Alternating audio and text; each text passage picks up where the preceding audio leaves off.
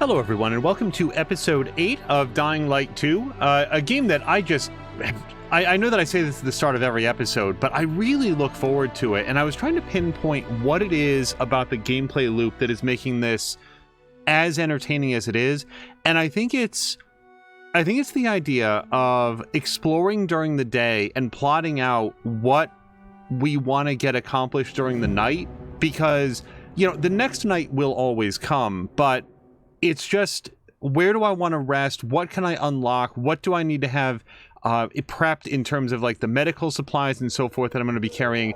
Like, I don't think that I'm doing a good job of executing on these things, but they are on my mind, and I've really enjoyed that aspect of it. Now, I did do the bee one, yes? Yes. Okay, so we did that at the end of the previous episode. So it is, it's 18:30. So the sun's going to set in about an hour.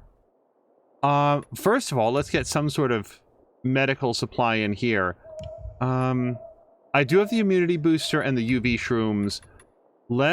We'd put in a different, I should put in a different immunity booster. Yeah, let's at least get the garbage one in there, like we can free up an inventory slot. And I would also like to make some more medicines, I think. So let's craft at least 3 more. Am I gonna need more? Yes. But maybe not immediately. Okay. That brings us over to the map, which is, again, what do we want to do today? We did this. Finish the challenge with at least bronze medal. 1 of 3. What does that mean? Do I need to do this more? Oh, it's a different challenge. Sugar for Barack's hungry critters. Let's hit it. Follow the checkpoints as fast as possible. We're gonna get a lot of parkour XP if I can do this. This is gonna be an interesting way to kick off the stream because, as anybody knows who's watched this series,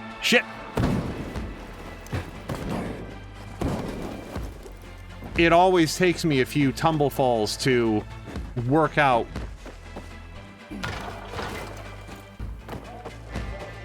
how the controls work. Okay, so don't hit either of the bars then. Okay, now I did get the... Okay, we can just not get that then. We did get the fall from higher up and it's okay, still. Ability upgrade. I don't know that this is a good way to be going here. Okay, but don't grab the pipe. I'm gonna wager that this is gonna be slightly faster. Oh, no, this is gonna be the opposite of faster.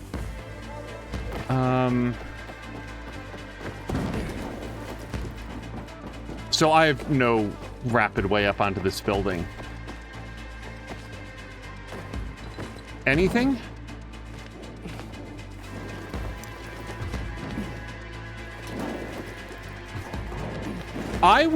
I would say bronze is maybe a little bit optimistic at this particular phase. Alright, that was cool. Okay. Yoink!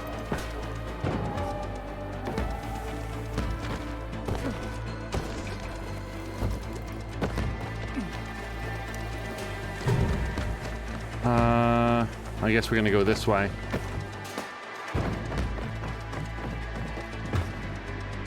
That's 3 of 8 checkpoints. I just want to note that.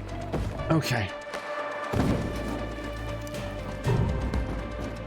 My God, the upper body strength to be like hurtling towards the ground in this like complete free fall, and then to catch yourself on a ledge and just like not have your arms ripped out of their sockets.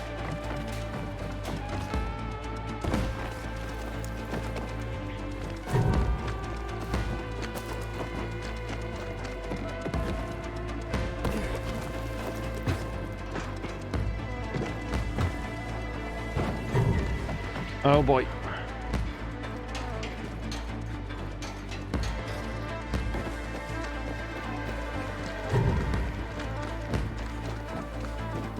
Luca had responded, by the way. Luca, hello to Luca, by the way. I don't think I said hello to Luca.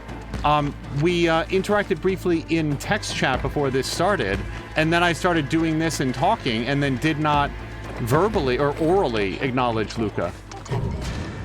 So what was that, silver? I might have gotten a silver. Yeah, okay. And how much faster? So I would have needed to be 25 seconds faster to get gold. I think we retry, honestly.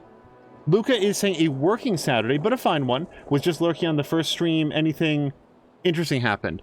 I would say... hold on, we are going to restart this.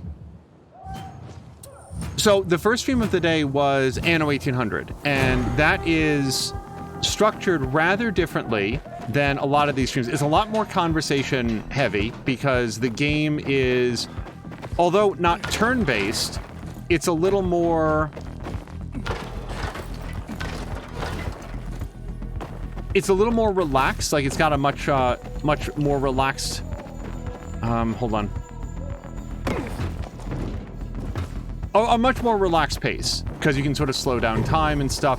I absolutely adore Anno 1800. This game, as you can tell, is a little... Oh, that's... doesn't go beyond that. Okay. This game makes it a little more difficult to formulate a sentence. At least for me. No, get it, get it! Shit! Well, again, so I would like to check to see if there's just a restart race option. For some reason, I don't think that there is. Is this... Yeah, that's totally gettable. I just jumped way too early before. Well, we'll practice the rest. There.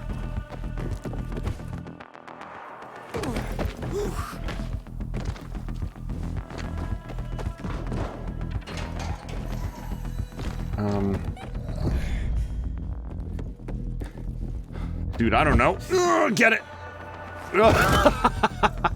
Okay, now, seriously, can I restart? So, like, Luca, I know that you said that you've only played the first game, but is there really no, like, restart event in this? That's a little surprising. The only other game that I can think of in, recent memory, another game that I can think of that does that is at least the original version of Need for Speed Paradise. Need for Speed Paradise. I remember the reviews on that being like, yeah, this game seems pretty cool, but it's a little annoying. Okay, I can't get up there from here. Yeah, man, if you fall here, at least from what I can see, I'm really in trouble.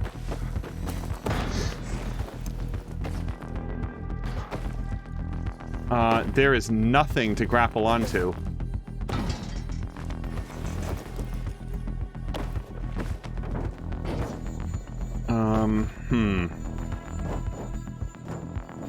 Jump! Nope, I can't quite catch that ledge. I can catch the ledge below it. I could get this, too. This would work. Crane's strength in the first game was even more bonkers. He could hold his entire body weight with one hand and throw himself 5 meters in any direction. Oh, I didn't get that checkpoint. I couldn't have gone over here anyway. But, like, then seriously, okay, so I'm supposed to jump onto this, I think. But with greater success.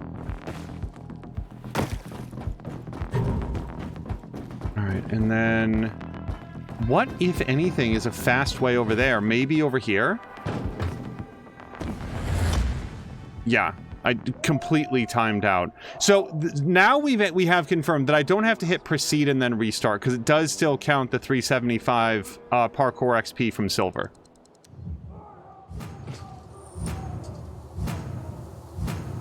Luca is saying no restart other than disobeying or dying. Like maybe leaving the mission area. Okay, sure. Jumping on top of the pole is also an option.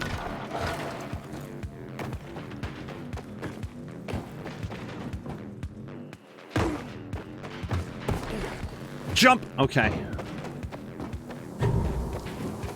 I want to go over here. Right, so is there any less stupid way over here? That's the second time I ran on the wires thinking that they would lead across to like another building, and they really do not, which seems like it takes up a lot of time. Now, that's where I messed up last time, so that feels a little more successful. And now we're gonna go over here. But don't slow down, please.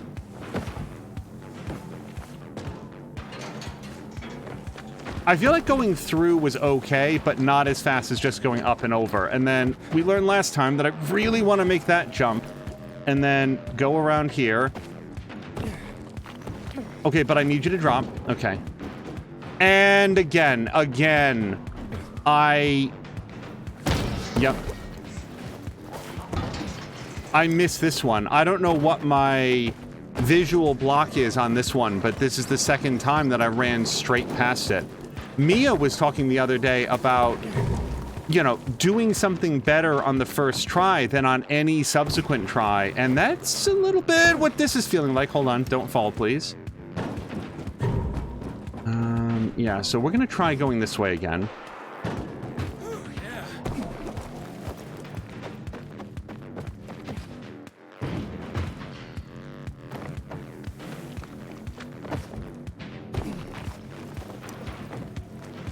I know I've talked a lot about the character designs, but the architecture and just the design of the world I really like in this game as well. Okay, so we're gonna go this way and this way. Hop. Maybe I'm meant to go this way still.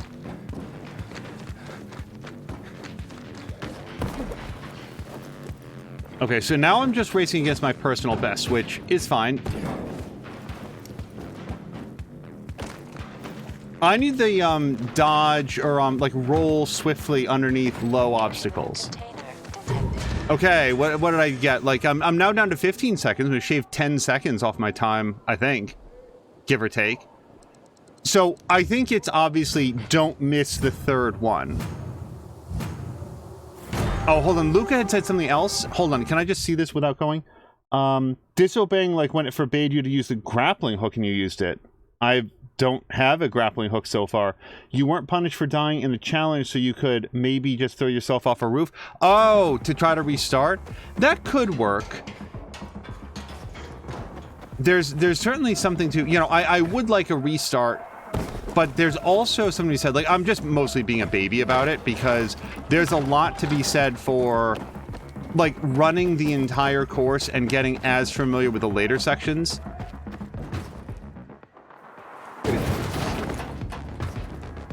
Oh, that's faster. Okay, I definitely want to do that, because then there's no climb animation to it. So,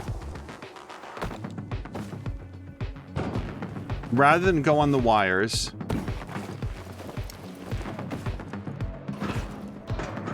I don't know how to get up here faster. This is a section that I definitely have not worked out. And now I'm inside. So, like, this is where, like, I'd really like to restart. But, so let's pause for a second. I can run on those wires over to here. Is the fastest way up onto this roof seriously this pipe? There must be a faster way to get up here. And maybe not, but since this is my big sticking point, so I start over there. I could come up and over here, I guess. Hold on. Because this, even when I get up here, this is not particularly quick. Come on. I think, yeah, the more that oh, look, there's a rope. There's a rope right here. That's what I think I'm meant to do. So hold on. Sorry, everybody. I mean, I'm not going to make this one anyway. Like, it's not going to be a gold. So let me go back and look at what our best path is. Yeah, so I start right there.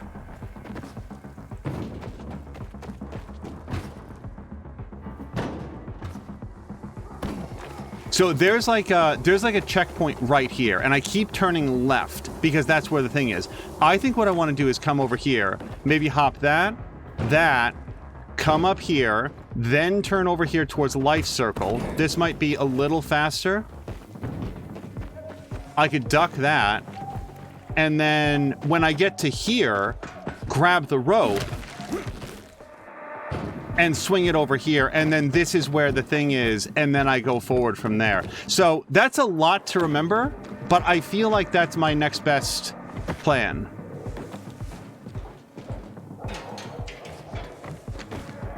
Also, I also really do think, hold on. I do think that going through here, don't duck though. I do think that going through here is going to be faster. No, it's definitely not, because as far as I can tell, I can't make that jump. It's too far back. And if I fall down here, then I'm boned.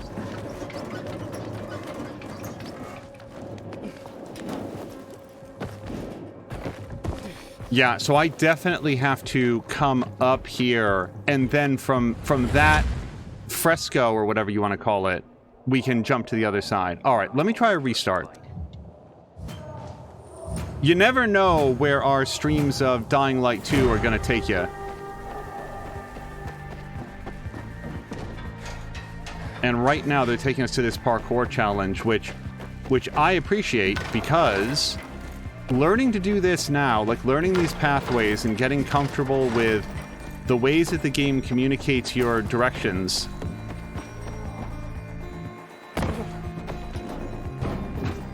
is only going to be helpful at night. Yeah, let me go around there. And now, yeah, we continue this way. That's what it is. Hop here. Okay, but, and then go straight, I guess. I could probably just go around that, actually. Like, why duck under it? And now we want to grab the rope. There's our checkpoint. That was much faster than my previous attempts. Okay, now, how to get over here is not something I'm super comfortable with yet. Don't go inside. Do go up. Now, hold on. This is the one that I tend to miss. Now we didn't miss it.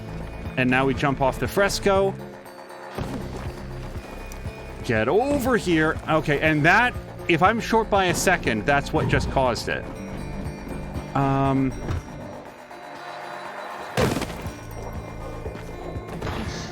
Probably just screwed up a whole bunch, but we'll fix it in post. Come on.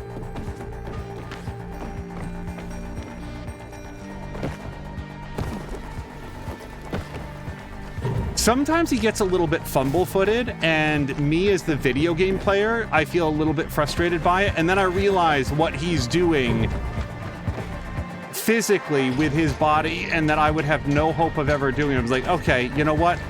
Slipping and sliding a little bit, I get it.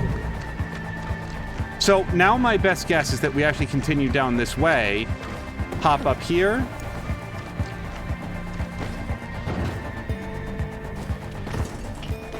Maybe just run around that, actually. I don't know why I'm going up here. Okay, just don't fall, and I think we got it. Got it. I think that was well under 230, wasn't it? Yeah, look at that. We did it by 10 seconds, and it was because, like, Luca... Oh, and hello to Borlak and Ronan. It was because there's no restart. Like, I had to spend that time doing something, so I went back to look at the course, and voila, rather than just trying to, like, brute force it, it was like, well, why don't we actually look at it? Hello to both of you! Borlak, I didn't have a chance to chat very much, but I did very much enjoy your War Thunder stream earlier today. Now, can I get these? Are these available to me? Yeah. By the way, we had a wasp in this room where I'm sitting right now the other day. Just the one, and this was a few days ago. Totally unremarkable topic, except for the fact that a few years ago, we had a full-on, like, wasp invasion, and it was actually really bad in here. I'm not... You know what? This was several years ago. This might have been before there was any streaming at all. Okay. So... Third bag of sugar. That should take the sting out. Yeah. Mission almost complete. Yeah, we've got one more. And if I can do it before nightfall, so much the better. Ronan says, how is Flickering Light 2? Yeah, and also says, oh, Wasp, yeah, oh, heck nah. A few years ago, many years ago, actually at this point, it was all of the Wasps. Like, you would come into this room in the morning time, and there'd be no fewer than, 5 to 10, with emphasis on the 10. Hold on, I do want to do this. Before the sun goes down, and then it gets way harder. It turned out there was a big wasp nest in the wall. Hadn't really noticed a lot of like wasps out in the yard or anything like that. But we had to get an exterminator, and they pumped some insecticide into the wall.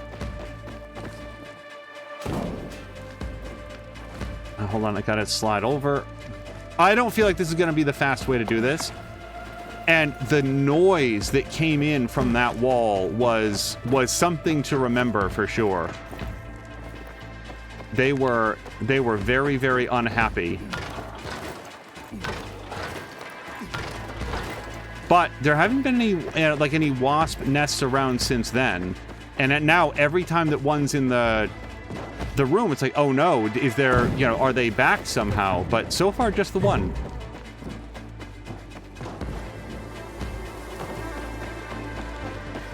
Hold on, I don't know that climbing is going to be faster than just doing this.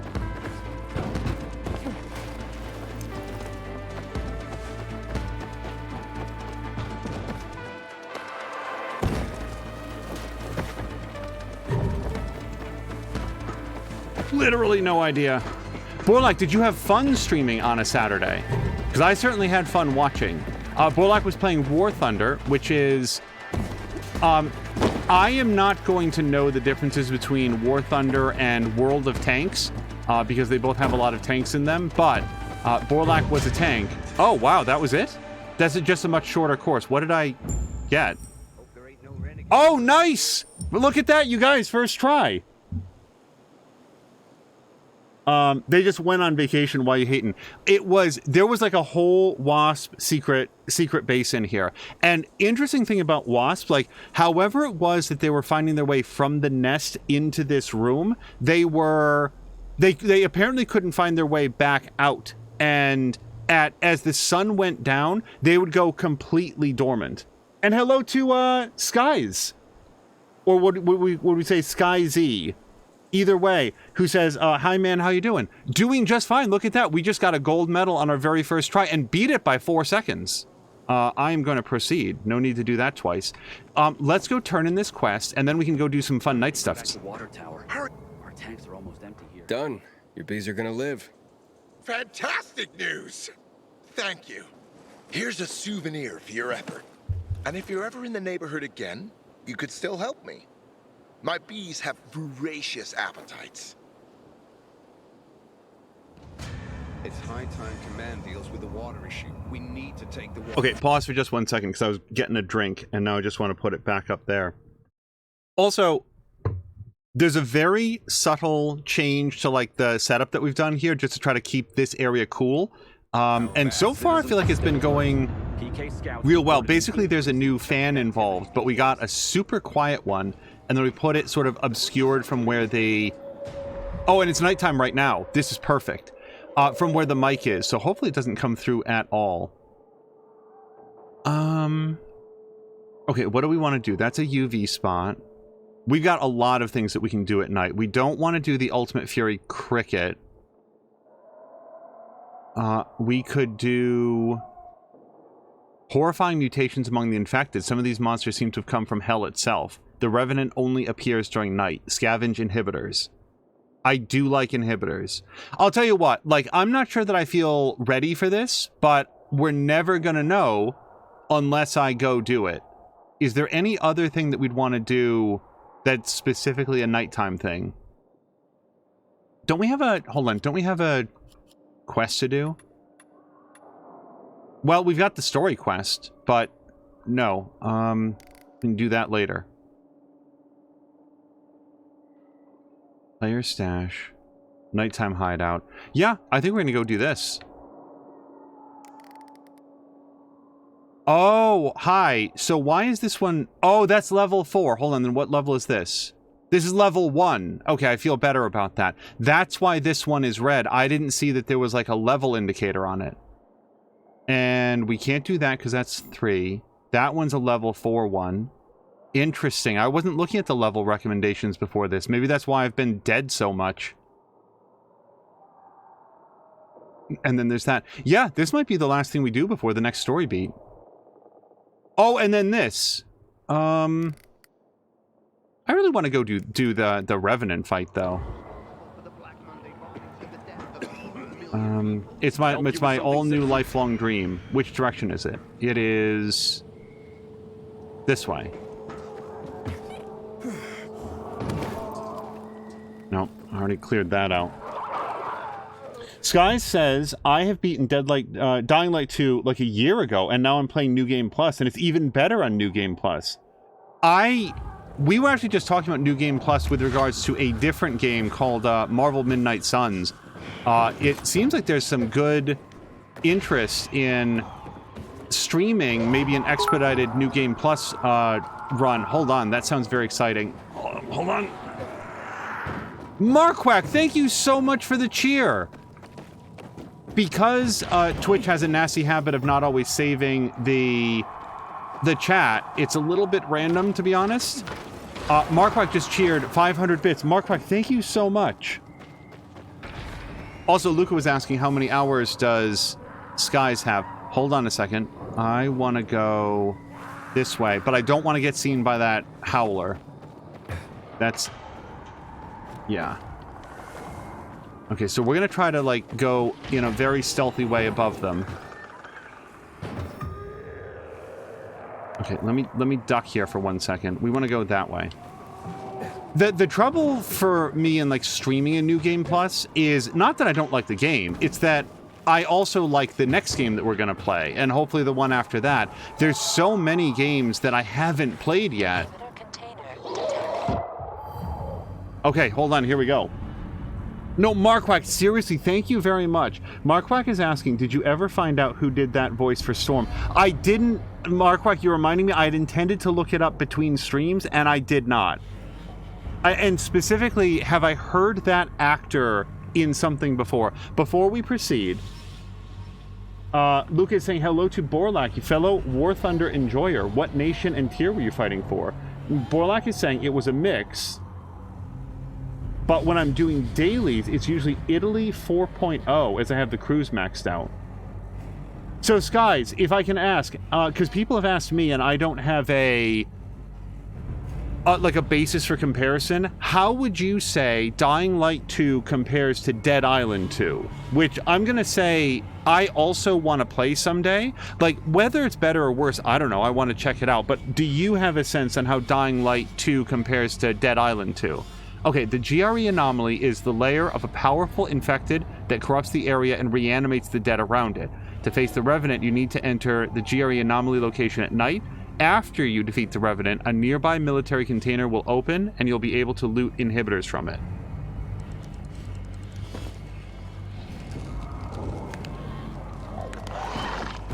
Oh, I think we found it. The question is, has it found me?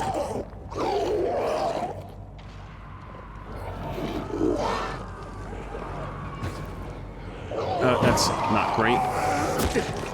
Okay, well, that's done.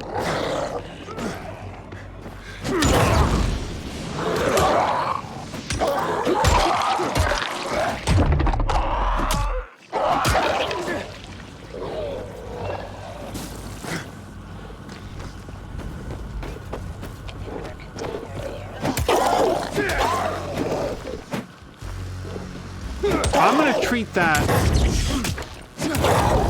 glowing spot on his back as a weak spot.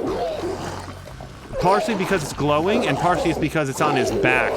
And anytime I can whack somebody in the spine, I feel like that's the safest way.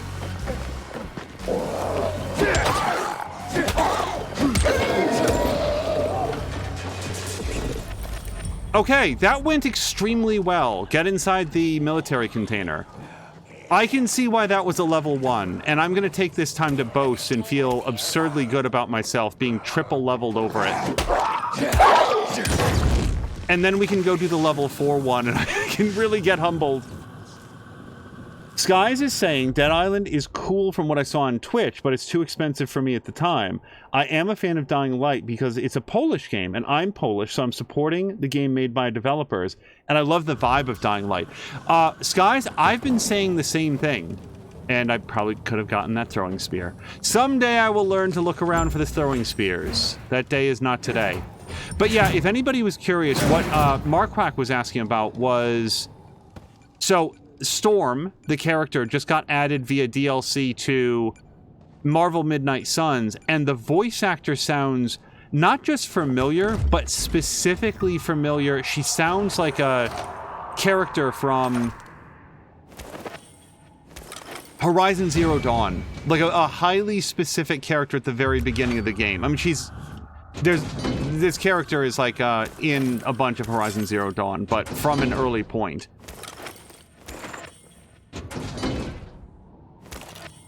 And I had meant to try to look it up between streams, but DLC characters don't always get credited promptly on like IMDb or whatever, because sometimes they record their lines a little bit later, and I did not wind up looking. So, that went way faster, so I think we're gonna go do our next story quest. Oh, wait. Hold on, we've got another one. Look at this, level 1. Yes, I want all of the inhibitors that we can find. So, let's go in this direction. If I stumble across this encounter and get some trophy shards or whatever they're called. It is this way, yes. Shit! Sorry, a howler's howling.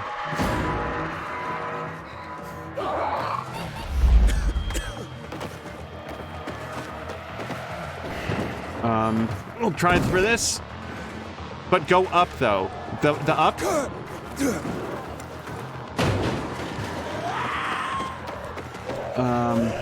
Hold on.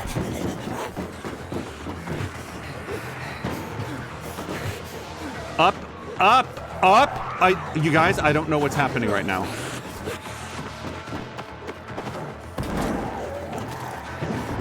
Okay, we're gonna hang out here for a few seconds, and we'll just wait. We're just waiting for this chase indicator to slow down.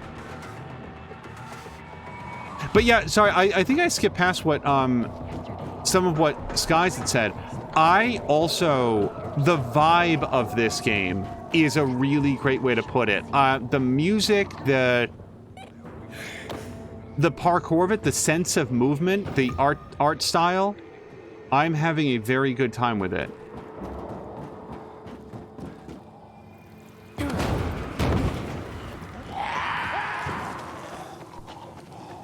I felt a bit bad misidentifying Storm. I thought that she was from India for some reason, but I guess the character hails originally from Kenya. Hold on, I want to go this way. And then moved to Egypt at a young age. That's what Harmonious Crow looked up and was able to confirm. Okay, there we go. It's not going to be good for my health.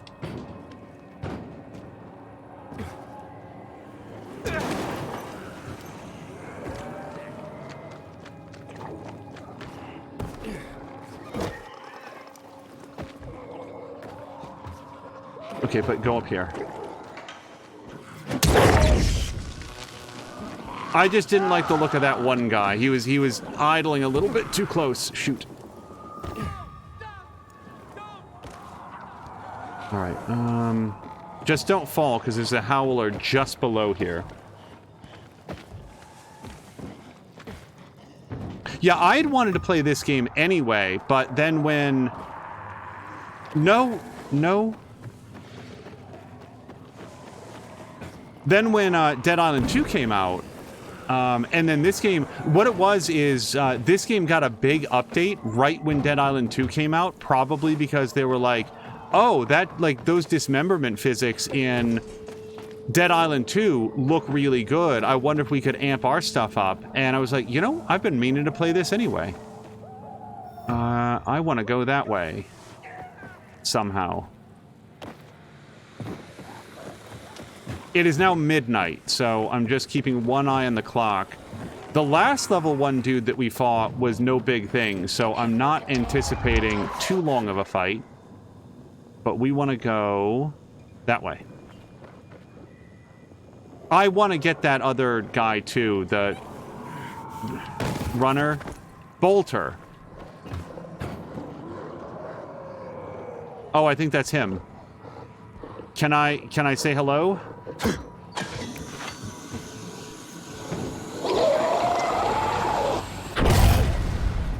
That'll give you something to yell about. Oh, shoot, where'd he go? There he is. Oh, this time we'll get the spear.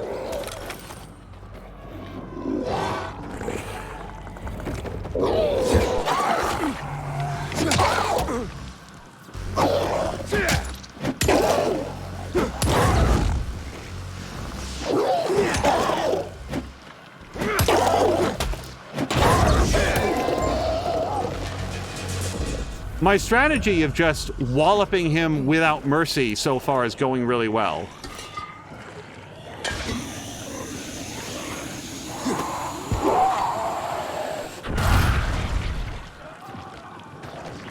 Okay, are there... No, look, they still survive that. God damn it. You stop it.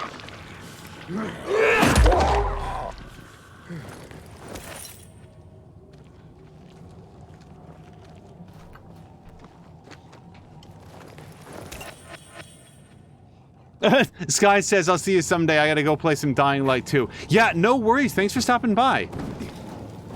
Okay. Luca is saying, Dead Island 2 positives, great atmosphere, more polished map, more gore, more environment kills, kills. Negatives, slow gameplay, no parkour, and very little zombies. That last thing sounds like it could be a little bit of an issue for a game about killing zombies. Among other things, and like... I'm not a big fan of the dog pile. I'm not a big fan of like, oh, you know what's lame? That thing that everybody else says is lame. Because I just don't know that it's constructive. But, like, seriously, I do feel like Dead Island 2 is going to have the benefit of having come out so close to Redfall that if Redfall had come out and it was like a really great game that everybody was really excited about, I feel like Dead Island 2 would be the story of the year of like, man, we waited all those years for that and that's all it was. At least Dying Light 2 was competent and it had some interesting, like, some gameplay loops to it. You know, that dismemberment tech, I'm not some sicko who really wants to peel the skin from the flesh of my enemies, but from a technical perspective, the way that you can damage your enemies in Dead Island 2 seems super cool. Like, they clearly put a lot of effort into that. Do I want to try to go get this? Are there any other skull face guys that we can go get? That's too high of a level. I mean, it's not. I could give that a shot. Here's the thing, though. It's 2 a.m. Let's go see what this is. Here's a question mark that I haven't yet uncovered.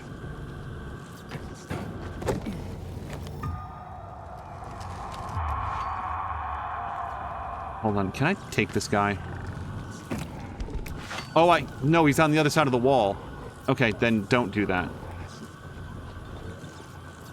Marquack, hold on, this is good. Marquack is saying Storm's voice actor is Mara Juno, or it could be Junot. Or Unot, it could be Uno. Some of the voice work she's done, God of War Ragnarok, so I've not played that, Destiny 2, LX2, Halo Infinite, Mortal Kombat 11, Call of Duty games, Persona 5, okay, I've played that. The Telltale Walking Dead game, Outer Worlds, Far Cry 5, and more. So of that set, I have played Far Cry 5, the Walking Dead Telltale games, and Outer Worlds. And some Far Cry 5, although... Far Cry 5 is like... Far Cry 5 is legitimately like a really cool game. I like the buddy mechanic in it. I think the vehicle and stuff, there's something about the central gameplay loop in Far Cry 5 that it just doesn't hold my interest. Maybe it's the all chaos all the time. I don't know. I'd love to be more articulate in what it is that, oh boy, just doesn't work for me in Far Cry 5. I would also like to try Far Cry 6, which, by the way, has recently launched on Steam and is on sale for $15. I believe that is true as of when I'm saying this. But we have Far Cry 6, picked it up on an earlier sale. Do not... Wait. Down here. Oh, it's a go inside the place. Well, I mean, I'd love to do that, but... Okay, what's my closest... So, there's a lot of thoughts happening. I would like to go recharge my immunity, and then if I possibly have time in the next 3 hours... Does the sun rise at 6 or 8? Regardless, we're gonna go see if we can go do that inside place. Alright, let me just bask in the glow.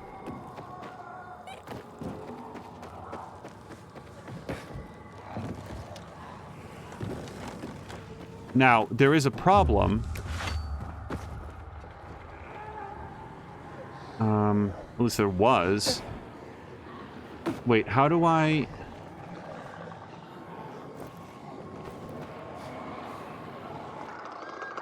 Shit! Okay, but he didn't have a chance to make any sound. That shouldn't count.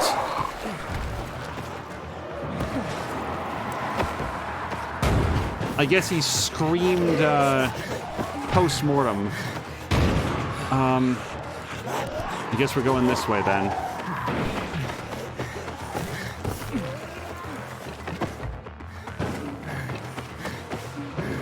Posthumously. Sorry, that's the word I was thinking of. He screamed posthumously. And hello to Solid Chrome Hickey! Okay, let me relax here. Ronan! Hello to Ronan! Your explosions have no power here. Ronan is saying, I haven't looked at Dead Island 2, to be honest. One was so uninteresting, I didn't bother. Yeah, I had a very good time with Dead Island. Well, see, so the thing is, your experience with games, at least my experience with games, tends to, like, face a lot of revisionist history, where I did have a very good time with Dead Island at the time. I feel like, and I've said this for, many years now, the first Dying Light came along and just completely supplanted everything that it was trying to do. I'm gonna hit this guy in the knees for a bit, because there is a screamer over here.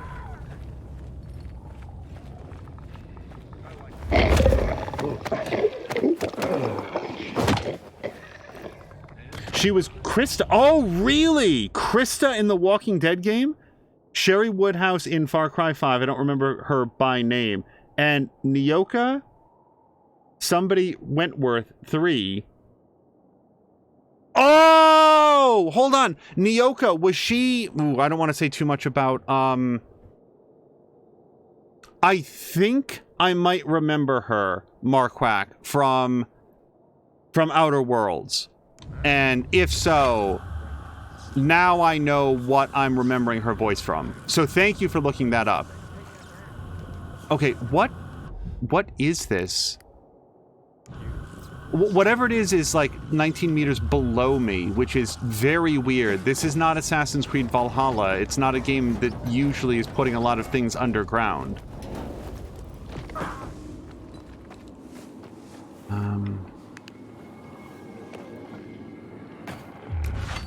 Okay, are there more yellers here? No.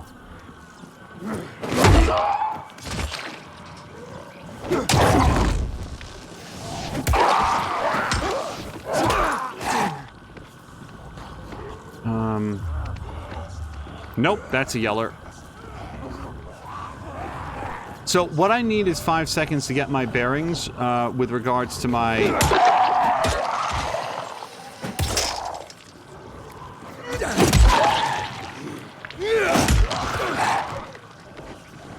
Okay. So this is really going badly for me. I want to look for the... Yeah, the question mark is below this area.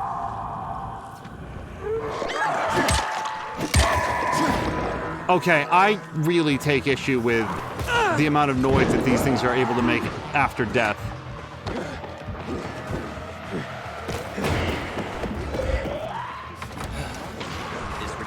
I'll tell you what, if we have time, let's go do the story mission.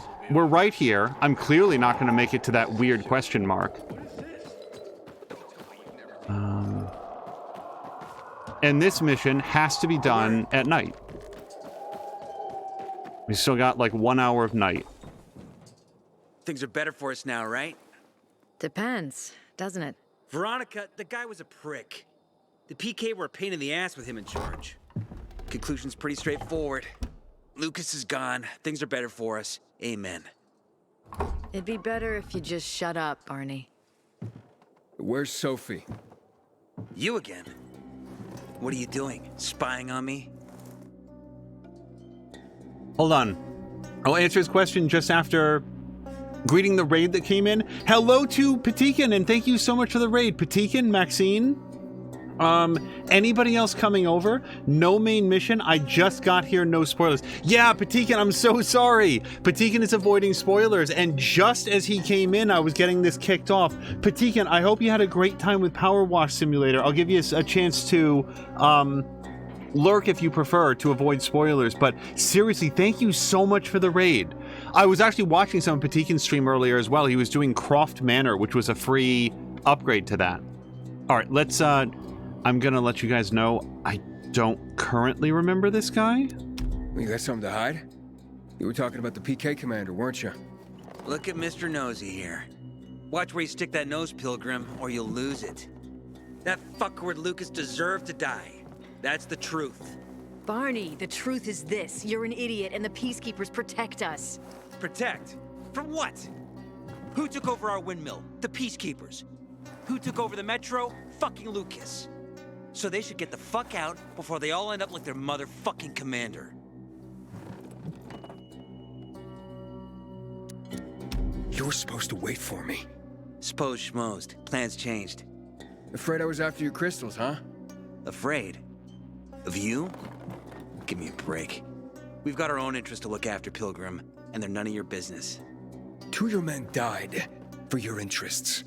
You used Birdie to distract me. That it? You don't know shit about me, my people, jackass. Birdie was like a brother to me. For some reason, my sister wants to see you, so go bother her. Okay, I do remember him. He was, so again, Patikin, don't listen to this. He's the dude who we met like in the complete blackness of night. Like he was basically just like a silhouette almost, and he was like, oh, you got to go get my friend who like went missing, and then he just yeeted out of there with all of his crystals. He's Sophie's brother, as was just established. I do remember him. It's just it was complete darkness when we met him before. Okay, it's still 5 a.m. It's still darkness. We have to kill them, Carl. They used to be family. We must negotiate. You don't negotiate with extortionists. You're nothing like your mother. Besides, I'm in charge here. Prepare your men. And we're giving Joe those goddamn crystals. Fucking coward. I know what you think. But we have to listen to him, Herman. It's for the bazaar. Only for the bazaar. Sophie. Relax, Herman. He saved Barney, remember? Interesting guy, your little brother. You two didn't get along, I take it. Let's just say it wasn't love at first sight. Barney has his downsides. But on the upside, he is unshakably loyal. And with so many problems plaguing old Villador, I just need people I can trust. What are your problems? You're the curious sort, aren't you, Aiden? Sort. Just ask. What do you want to know? I don't know if Harmonious Crow is like, you know, sometimes she'll like be lurking or something. This is the character I want her to listen to. I want to know what this accent is. If this is, I'm just curious what she would make of it. So again, usually we've been able to ask all of our white questions, and then yellow will actually advance the conversation. But just in case, I'm going to ask about the PK commander, the Peacekeeper commander. It seems after the commander was murdered, things got complicated between you and the Peacekeepers. That's an understatement. To be more precise, our situation got fucked up. But Lucas, he deserved to die. Since the plague, nothing has hurt the locals like him. It was on his order that the Peacekeepers seized our windmill.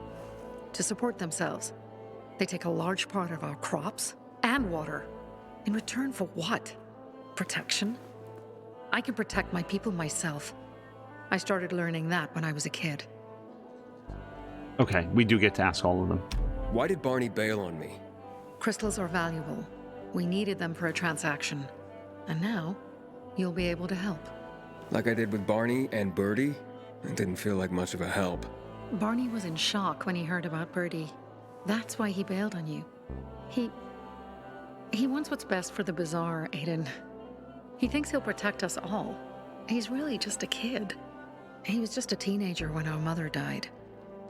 But even earlier, when he was little, we were always on our own. Now he's an adult and he doesn't need anyone. But he hurts himself the more he tries to help others. Yeah, that's probably his problem, too dedicated to helping others. That spat with Carl, what was that about?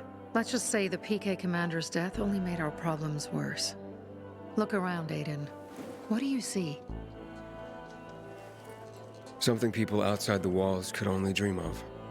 All these people will be dead by the end of the month. Why? Because in short order, our water supplies will run dry. 2 weeks ago, a local thug named Joe and his pal Jack took over the only water tower in the area with their gang. Not long ago, they lived in the bazaar. But Carl threw them out for pulling scams. And now they're taking their revenge. They mined the tower and they're threatening to blow it up if they don't get a weekly tribute in the form of medicines, food, and crystals. And all these people, don't they know anything? Not how low the water reserves have gotten. I was gonna handle it, but Carl was afraid of causing a panic. Instead, he went to the PK for help. Of course he came back empty-handed. They're only here to help themselves, certainly not us. They could care less that Joe took the tower and demanded protection money. My mother used to say, never bargain with extortionists, when she was still in charge here. Wait, so before Carl took power, you... She led the bazaar with an iron fist, and Carl listened to her. After her death, he became full of himself, and he got cocky. Didn't your mother want you to succeed her? I know what she wanted for her people. Community and freedom. That's what she always said. But don't ask me what she wanted for me. I don't know if I even existed for her at all. She was a great leader, but a shitty mom. What are you gonna do? What I have to do. I promised to help Carl. So while he's in charge, we're gonna pay off Jack and Joe. And they're gonna keep squeezing more and more out of us. And so on and so on. The most important thing is for my people to be safe. You've proven that you can be trusted. I want to ask you for help. Carl believes Joe will live up to his side of the bargain and that he'll give us access to water. But I'm skeptical. I have to send people to negotiate with bandits, and I don't want any surprises. Carl and our people have already set out for the spot where the deal will go down. Make sure everything goes smoothly. So I should guard them? Yes. From a discreet distance.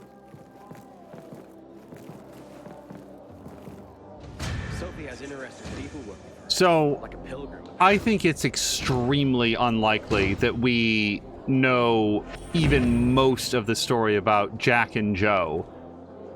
But, in general, I don't like people who hold vital supplies hostage.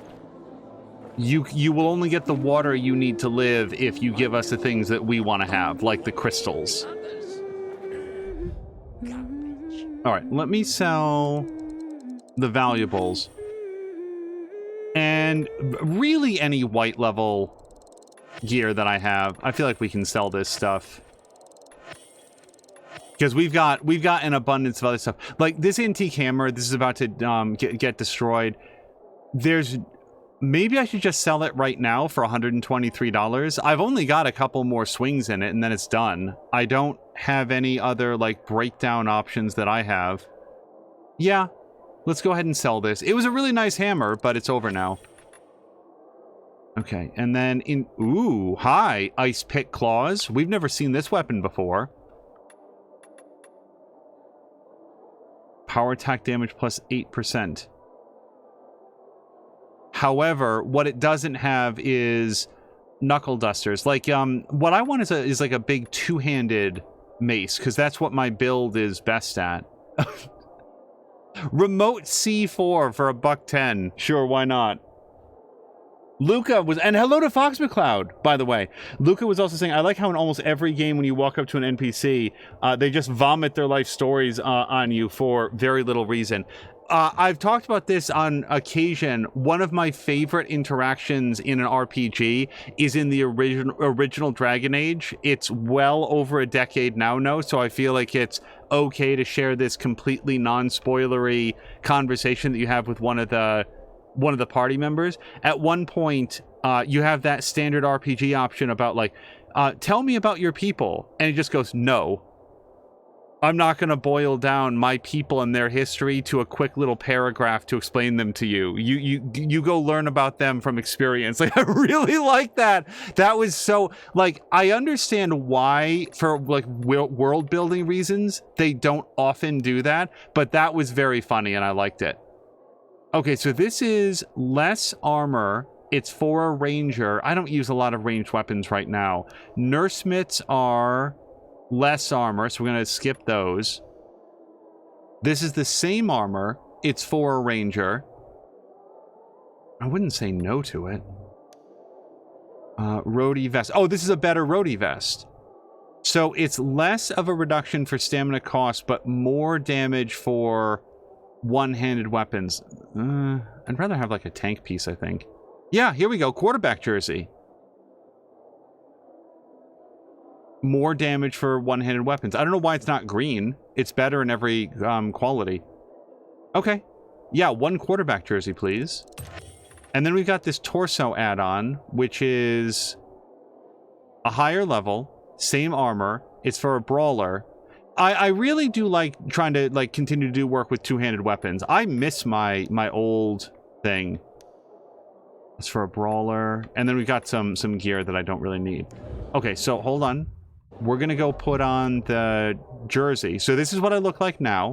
And now we're going to go here and we're going to put on the football jersey. Oh, look, you guys, look at how much other stuff I had. Was it here? Yeah, quarterback jersey. I already had one. You guys, I already had one in my... They're slightly different. Oh. Okay. Well... Whichever one, this one is more of a damage bonus to two-handed weapons, so we're gonna wear that one. Go flying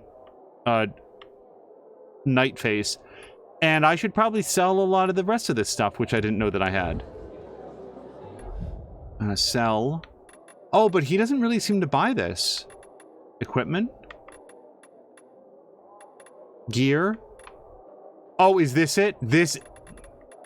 I don't know why gear doesn't show under all, but yeah, there's lots of stuff here I could sell. Let's start by straight up selling anything that's white. Any white class gear we can just be rid of. And then we'll probably go through and do greens as well. I didn't realize that I was carrying around like an entire Abercrombie and Fitch here. Get rid of that. Oops, nope. That. Okay, so now we'll go with like anything that's level 1, I would say. And maybe anything that's level 2. I don't know. I do want to take a look through to make sure that I have at least good stuff for my character. Is there any tank stuff that I didn't realize? Dust filter. Yeah, no thanks. Okay. So I'm wearing these. I do, in fact, have a better set that's already on me. Stamina cost is a little bit less. And the damage, yeah, no, actually, this is not better. I don't like this. I want to have more damage on two-handed weapons, not less. So we're going to get rid of that.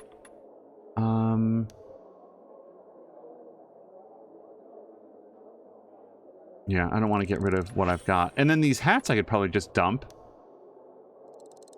Medic hat, medic hat, medic hat.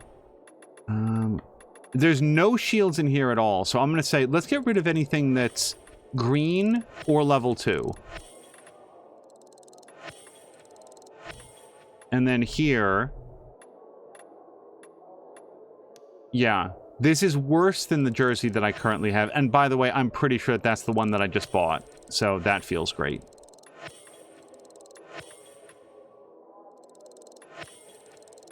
Okay, and now we're going to sell any of these. And you know, there's a part of me that's like, oh wait, what if this is what I need later on? No, the way that games like this work, you're always going to find something better. And although there's benefits to wearing like multiple tank gear and stuff, it's not like we're at the section of the game where it becomes Diablo 3 and you're trying to fill out a set. Oh wait, no, that's actually the set that I'm wearing. We'll hold on to those. I don't want to leave here barefoot. Moo, thank you so much for the resubscription. Hold on a second. I want to just check back because we just did a lot of inventory cleanup. It's my favorite part of streaming, methodically going through a series of menus and comparing stats. Luca says, I don't know if this game has it, but the previous one had a random encounter where if you complete it, you could repair every weapon in your inventory. Interesting. Yeah, I mean, again, I feel like I would love a repair option, but I also do recognize that weapon durability is a good thing. I know that people don't like it in Zelda, and there's certainly games like, you know, but like, I remember in Fallout 3, it was like, oh man, weapon durability, that's going to be a thing. So I learned a repair skill, and my character felt more like a part of the world that she lived in because she was able to not only like fire her guns, but also fix and maintain them. And when I found something better, I didn't take it because I, you know, it was better because I could take it, but the repair skill made the maintenance of it feel relevant, and it made the world feel more useful. There's ways to do weapon durability that's really frustrating, but like, I don't know. I've not found a game where it really irritated me. I know some people get bothered by it. And that was when, hold on, Fox McCloud was saying, speaking of spike knuckles in Skyrim, I made Mike Tyson and I only use fists. Skyrim's amazing, isn't it? All the different ways that you can play it. Anyone realize that some sort of disaster that happens only sporting goods and automotive stores seem to remain? Well, they have the lowest ratio of canned food to like shelf. I think that's why it takes a while for people to get around to those. But that was when Moo resubscribed. Moo, thank you so much. She says, I don't know whom I rated in with, but I'm here and you're all here, and that's what counts. Moo, it's wonderful to have you here. Thank you very, very, very much for the resubscription. 29 months. We were actually talking today. I think the next Age of Wonders 4 wizard will be a Moo character. Okay. Marvel at my selection. Well, the next thing that I want to do with your selection is I want to craft a big two-handed blunt weapon, like this engine bludgeon. But before I do that, can I upgrade it? Maybe I cannot upgrade it here. So yeah, infected trophy. So I could upgrade the craftable immunity booster. So Molotovs seem like something that would be extremely helpful for those crowds of zombies that are all around the, like, the resource nodes. So I would very much like to do these. Yeah. Let's start upgrading our Molotovs. A critical purchase. Yeah, and now I need some more infected trophies, so flame tip. Sure. Had your eye on that, did you? Okay, so we've done that. Now, craft weapons. I want to craft one of these. Now, hold on. Before I do that, because I've done this now multiple times, do I somehow own a two-handed mace of some kind? I do have a bolted bludgeon. That's a rare two-handed mace.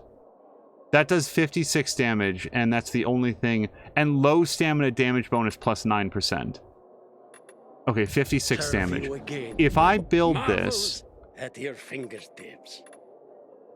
Oh! This is somehow not as good. But we can do more fixes. I think that's it. Okay, let me... Oh, wait, upgrade blueprint. The button is right there. Oh, watch out for that, my boy. Okay, I'm going to... Sure, screw it. Let's craft one. Do tell all your friends. Huh? And what we're gonna do, yeah, we're gonna put some durability into it, and then we're gonna upgrade it.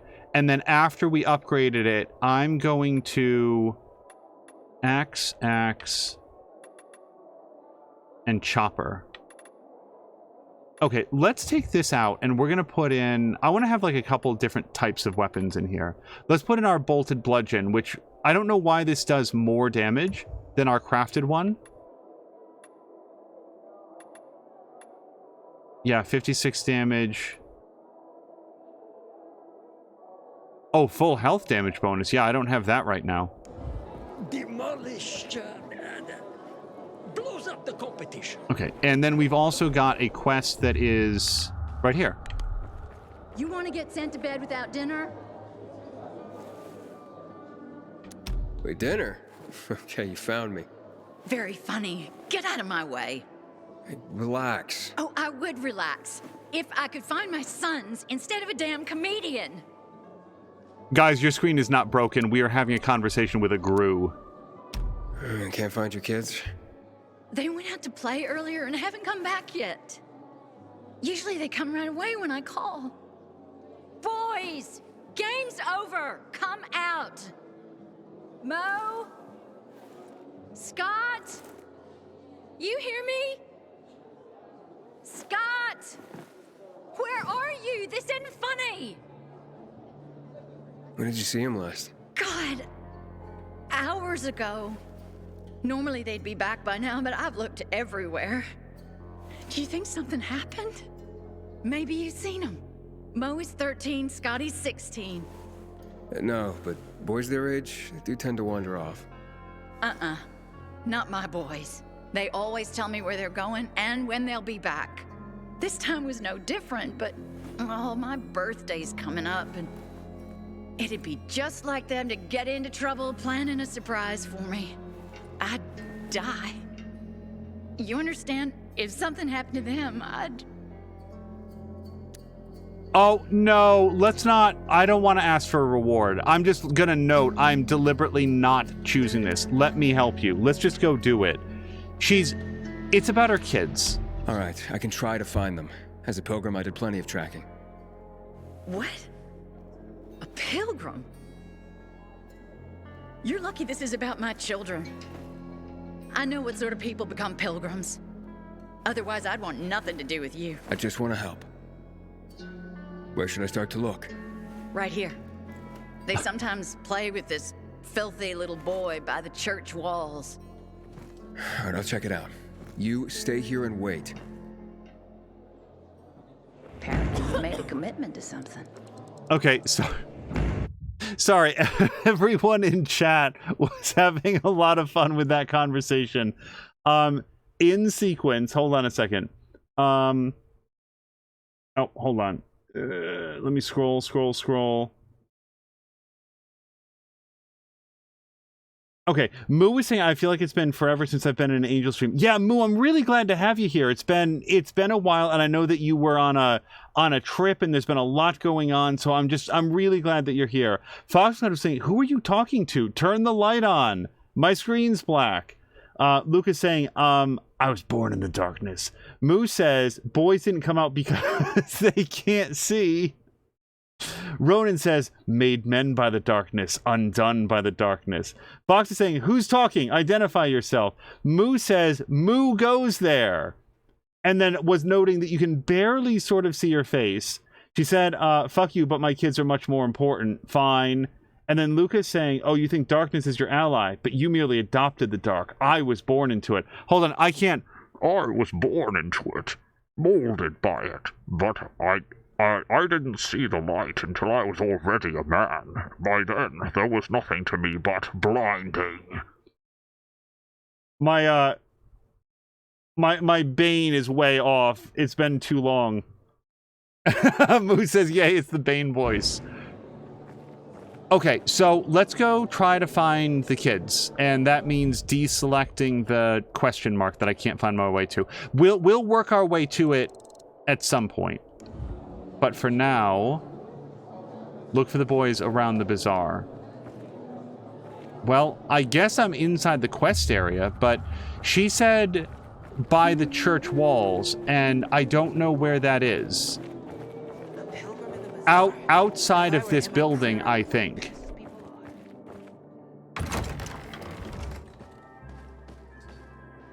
Oh, well, I sort of feel like I'm this looks very church-like.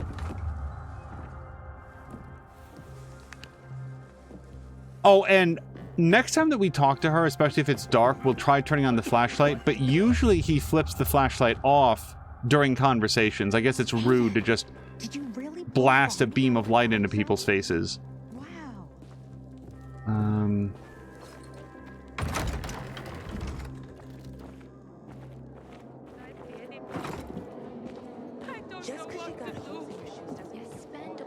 The most sensible way to proceed with this would be to ask around for, like, the kid that they're playing with, but I can also understand why Aiden would not want to be just walking around the bazaar. Hey, has anyone seen a filthy boy? I'm looking for a filthy boy.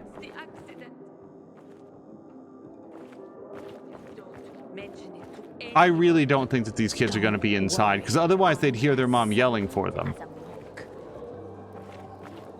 What are you up to these days, Aiden?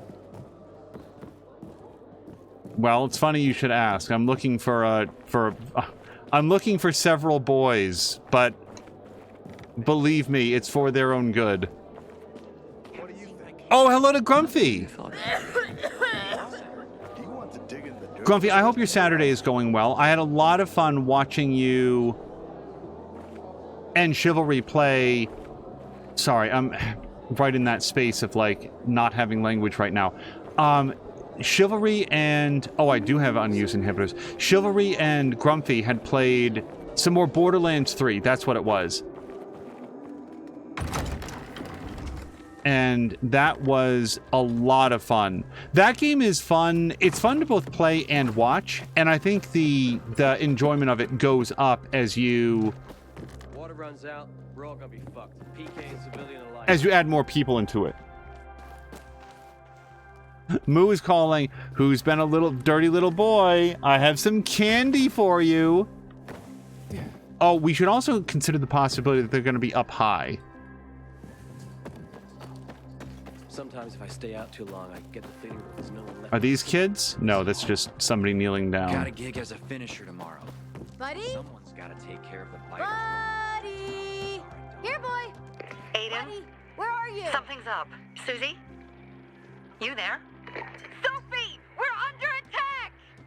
What? Susie, what's going on? It was a trap! Run! Fuck! Susie? Ralph? Aiden, hurry!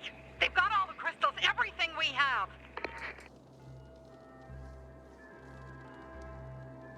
Kind of in the middle of something. Hey, I'm looking for two kids, Scott and Mo. Mo? He's my new best friend, you know? After Buddy, of course. You seen him today? Today? No. But he and Scott started coming to play with me and Buddy a lot lately. Buddy didn't trust him at first, but now all four of us have a great time together. Oh, you know Buddy? Buddy's my dog. Yep, you told me. Listen, any idea where Mo and Scott might have gone? No clue. I haven't seen anyone today. Not even Buddy. Have you seen Buddy? Been looking for holes in the ground, 'cause dogs like to dig them. Figured if I found a hole, Buddy wouldn't be far away. Oh, and you know how dogs have a great sense of smell? They can track people, find bones. It's true they can smell fear, too. No, haven't seen him, but I'll keep an eye out. I gotta go now. I'm pretty busy at the moment. Wait! I just got an idea! The Bazaar Gate, of course! Why would Mo and Scott be at the Bazaar Gate? I don't know, I'm talking about Buddy.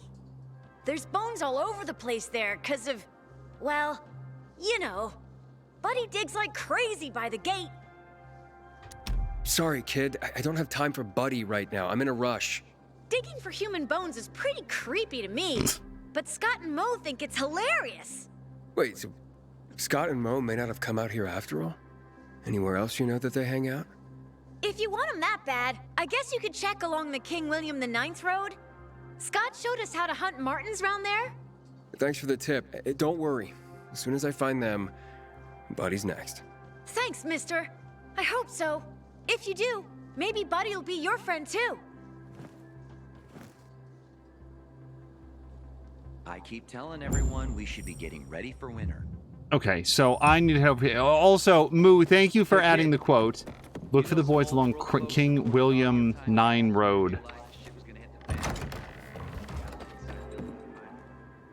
I was about to say, I have no idea where that is. Oh, sorry. Let me switch to my good bludgeon.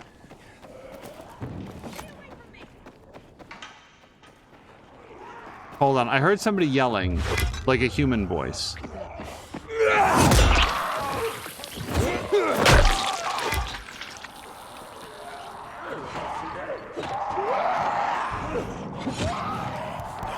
Well, I feel like you all have this well in hand. Climb. Get off me! You messed with the wrong guy! Wait, are we friends or enemies? I don't know what's going on. I'm gonna leave that person to whatever they were doing. Also, I'm gonna have some medicine.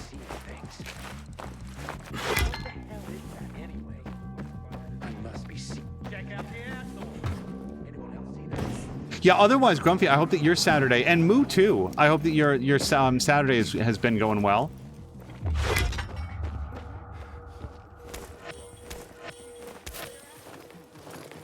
I had, on the whole, a very, very productive week. Like, one of those weeks that really feels good at the end. You're like, you know, and then you're into the weekend where you don't have to be, like, running around and stressed out for a while.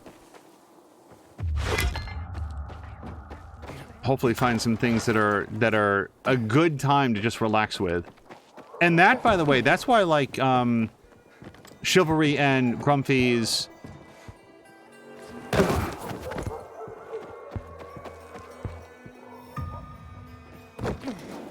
So what's happening is, instead of coming up with Borderlands 3, my mind is thinking of this game, and this is not what they're playing. The title, rather. They're playing some Borderlands 3, and I have really enjoyed that. I'm surprised that...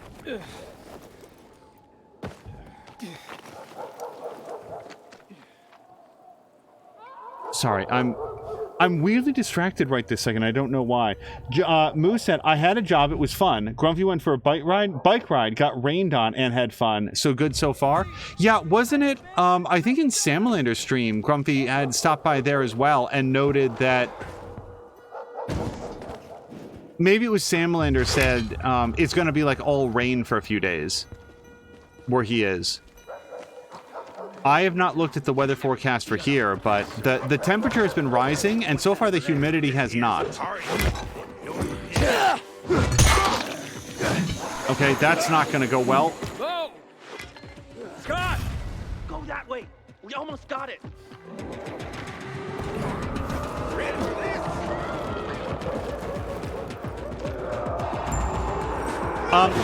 Apparently the kids are nearby. I just don't happen to know where. Hold on, open. Wait, I was about to say.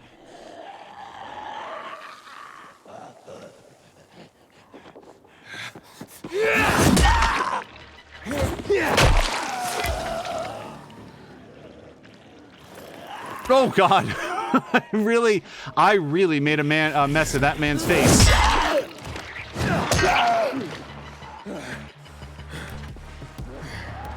Okay, I want to get down there.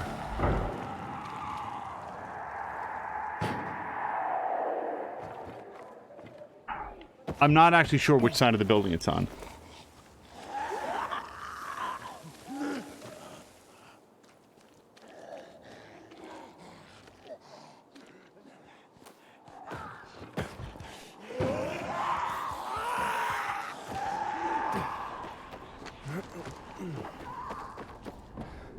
Well, see, I can't go in here during the daytime, can I? I mean, I can, but I'm just instantly gonna get dead. Scott? Your mother sent me. Where's your brother? We played, and the dog ran off, and... Mo!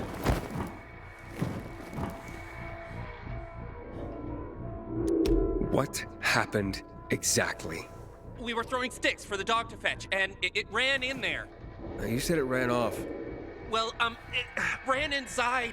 Then we went after it, and infected, it attacked us. The dog saved us. I gotta go back. I gotta save Mo. Mom will kill me if I don't.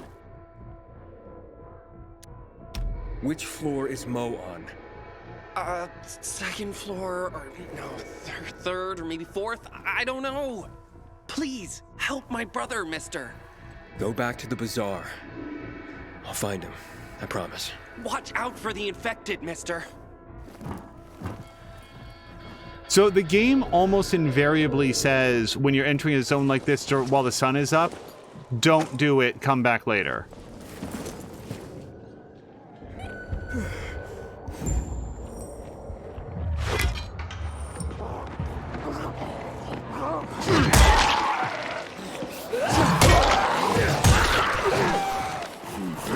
Yeah, see, that dude is just gonna kill me. So I need to come back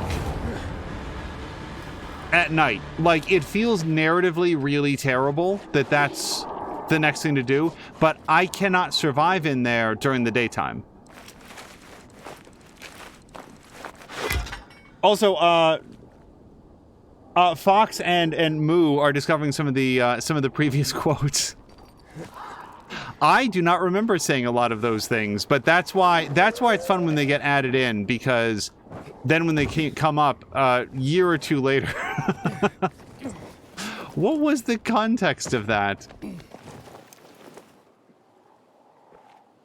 Oh my goodness, hello to Ginseng. Ginseng, I don't know if I've ever had a chance to say to you directly, you have one of the coolest usernames on Twitch. It's such a fun, like, play on words, like the way that it's spelled. I think I just really like that. We've rated over to... Nope, stop that. Stop it. Okay.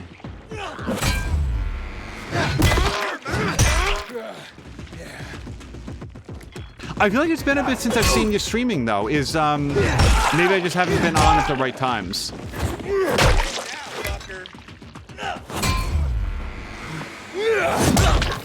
Okay, don't stand in that. Yeah, if anybody, like, again, chat has a nasty tendency to expire. Ginseng is spelled D-J-I-N-N, like a gin, and then S-E-N-N-G, which might be something else. I'm not familiar with just like saying as a separate thing, but I just love the way that it's spelled versus the way that it's pronounced. And a very talented streamer. Moo, if you're here, could you... And if you're not, that's cool as well. But I'd love to do a shout out for both Patikin and Ginseng and yourself. Although for some reason people are very reticent to do the shout out for themselves. Okay, so I need to wait until nighttime to come back and do this. We could listen to a story. What's this? Oh, we could go do yeah, let's go do the story quest. That doesn't require us to be nighttime. I don't feel good about leaving the kid in that dark place, but I have to come back when it's darker so that I can do it. And Moo, thank you for doing the shout out for yourself, seriously. I love calling attention, giving the links. Oh, Moo! There is... Okay, hold on, because this is going to take a second, and it's actually semi-important. Important. There's a mod that's been released for Control that's actually made by one of the game's developers, and I believe it's called the Director's Cut mod, or at least that's what I've seen it referred to as. Digital Foundry did a video on it, so if you do a search, and I think it's like their newest video as of the time that I'm saying this, it reworks HDR support, it ups the texture quality, it improves the ray tracing quality, and like when I say mod, again, made by somebody currently employed by Remedy. Apparently this developer, and I just don't happen to remember his name, did not work at Remedy at the time that Control was shipped, but it's being treated as an unofficial developer patch. So I would definitely check it out. Oh, wait. Ronan is saying that Moo committed a cardinal sin. Yes! The streamer's the boss. I do their bidding, says Moo. 100%. I'm legitimately really... Oh, boy. Okay, we kicked him the rest of the way. Okay, this guy wants to have a fight. Might as well oblige. Come here. Okay, let's continue on our way. But yeah, the reason that I brought that up for anybody that doesn't know is that Moo... Oh, and this is obviously PC specifically. Moo was playing Control, and then sort of like put it on pause to play Alan Wake, but the goal is to return to Control someday. And when she does, I would really consider injecting this new patch, because it's all, as far as I know, it's all graphical. It doesn't change the... It doesn't change the, like, the gameplay at all. And again, even if it currently looks like stuff like, there's a lot of like ray tracing and HDR stuff in there, so people might think, oh, well, that's not something that I'm using. But it also, like, there's other quality of life and visual improvements that, like the way that the game handles textures and stuff. Oh, and a lot of bodies. Sophie, I'm sorry. I knew it! I knew those motherfuckers would betray us! Fuck them, Aiden! Kill them all! Moo is saying that she played it on Xbox, so she'd have to replay it on PC. Well, I mean, if it's Xbox Game Pass, you might be able to transfer your progress? I don't know. Okay, I thought that might be silent, or at least a little bit more surprising, but they made me immediately. You know what? Let's all have this fight down here.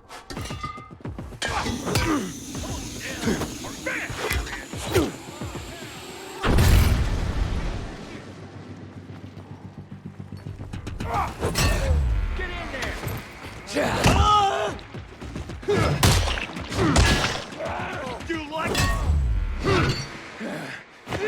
Oh, God. Sorry, I'm out of stamina.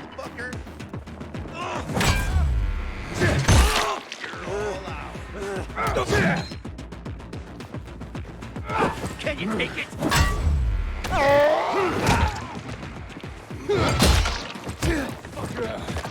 Oh, I really wanted to light him on fire.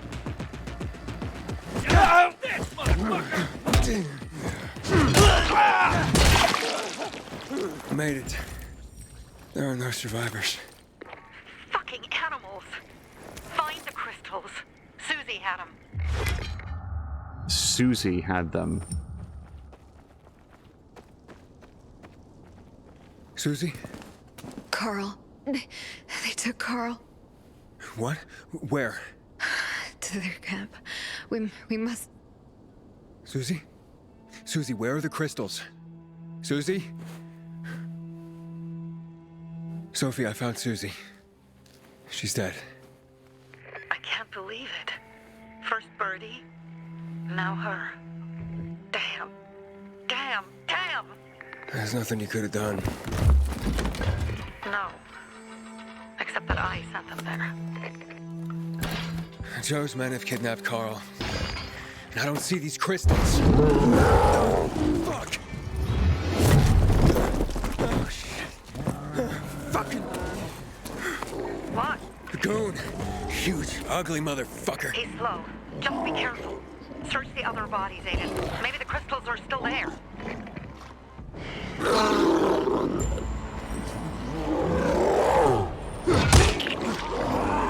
Uh-oh. Hold on.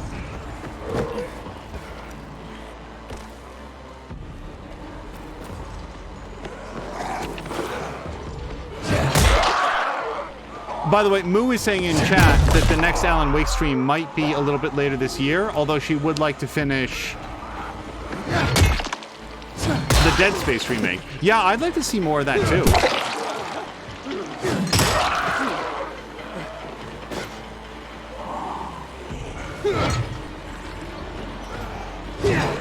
Okay, I can't charge for some reason now. Like a charge attack. There we go.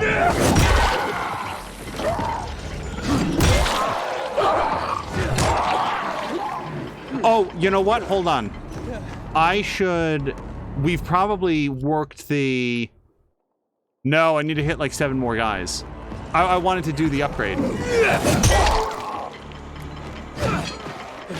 Shit!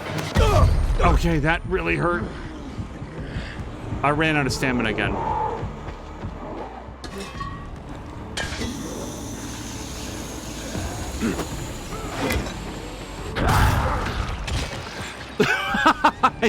I feel like he probably just brushed up against the pain barrel.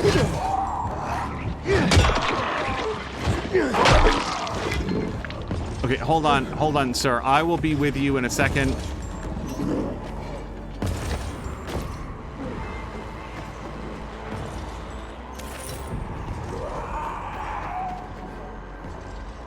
Okay, I could also really use a bandage.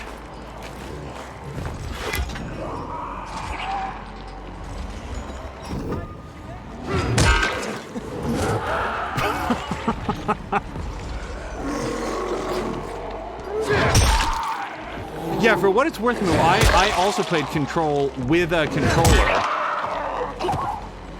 It's hard not to feel like that was the intended experience, but aiming would probably be very precise with a mouse.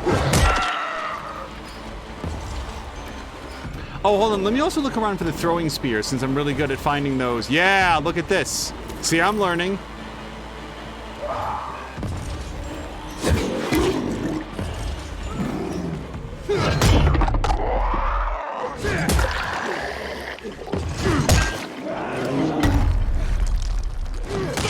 Okay, that's a lot of stamina that I don't have.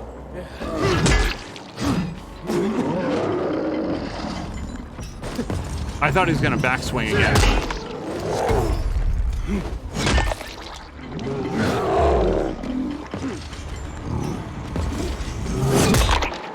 Ouch! Hold on, can I do an upgrade now? I can, look at that. Okay, so we're gonna modify it. We're just gonna ask that giant monster to hold on.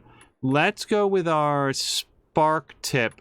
We've never done a flame tip mod. Let's do that. And that's gonna get it...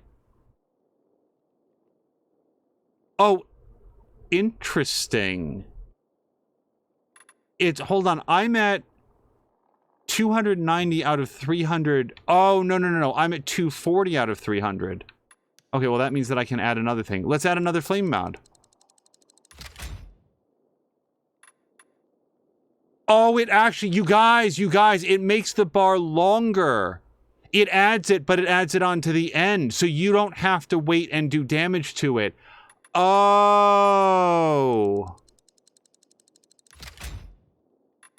That's very cool. I was always using it and then repairing it, but no, you always get the benefit of it, no matter when you put it on. Ronan says Control was his first game with ray tracing also. It was very shiny. Yeah, it looks great. And that's another thing that the mod does. It makes it more the shinier.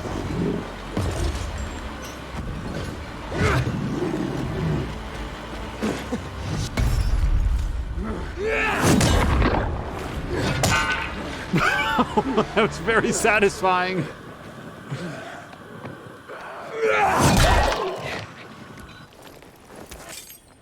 I appreciate that the stomp button is the same as the search button, because it means that when you run up to somebody who's lying on the ground and you press X, you're going to get something for your effort.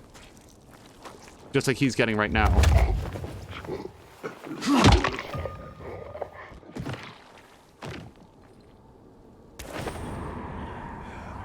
Sophie, everything's been taken. Probably took him before you got there. Everything has gone wrong. All right. Enough of this playing defense. Let's meet by Jack and Joe's camp on the roof by the overpass. We're gonna go after Carl and our crystals. Jack and Joe will pay for this shit show. Okay. I have no objection to going to find Mo, but again, we need to wait for nighttime, and it's noon. And they just started talking again. Let me check our journal. Yeah, meet with Sophie. I feel like that's it. Unless we want to go do this, but that's a level 3 quest, and this is a level 1, so even though it's main story. How's it going? You alive, man? Fuck, I'm getting sentimental. I haven't said that to anyone since my 3rd divorce. I appreciate it, but don't get your hopes up. Not the marrying kind. Learn anything about the commander's murder? I heard Sophie's brother mention something about Lucas's death. That's all so far. Now they have a bigger problem. The bandits you mentioned, they took Carl hostage. Ah, shit. Yeah, exactly. I'm helping Sophie get him back. Good. Gain her trust. That might also help us find out what they know. Just watch out.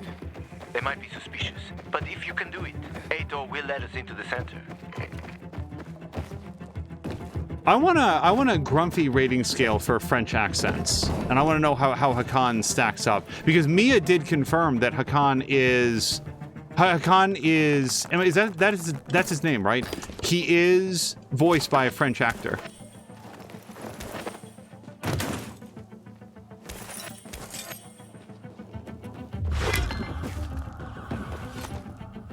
Oh, that's the dude. Herman, I think that guy's name is. Okay. Hey, Herman. Where's Sophie? Hey, why were you on the mission? Friends could have used you. Okay. I guess that means I should wait here.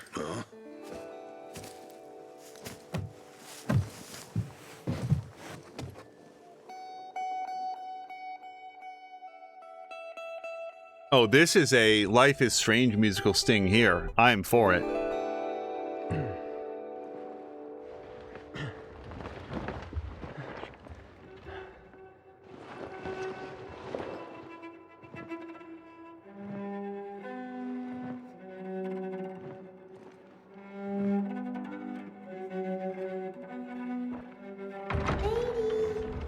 Mia?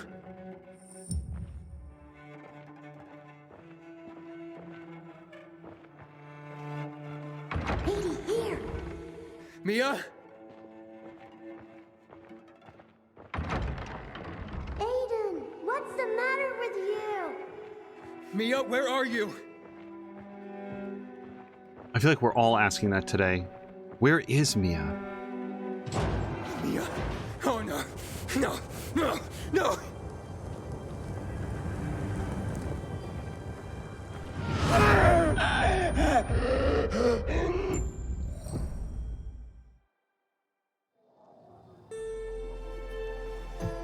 Jack and fucking Joe will pay for what they did.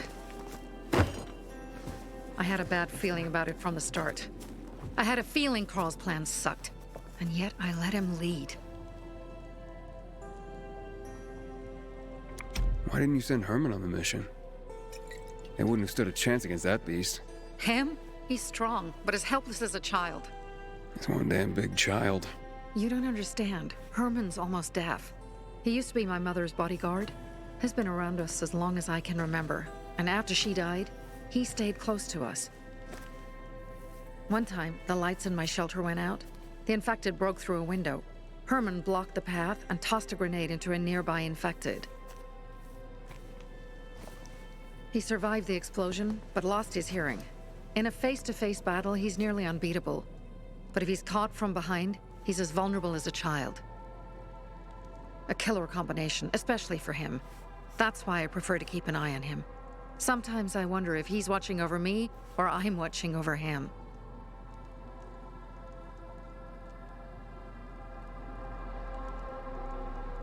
I don't really like don't get too riled up. A lot of people that she knew just died. This seems like a kind of shitty thing to say. You think Jack and Joe could have had something to do with Lucas's murder? Joe, perhaps. He's a total psycho and a thief. He knew the peacekeepers would hang him if they caught him. But Jack wouldn't let him. He's a coward. He thinks rationally. So I'm not going to say this. I'm going to choose not to. So what's the plan now? From now on, I'm following my gut. Last time something like this happens on my watch. If you'd hurried back there, maybe some of our guys would have made it. I thought a pilgrim like you was supposed to run like a fucking gazelle. Barney, shut up! What? If he'd have made it in time to help, we'd be having a party. not awake. In case you change your mind.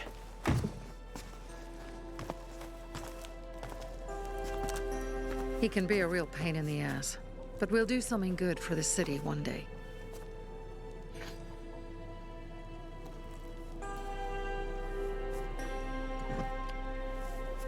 Birdie, to your health.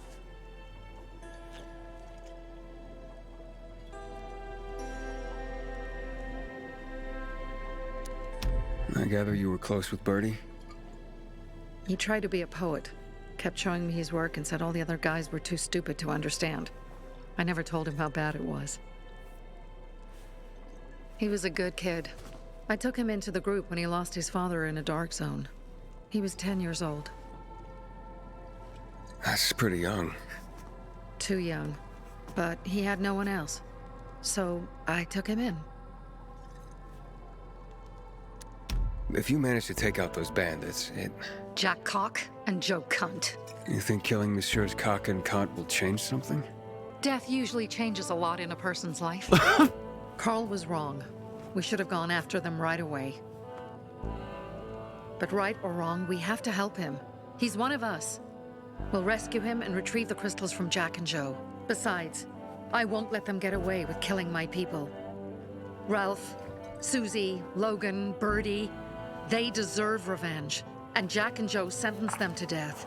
So they'll die. Your radio. Yeah, it picks up static sometimes. Go see Alberto. He can fix stuff like that on the spot. Thanks.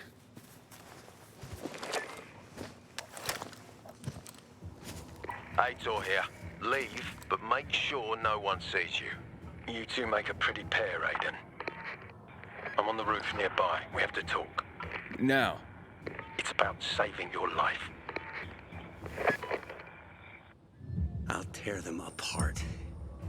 Fox McCloud was voting to kick Barney into the fire. I wouldn't say no to it, but Sophie is making a compelling case for, like, he presents himself as being all made of porcupine, and inside he actually does care. Also, I do understand what was meant, and yet the line death changes a lot in a person's life just immediately struck me as being a funny thing to say, because it momentarily sounded like there is going to change a lot for them once we kill them.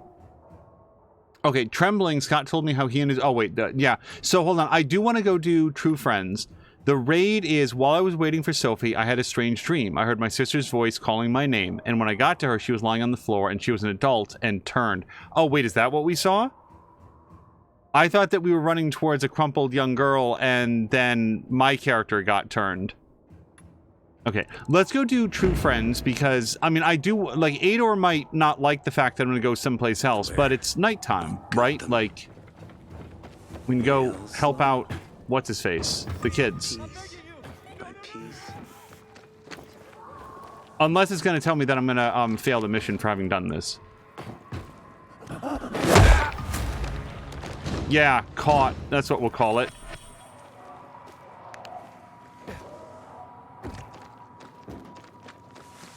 The way that we can remember about Mia, by the way, is by going, Mia, Mia, Mia, Mia, Mia, Mia has a distinctive feature on her arms. Mia, Mia, Mia, Mia, Mia, Mia, Mia, Mia, Mia, Mia, Mia was identified by her track marks.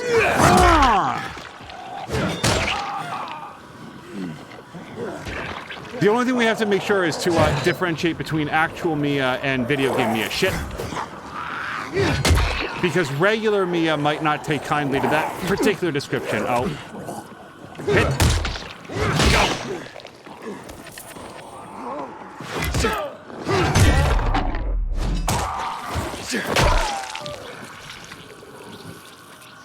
Okay. I'm still going here. I never know how to get down from things. Okay. Whatever.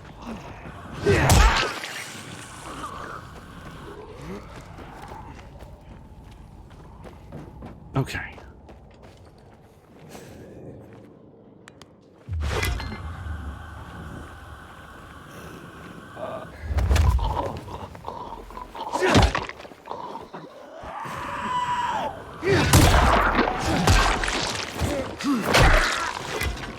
Everybody down? Okay. And I've got bad news for Ader and the kid. Like, there's gonna be craftables or stealables in here, so we're gonna have to get it all. Oh, Moo, thank you for the clip. Oh, and hello to Dougler. Hold on, where did I miss Dougler? I need some context, please, now. Wait, context for what? Hold on, let me go get this person. Notice that the inside of this dilapidated, chemical-strewn building is less dark than the lady that we talked to earlier, who is, like, upset about her kids. And that's the kid that we're here to find, also.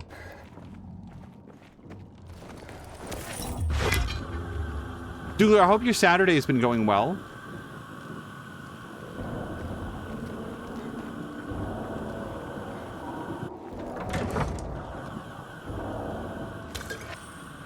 Also, the one, like, particularly heinous thing about zombies that I feel like really passes without comment, and I'm fine with that. Like, I'm fine with this not being an element of zombie fiction. I'm just saying that allegedly one of the last things that happens to a person when they pass away is their bowels get evacuated. And I don't know why that would be different for zombies. Wait, it can't be 8 a.m.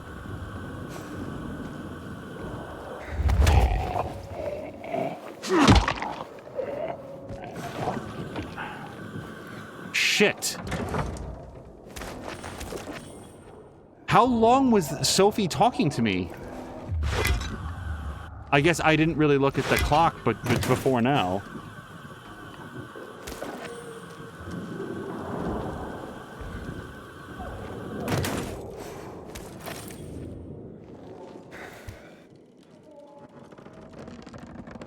I'm just saying that it feels like zombies would reek of more than just rotting flesh. And that would be bad enough. Yeah, if I wind up not getting... Okay, we're not hanging out in this room.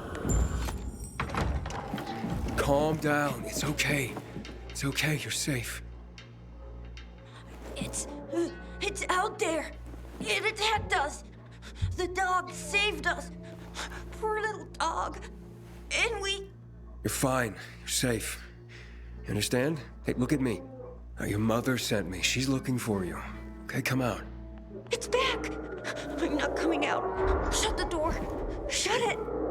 Okay, stay here. I'll go check. Don't leave me. Just keep that door shut. Oh, the dog is still alive, hopefully. He's breathing anyway. I think that's probably Buddy.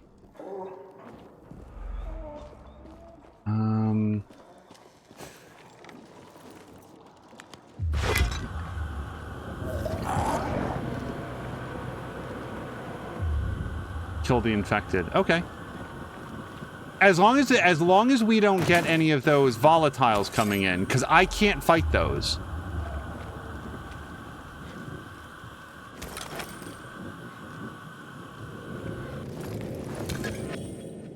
Oh, and thank you to Moo saying thanks to Fox McCloud for a clip as well. I love looking back after. Okay, that's not. Okay.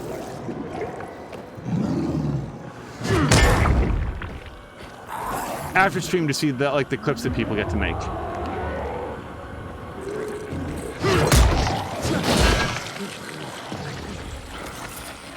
Okay, so this is an extremely bad place for me to be.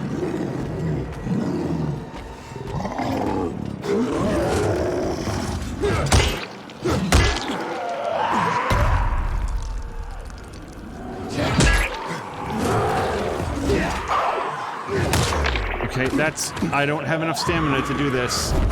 Shit!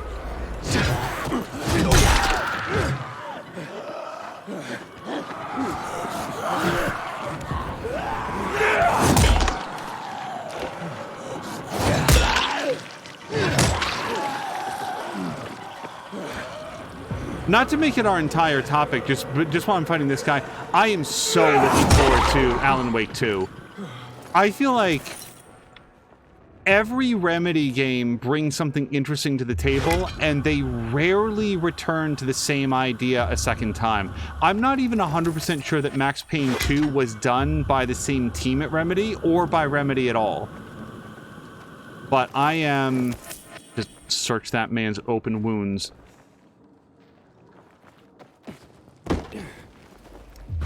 I think that, I think I said this before. The Evil Within 2 sold me on the idea of an open world horror game. And if anybody can do it better than that, I think that Remedy can. And by the way, Moo, if you have not played The Evil Within 2, I definitely recommend that one a lot more than The Evil Within 1. I did not enjoy The Evil Within 1. We did a revisit stream. I think you were even here for it. But The Evil Within 2 was very good. Wait, why kill the infected? I thought we did that.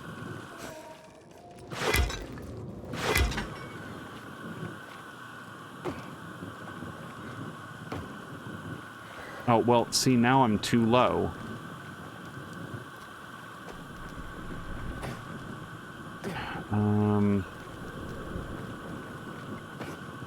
Sorry, that was just sloppy.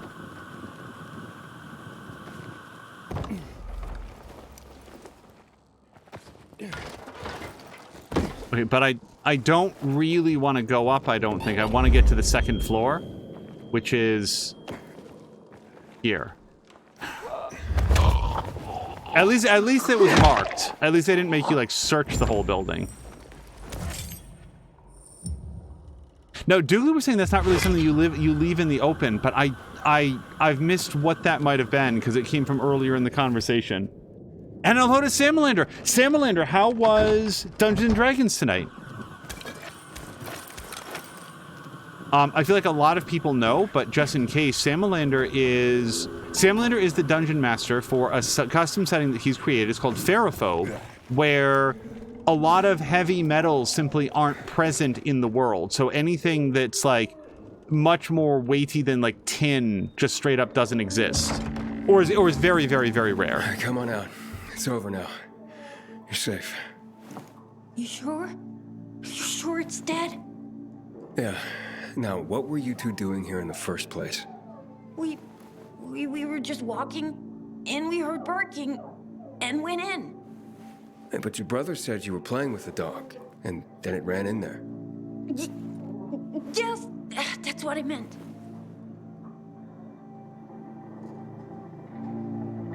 How about we get out of here first? Mo, whatever it is you've done, I won't judge you. Everyone makes mistakes. I'm not lying. I'm telling the truth. We came here because the dog, he attacked the thing. Buddy saved us. Otherwise, we would have... There's nothing we can do for him now. You don't understand. It's our fault. We chased him in here because we were hunting him. Wait, hunting? The dog? Why the hell would you hunt a dog? For Mom. For her birthday.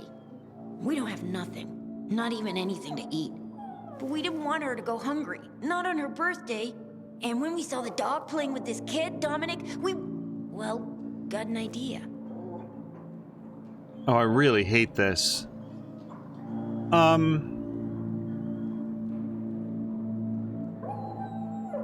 I don't like this story, and I don't like the decision that I'm being made to do here.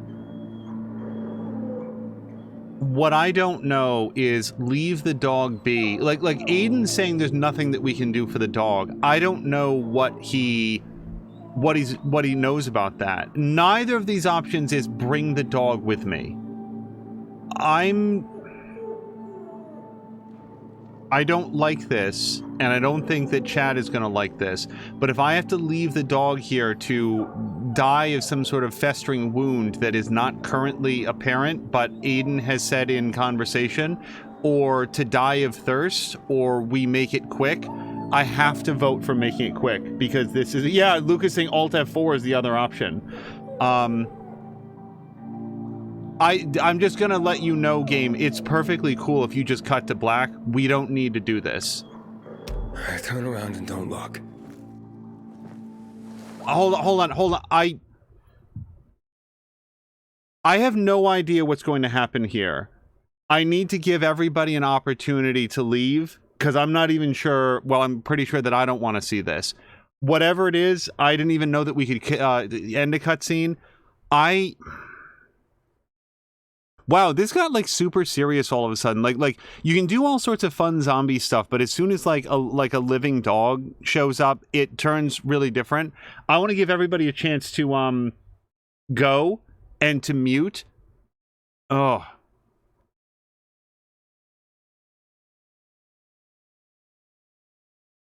Yeah, we're gonna let it run, and I'll tell you what. At the risk of alt-tabbing, because again, people might be watching in the VOD, I'm gonna say this. Here's the break screen. When this scene is over, whatever it is that happens, you can mute and look away, and then we'll come back. When you see the break screen again, whatever this is done. And that way people won't have to be subjected to it. So we're gonna unpause now. We're gonna have whatever happens, and then we'll show the break screen again to indicate that it's done. Okay, so let's go ahead and do this. What is happening here? Resume. Okay, so here we go.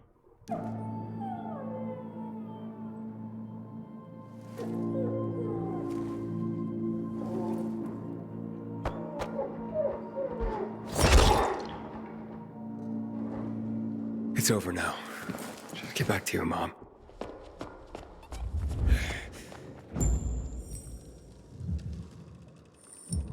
Okay, so let's pause, and we're gonna put the break screen back up, and we'll give this a second. And as people choose to come back in, it's over, and we're gonna move forward.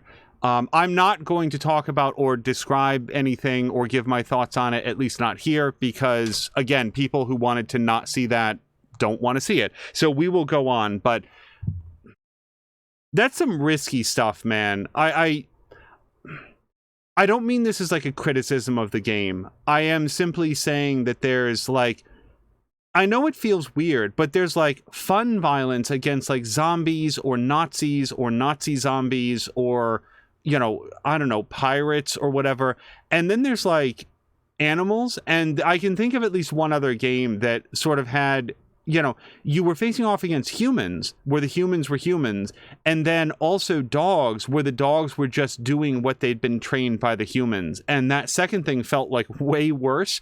So anyway, we're back, and now we're going to go forward. I recognize a potential trigger when I see one and wanted to give everybody a chance to jump out. Now we will move forward. Okay. And back into it. Okay.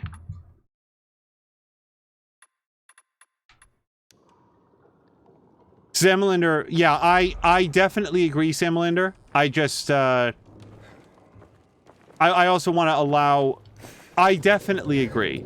And I want to allow for people who don't want to even contemplate it, and then we'll go forward. But, yeah, it could have been a very different story. And that's part of, like, playing a game. What game was it? Oh yeah, Black Sad Under the Skin. I remember playing that game, and there were places that game started to go where I was like, you guys, I don't trust the developers on what's about to happen. I don't know where their line is. And it turned out nothing in that game ever went really hideously ugly. But let me just say this about Black Sad. That game it's not about what you think it is. So let's go see if we can talk to Aiden.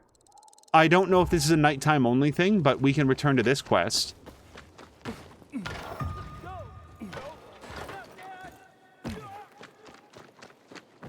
Black Sad is a fascinating game. And if you look at like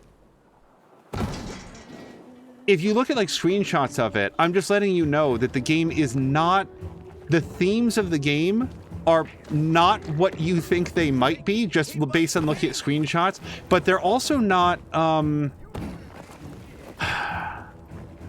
like, I don't want to make it sound like there's something like weird and creepy about it, but there were times when playing it where I was like, this game doesn't seem to be terribly concerned about potentially having misrepresented itself, so I don't know how much further it might go. And there were times playing that game I was very nervous, and a couple times like paused the game and said, guys, I don't know what's about to happen here, and I am not particularly enthusiastic about finding out. And then it didn't turn out to be any of the like really ugly things that I thought it might have been, and yet the game raises it not raises, what's the right word? It is centered in a lot of like real world issues, and because it's written by, I think, a Spanish developer, I wasn't sure how well it would be handled or heard by American ears. I don't know quite how to say this without getting too deep into like the in-depth plot of a different game, but yeah, Black Sad is very different than you might think from like looking at the screenshots. I've heard everything. Let's talk. Hi. I can't move. What do you want? I don't like what's going on here, Aiden. First, Jack and Joe's bandits killed Carl's people. Now Sophie's getting ready to retaliate. You're not a part of that, are you? But you said you wanted me to get close to them. I'm gonna search Sophie's camp. That's why I came to warn you. Rumors have started. You found the Lazarus for me. They may suspect you of being a PK spy. Dougler, I can absolutely answer that. I didn't see it a moment ago, but we'll talk it through. It's a video game thing. Trust me. That doesn't seem like it. They seem happy to take whatever help is offered. So they say. But those people hate us, Aiden. Along with anyone who works with us. So if they do suspect, especially someone like Sophie, I can handle them. Lucas thought so too, and look how he ended up. Be a pity if I found you in a ditch somewhere, with a piece of your hide cut out. You came here just to warn me? You helped me with the Lazarus, and I take care of my allies. Sophie's just fighting for water, that's all. I don't think she suspects anything. You think so? She hates the peacekeepers. She blames us for not helping the bazaar, and for her mother's death. So when we start questioning her people, you better be careful. Thanks for the warning. You gain any intel for our investigation? Sophie's also wondering who killed Lucas. What else would she say? They know if we can prove they killed Lucas, it'll be a bloodbath. Find out from Sophie when she's planning the attack. Keep me informed where you are. Be careful. Go help Sophie, but be careful, Aiden. Okay, will do. So Dougler had asked, while we're paused, could you explain the Mia thing? Because that's kind of fucking with me. So, in episode 1 of this game, Aiden's sister is named Mia. And in the first episode of the game, it did a flashback where it showed Aiden and Mia when they were like young. I think Mia is the younger sibling, and the two of them held up their arms because they were being subjected to medical experiments, and they both had a lot of like needle marks, track marks in their arms. And one of them said to the other, and I don't remember right now which was which, we'll always be able to recognize each other by this. And they showed their track marks, and that was true of like all of the kids in the facility. So wait, before we do this, can I go back to Nerisse was looking for her sons, Mo and Scott, gone outside to play, return to the, yeah. She was looking for her kids. I want to make sure that they got home. So that was that is the explanation of the joke. It was just, there's a Mia song, and in this case, it's being applied to an extremely different Mia.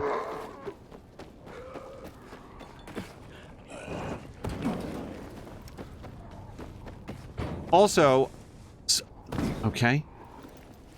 Sam Melander is saying that in RPGs, lines and veils are there for a reason. So, Sam Melander, let me say my my understanding, because I know them in theory, but it's like which is which. So a line is to say, shit. I'm trying to. They're basically like what subjects or topics are not going to be covered in this RPG. And the differences between a line and a veil is this is something that will not feature whatsoever at all versus this is something that could be present, but in a very oblique and mentioned way that doesn't directly involve role play or something. But I'm trying to remember which is a line and which is a veil. So no, sorry. Dougler was saying thank you for explaining that finally, because nobody was talking about it and it was freaking me out. Yeah, no, Dougler, it's purely an in-universe thing, and in this specific case, if you go back to episode 1, I don't have a time code for you, but they were the subjects of currently unexplained medical experiments, which are implied to be an explanation on why Aiden is fast and has a lot of stamina and is not as vulnerable to infection as some others. Maybe the result of these medical experiments. How could you, Will? I didn't do nothing. Okay. I don't believe you. You never liked him. Up. Okay.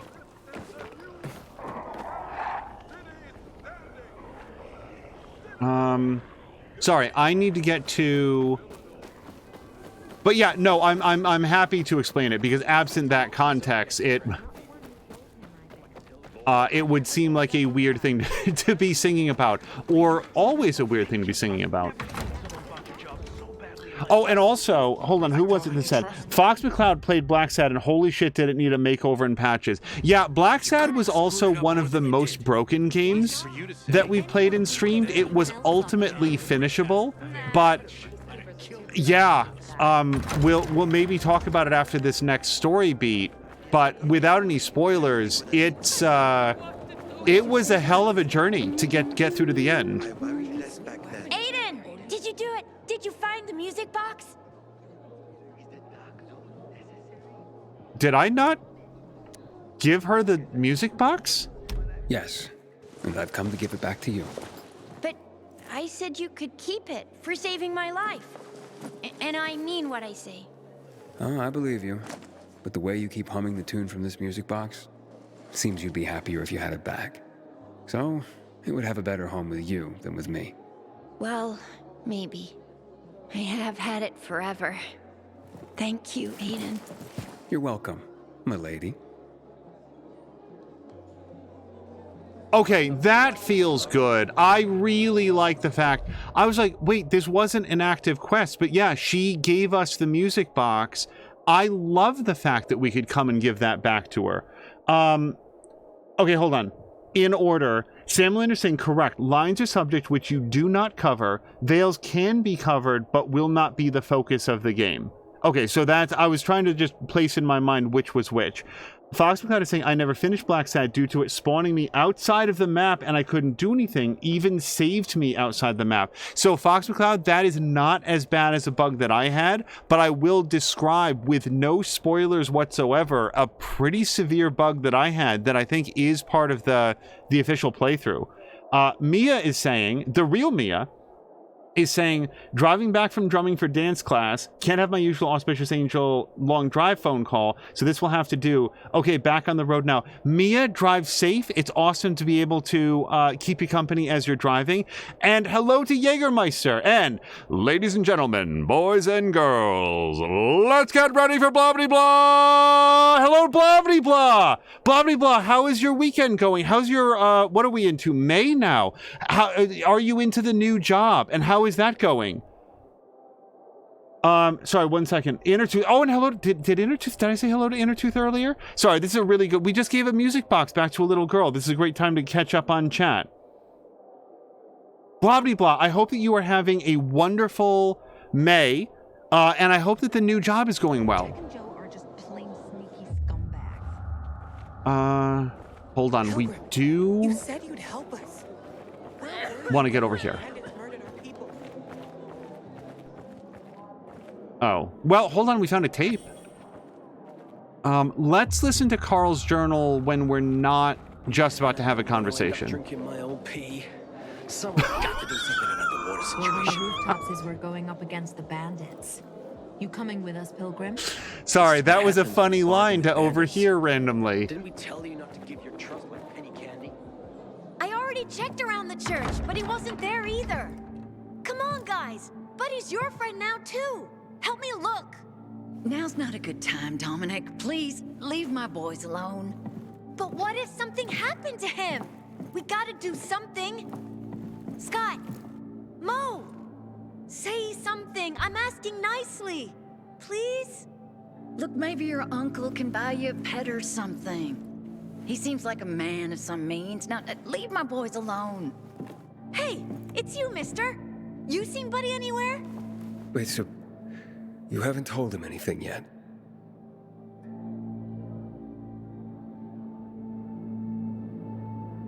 Here's the thing.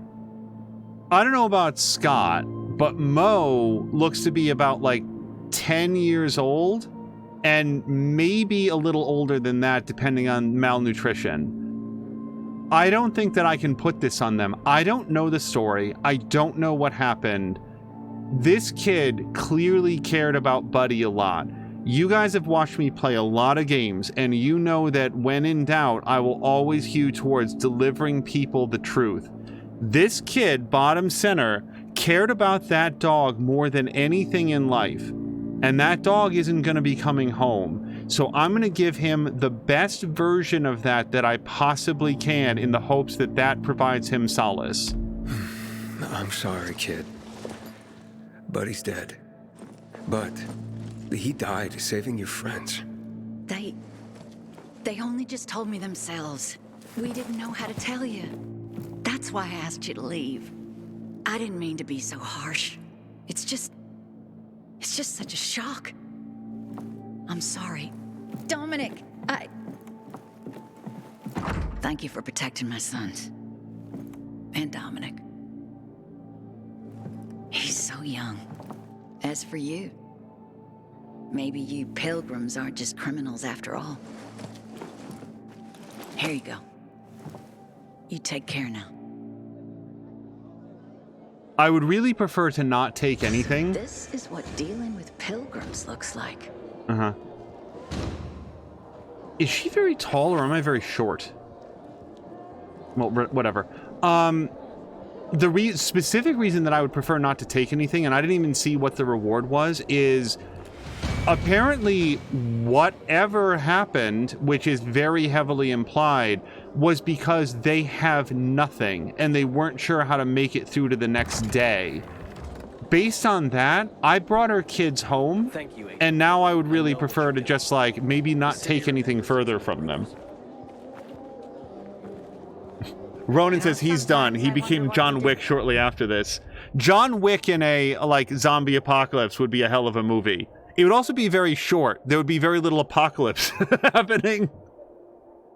John Wick would take care of it. Oh, Moo, thank you so much for doing the shout-outs. Jägermeister, I don't know if we still have you, but... Chappers was in earlier today, and he just finished Everspace 2. He really loved it. He had a great time with it. And I know that you were playing it as well. Surely God is punishing us for something. Okay. Let's do a couple things. Number one, I can sell my valuables. Is this a two-handed axe? No. I would like a two-handed axe at some point, if that exists in the game. DIY grenade. I'd rather, like, learn to make those. Throw to create an area of UV light that repels the infected. That would actually... I do have some of those, so I'm not going to buy any. That's a very low-level medicine. Field mask is for medics. No. No. Oh, wait. That's for tanks. And it is better. It's level 4, and it's blue. And we do a little bit less damage. Oh, look at the damage boost for Knuckle Dusters, though. And it's more armor.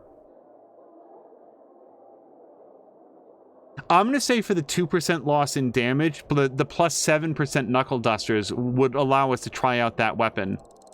And that sounds like fun. And then we've got some... Oh, look at this. Joggers. This is level 4 instead of level 2. It's armor, which we don't have at all. Combat XP plus 3%. That's always fun. But the stamina regeneration, parkour XP, and damage plus 200... Yeah, let's buy this. And... No, nothing else there. Someday I might not buy tank equipment, but for now...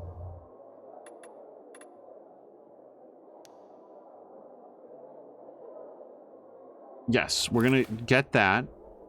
And then for the... Did I just buy sneakers? I don't remember. Oh, whether I did or not, we've got better sneakers here. Solid shoes. And then maybe it was the pants. Yes. Yeah, that's way better for, like, the build that I've been going for. Doing a ranged weapon build in this game would be really interesting. It's just, like, not really where I am right now.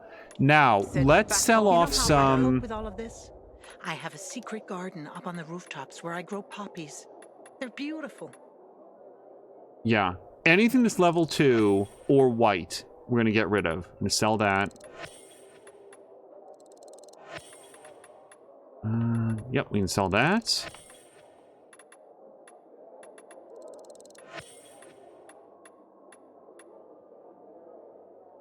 Okay, and I reserve the right to sell other stuff later on. Oh, wait, that's level 2. Please, back off. Jägermeister is loving Everspace 2. Great arcade space sim.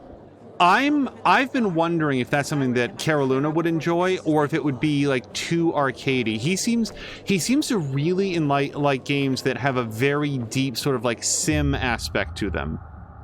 Okay, so time out for a second. I don't think I got... Pilgrim, you said you'd help us. Where were you when those bandits murdered our people? Find something you like in the bazaar? Who is talking to me? That guy? All right. Sorry, I'm looking for the master craftsman. Craftmaster, whatever they're called. And I don't know where he is. So let's just go on with the quest then. I wanted to see if I could maybe upgrade anything. Doesn't seem like that's in the cards right now. Jack and Joe are just plain sneaky scumbags. Oh, wait. Nope, it's definitely saying to go out here. Now, pause for 1 second. What else is in my journal? Something big or the raid. Now, sorry, it also keeps telling me that I have skills. Yes. So let's upgrade our health. I want to sort of do these in order. I currently have 6 minutes 30 of immunity. And that actually... Oh, it did change it. 646, I guess.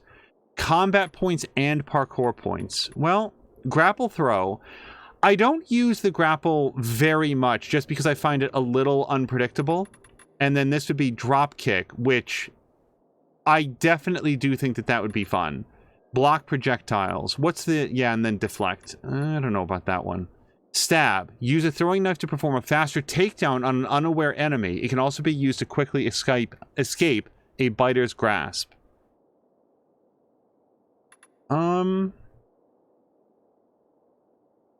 Hold right trigger while jumping or falling. A successful ground pound staggers all enemies within a short range. I'm gonna do the grapple throw. That's a little bit more basic, but we can work our way down later. And then for my parkour skill, jump instantly from an active landing. Tap right bumper twice when you hit the ground with an active landing. Hold on, I'm just looking at the video. I'm a little worried that I would forget to do that. Jump while climbing on ledges to get higher more quickly. That would be extremely helpful. We're going to take ledge jump. Okay. I'm going this way.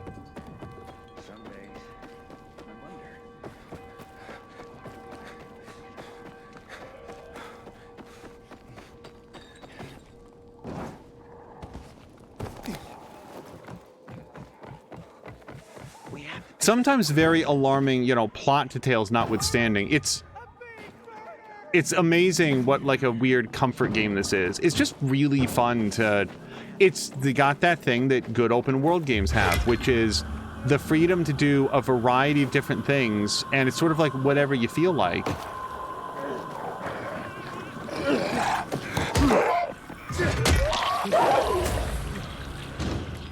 Oh, wow, that was easy. Died. You deserve a reward, man.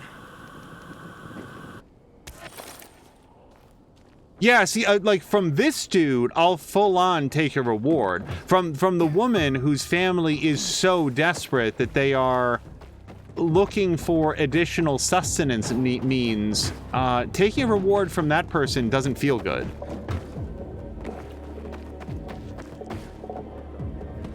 And it's like, if I can give the music box back to the little girl that loves it, you would think that you could say to the completely impoverished family, no, I don't really need your last couple dimes.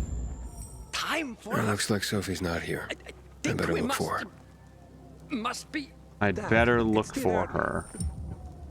Oh, the songs I'm gonna write about you. Wait, where? This is... Hey, have you seen Sophie? I'm looking for her. Ah, it's our brave fucking pilgrim. Been looking for you. Drink up. Cheers. My throat's sore. Don't want you to catch anything. I'm unfucking touchable. The nastiest plagues can kiss my fucking ass. Hey, did you get your radio checked by that dumbass Alberto? That kook can't ever finish a sentence he starts. Must have a brain made of Swiss cheese. Show some respect, Humphrey. Alberto's a genius with weapons and armor. What's your big skill? Farting into a harmonica and calling it music? Hey, you mangy pricks! Say your prayers. Barney's coming!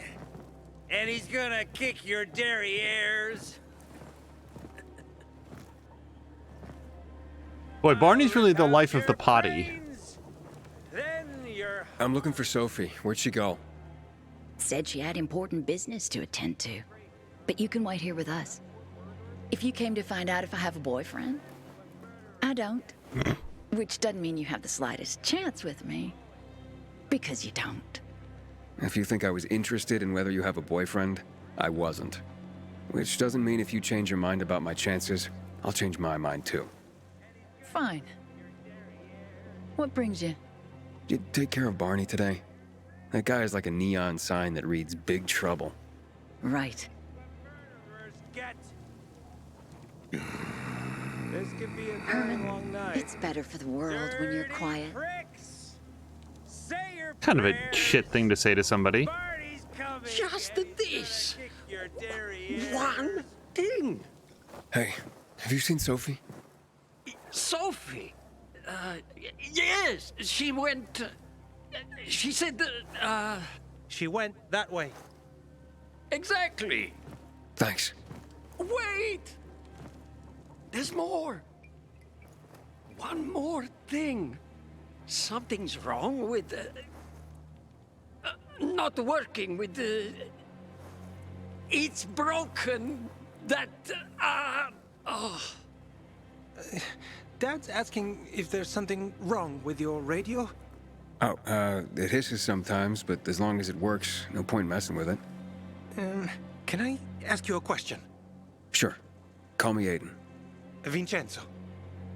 Aiden? How do you become a pilgrim? Does that mean you're a murderer? Vincenzo! Why? What do you... Why would you... Dad, I'm asking because I'm curious. Will you tell me, Aiden? Wow, these are interesting options. I'm not that exciting.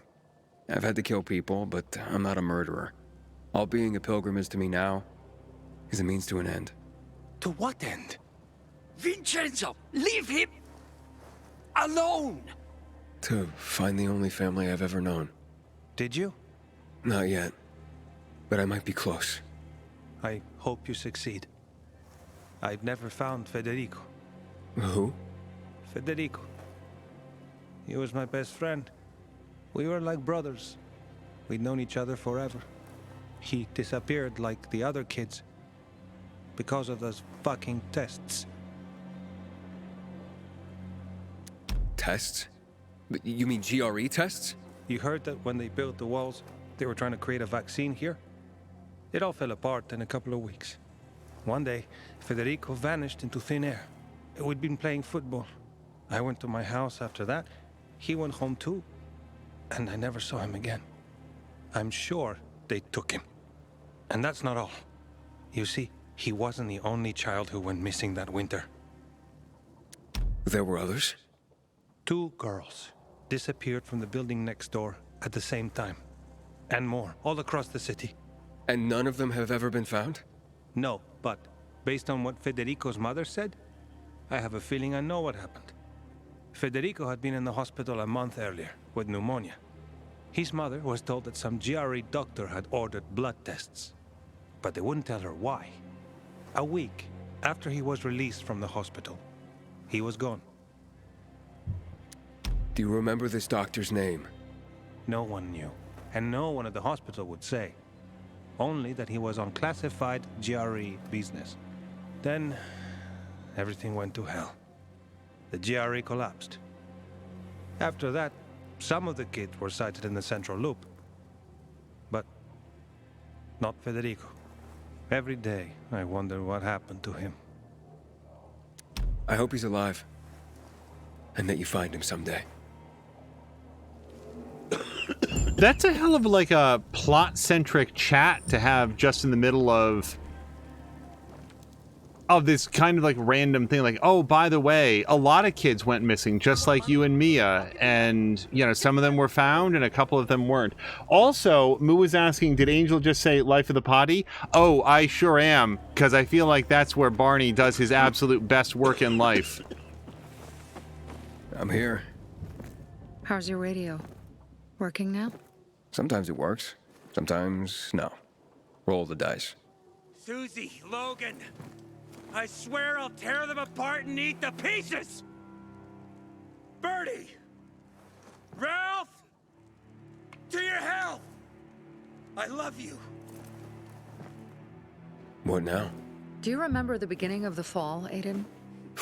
Vaguely. I remember it as if it were yesterday. We'd been defending the church against infected for some time. My mother was in charge. She was losing dozens of people every day. She was keeping everyone alive while I was keeping an eye on Barney. She begged the peacekeepers for help, but they ignored her. Eventually, she was injured. It was dawn. They led me to her, to the roof of the sacristy. She saw me and made me promise to look after my brother. She said it as if she was lending me a car and asking me to have it returned intact.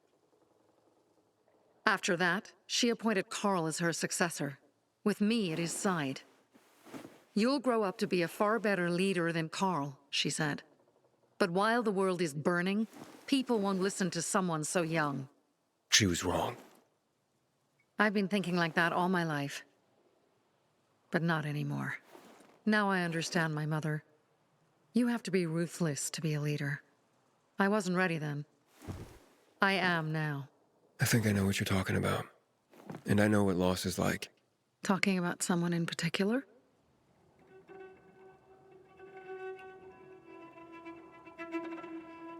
Is there any reason not to talk about Mia?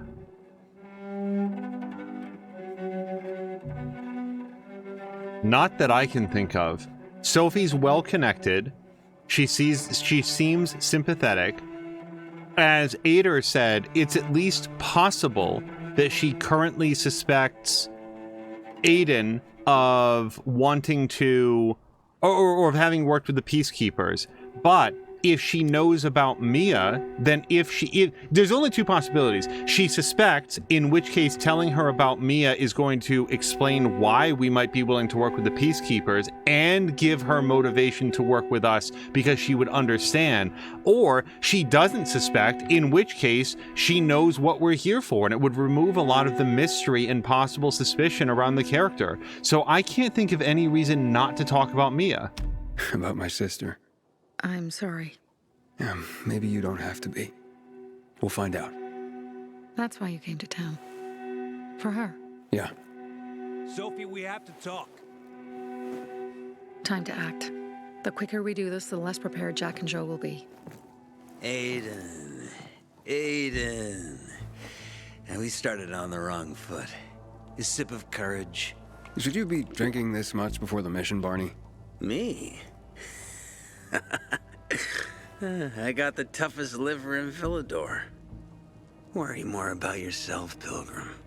Where's Sophie? There. On the rooftop. What? I'm watching you, Pilgrim.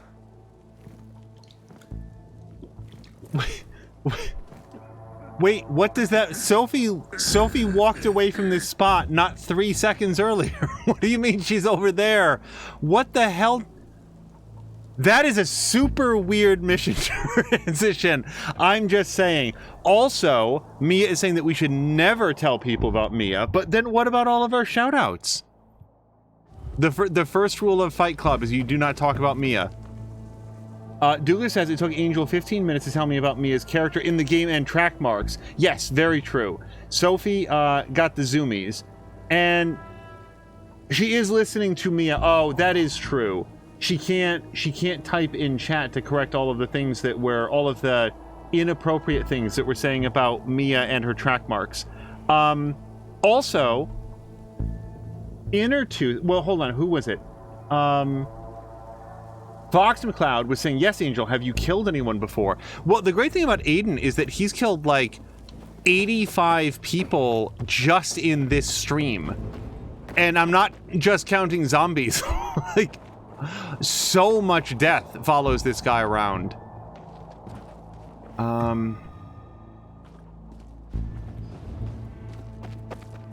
Okay. I don't know, like, the regional inspiration for this particular architecture. Like, I don't know where in the world this style of roof would be particularly common, but as a video game thing, it really works because it helps you get down from things. Fuckers. Apparently the Peacekeepers are watching us. Well, let them see what happens to Jack and Joe, and that we can do it to them too. Well, you said it was time to act. We're acting. I sent 3 scouts towards the camp. Carl and the crystals must be somewhere inside the building.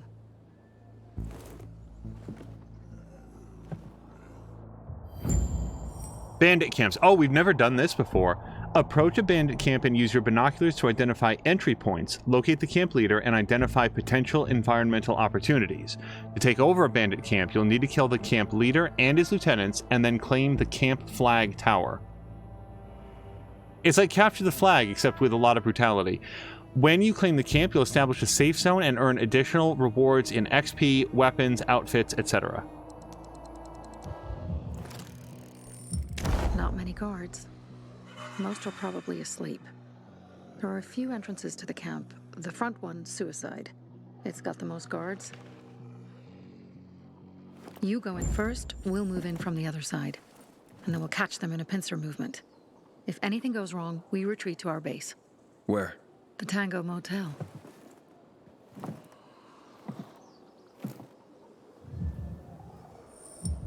Now, hold on a second, because is there more to learn here? Are there additional entryways to look for?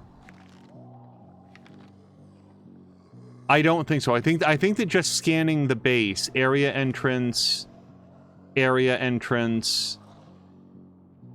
Right. So, to the extent that we can see, I do like the look of that one. Well, then again, it's awfully exposed. I do feel like all the people up there. But the Duke Summoner, that guy, look at, he's up on his, like, watchtower. So I feel like he's our prime target. That guy we'd also like to get, but this dude, he has eyes on everything. And I don't think that I can, like, mark him. So we want to choose an entry point that is close to that. Also, I know... Okay, no, time is not stopped. I was about to say it looks like it stopped a bit. But yeah, Dougler was weirded out because we're singing an all-new verse of the Mia song, but without proper context, it sounded much worse than it was.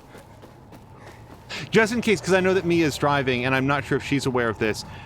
In this game, there's a character named Mia, so that's where a lot of the crosstalk is coming from.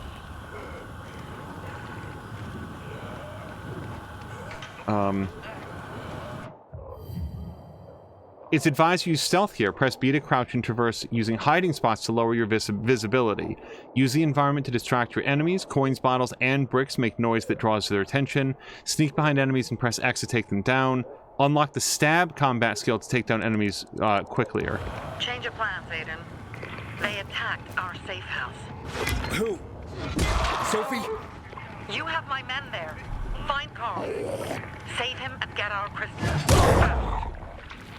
I'll do what I can. Okay, I feel like I'm not being stealthy right now. Like, that person just saw me.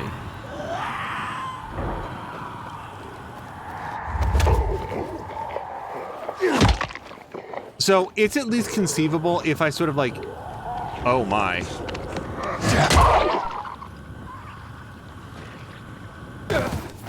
I just want to, like, take a couple steps away, because maybe although we were, like, seen at the perimeter, they'll be like, oh, he was too afraid.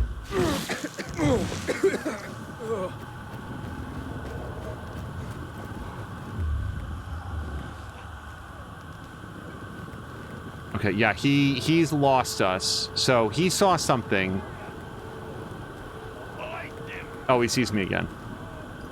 Okay, well, we'll see what's up. We're gonna go in there now.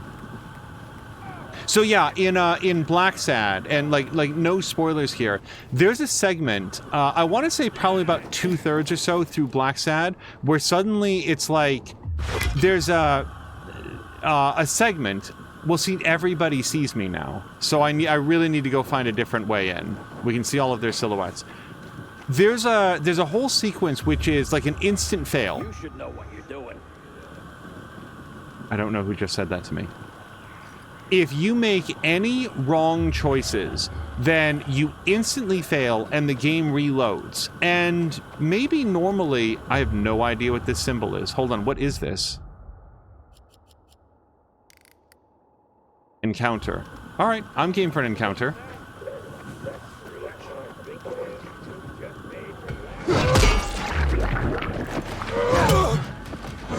Okay, he can swing a little faster than I can. So anyway, it would reload, right? Because you failed. However, in this particular section of Black Sad, it's got a little bit of a bug, where when the game reloads, it doesn't reload any graphics. So suddenly the screen turns completely black. This is not going my way. Hold on, I very much need a bandage. So it reloads, but the game is completely black, and it's still running, by the way. Like, you can hear dialogue and other elements of like the game.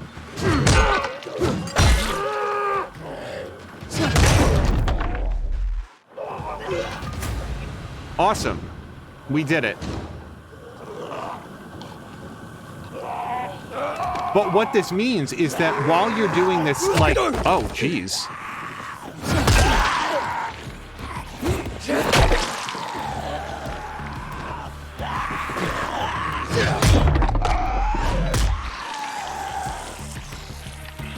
I'll search you in just a second.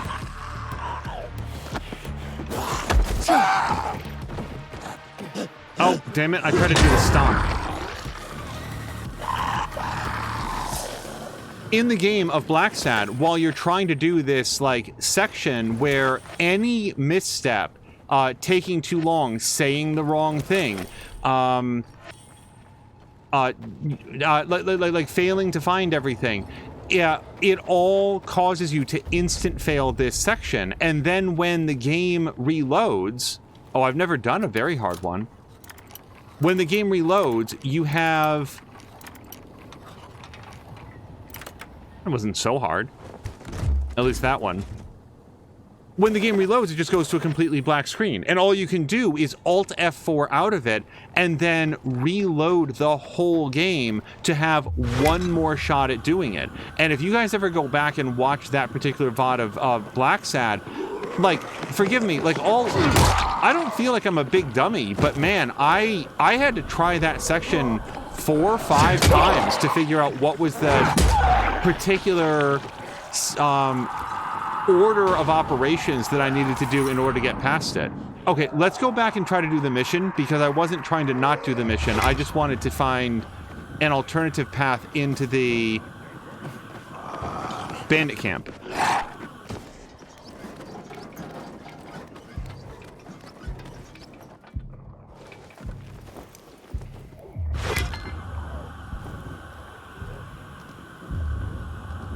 Okay, we've got a hiding spot. Oh, and we have at least one of the... Wait! Ain't that a bitch? Okay, he suspects something, but I didn't see it. Not yet. So, I could try to throw a knife at him, but I know it won't be lethal. It might cause him to, like, Oh,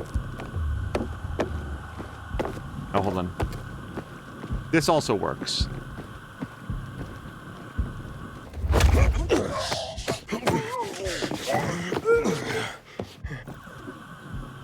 Okay, there's no such thing as hiding bodies in this game.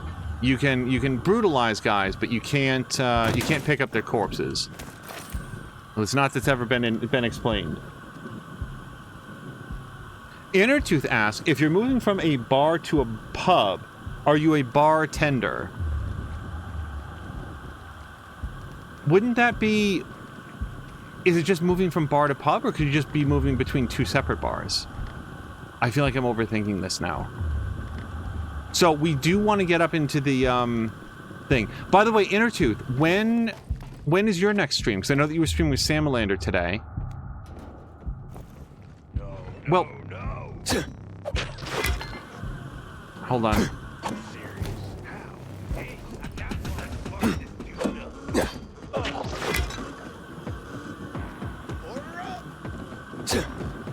Okay, well, I mean, I still really want to stop that guy from... Yeah, you guys hold on. Shit.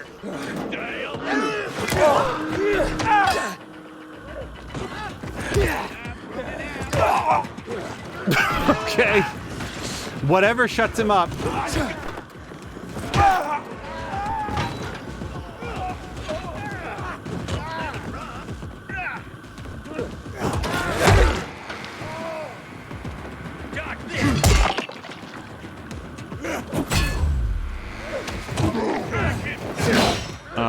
Take that, pallet.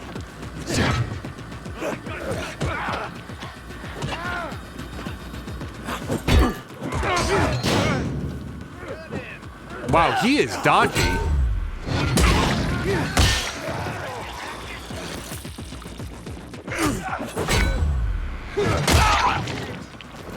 It's conceivable one of these guys was my friend. They were fighting one another, and I didn't quite work out why. Liberate the camp. Okay, so we've taken out at least a small group. That seemed to go okay. I'm gonna continue to try to sneak here around in broad daylight. It'll be fine. By the way, if I... Hold on. If I look in through the... Oh, it does. So there's the camp. I can't zoom out from here, but if we just sort of like pan around... Wait, I don't like the sound of that. Alright, screw it. Innertooth is saying, Monday he hopes. And Duke is saying, wait, no corpse pile in the brothel bedroom? Oh god, can you imagine? Yeah, I wouldn't want to know what weirdos get up to during the zombie apocalypse.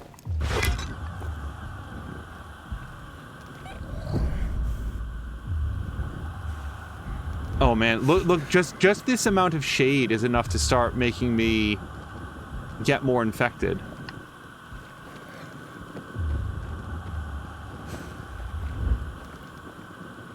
Okay, is that... I keep scanning because I just cannot believe that that's all of the dudes, but it does feel like we've cleared out the lower part of the camp at least.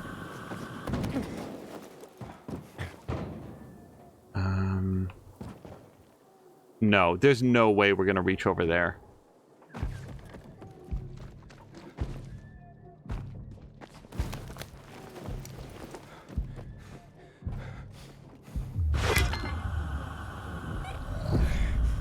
Might as well steal everything out of their vending machine.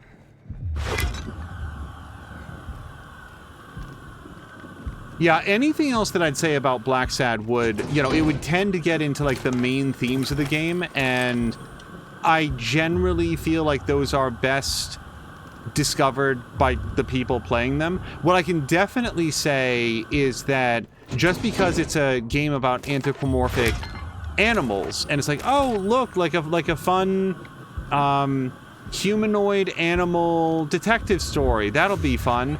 It's a fascinating game. It really is very interesting to me how that exists and its comic book roots, and I admire what they endeavored to do. I feel like it was ultimately very, very rough around the edges, and I would have liked to see that team get a chance to do a sequel. It's a little unlikely to me that they will, especially since that game is not especially new and we've heard nothing of a sequel. Okay, so I did an extremely similar jumping challenge once, and this is the part where I fell, so I'm going to do my best. Okay. Oh, you guys, now I'm getting into the restricted area. Oh, and Intertooth is also saying that he streams on Wednesdays. Oh, it's because I've been here. Look, the check mark. That's why this was so familiar. I was actually thinking, did they just copy and paste the building? Wait, where am I relative to where I was supposed to go? Hold on. I was just going up. I thought this was the way. Shit. Ow. Liberate the camp. Yeah, I thought that's what we were working on.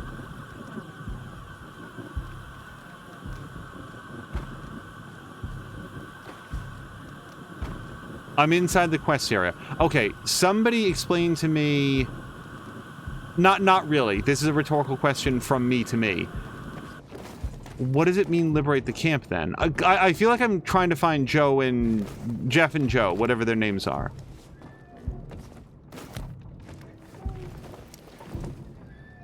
Let me get here. And now... Right, so that's the building. And then... Oh, there's like all these dudes over here.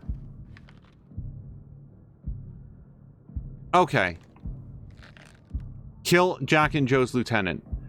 That might be that dude there. Because he's got a special symbol, whoever that person is.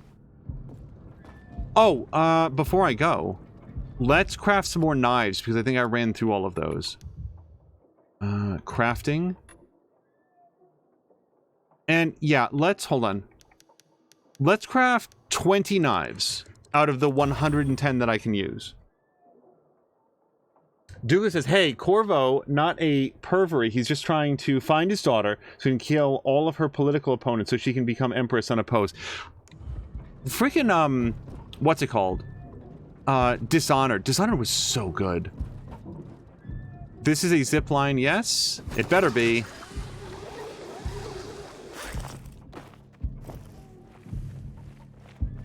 I was actually thinking about doing like some sort of an exhibition stream of Dishonored 2, because that game was so good. So, we would like to kill that person, preferably by choking out.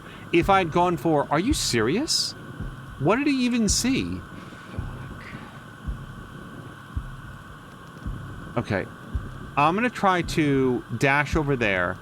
Let's watch him for a second. We're going to see how he moves. Okay, there's never going to be a better chance than this.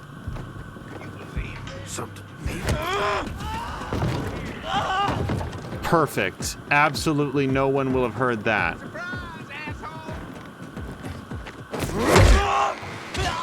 Stealth! I stealthed you. Can I interest you in some stealth?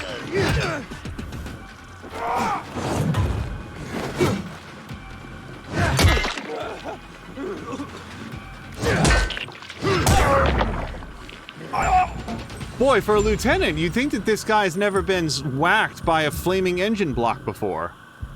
He went right down.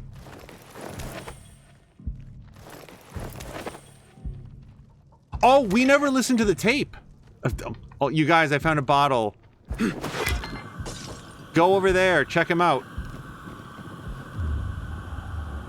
Ooh. This is where they keep all the good stuff. The canned food, the brick. Healing supplies. Okay, no joke. I'm really glad to have those. Oh, well, this would have come in handy. Well, hold on. Before I claim camp, let's take a quick look around. Oh, wait, what did it say? Hold on. After you claim the flag tower, all loot inside the bandit camp will disappear. Okay. Yeah, let's take a pass around here then. Oh, while we're doing this, let's listen to the tape. We're going to listen to this. Carl's journal number 3. In this third entry to his personal journal, Carl confesses his crisis of faith began before the fall, but grew when he witnessed the events of Black Monday. There's a term for what came next. A crisis of faith. And with me, it started long before the epidemic. But when people started to turn into monsters, when city after city was eaten by darkness and poison, I started to wonder, where is God? Is he putting us through a trial? Or has he abandoned us? When Black Monday came, I no longer had any doubts. There is no God. There never was. Because of the THV Genmod bombings, 2 million people lost their lives. The streets carpeted with human corpses.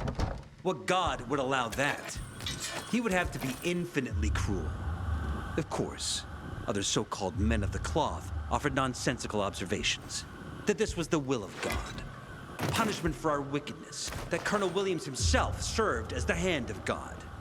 But that didn't matter anymore. The curtain had been torn off. People lost their faith. Because what were they supposed to believe in? No one wanted a God like that. And in that moment, to my own surprise, I felt free. As if I were a puppet who finally cut the strings that controlled him since birth. Free at last. Okay, sorry, I didn't know if picking this up was going to cause anything. It's a trading card. Infected playing card, Ace of Hearts, volatile. Is this like a, It looks like the Peacekeepers trying to emulate tactics of old world armies to educate their soldiers about enemy threats. This card shows the volatile, widely seen as the apex predators among infected. Yeah, you're not kidding. Volatiles are deadly flesh hunters whose speed, brute strength, and intelligence surpass all specimens of their kind. Avoid them at all costs. So this is like a mercenaries thing, and also like an Iraq war thing, where they decided to put people on playing cards. God, that was fucking stupid and weird. I do like the little angry, like, demon face as part of the heart. I want to see if we have, like, versions of that, like clubs and spades and, diamonds. Do they all have like little angry face designs? Also, I had misread what Innertooth had said. He said I stream weekdays, which is why Moo said Innertooth streams weekdays, of which Wednesday is one. You guys, that's one of those things where it's like, why did my eyes see Wednesday at first? Yeah, it's another W word, but I mean, I don't know. So is work life. I stream work life. I could have misread it that way.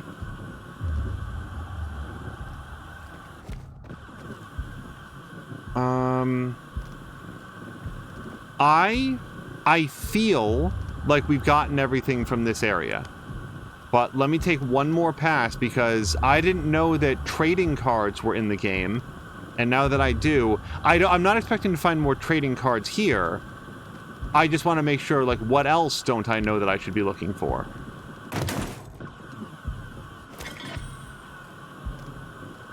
Oh, and Blah Blah Blah was saying they only keep the best bricks in here. Yes, the boutique bricks, they're called.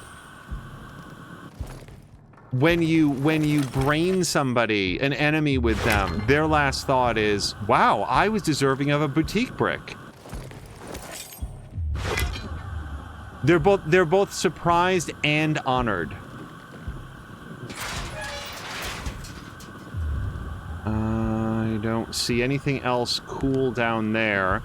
We could go search up over there, but let me just look around inside a bit more. Yep, healing supplies. Don't mind if I do. Boy, the lighting in this game is great. Just like when I'm looking at that, like, just like look over there. Look at the splash of light that casts and how it just feels natural in this like really dark area. See anything else? No, we searched that area. That duffel and stuff. More spear. And oh, hi, sir. Can I help you? You might want to not spawn directly behind me. I've got an itchy trigger finger. Innertooth is saying, free is an illusion. Well, I was thinking something very similar to that during Father Carl's... Oh, right, Carl, the Jesus dude, right? During his whole confession there about, like, his crisis of faith. What God would allow this, like, this massacre to happen at the hands of people? Well... I don't think that we're meant to, like, really delve into this, but a God that imbued the world with free will. Because if God says, you have free will, it is up to you to decide your destiny and to live with the consequences of them, and I'm not going to reach in and manipulate events in order to save you, then... that's the kind of God it is. It's the kind of God that, when something horrible is happening, like the GRE bombing that he's talking about, that was an act of man against man. And if God was to stand in and say, no, that's not too far, what would that say about every previous atrocity that man has inflicted on man? I guess my take on what Father Carl there is having a crisis of faith about is... relying on God or a higher power to resolve your conflicts or your problems because, God's on your side and not on theirs, that's not a winning strategy. That's not how it works. And throughout history, people have believed that they were on the righteous side and that God stood with them. And that has been infinitely true for 100,000 people whose names you've never heard.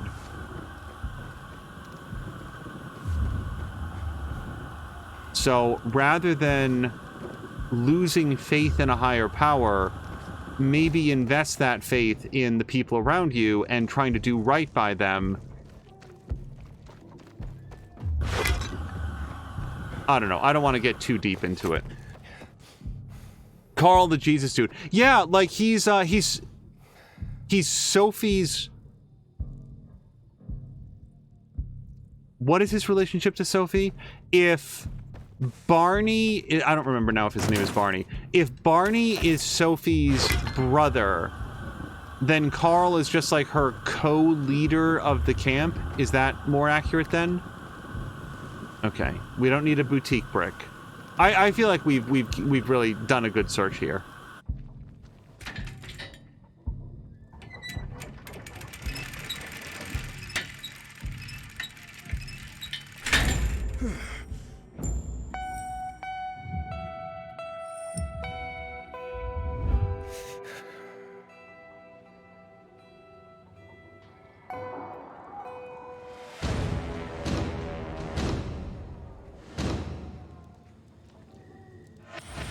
Well, we got a purple quarterback jersey, but it's also like a level 1.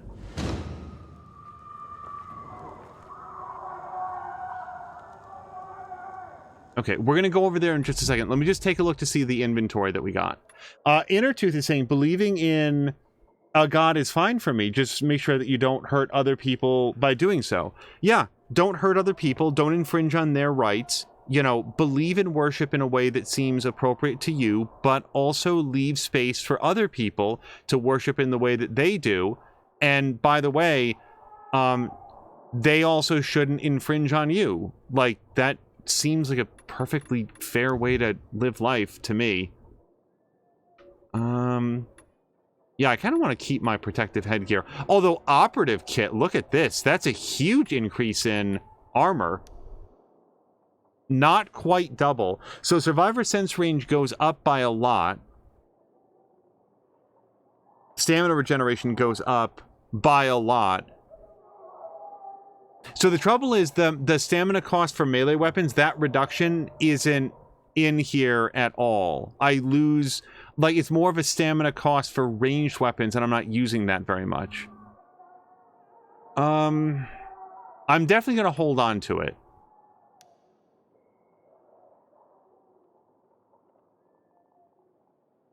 Dust filter. Hold on. One-handed weapons. Yeah, I really like that damage bonus to the two-handed weapons. And this is trash. The white one. Fuck me. People. Bravo, Pilgrim. The Greenwood family. Any time of day. We. Pilgrim. Where's everyone else? They were attacked. Where are the crystals? Over there. Inner Tooth, thank you for the lurk. Radio Sophie. Fast.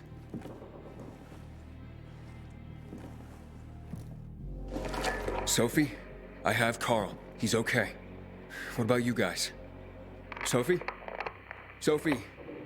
Are you there? You have to help them, Aiden. Where's Jack and Joe? They fled the camp as soon as they heard the sound of fighting. I don't know what they're planning. They said they were waiting on backup. What backup? I don't know exactly. Joe was talking about the renegades. Remnants of the old army, stationed on the dam across town. Lately, they've been spotted at the bazaar. Where should I go? Tango Motel. Sophie's hideout is there. Run. Fast. I'm glad you showed up. All right, I shall run fast. Thanks. If you ever need something, just ask for Christopher.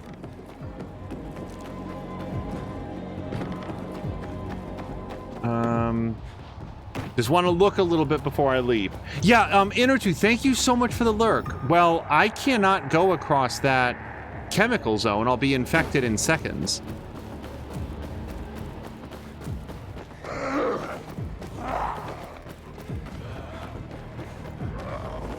Also, I don't want that howler, please. I don't want that howler, please.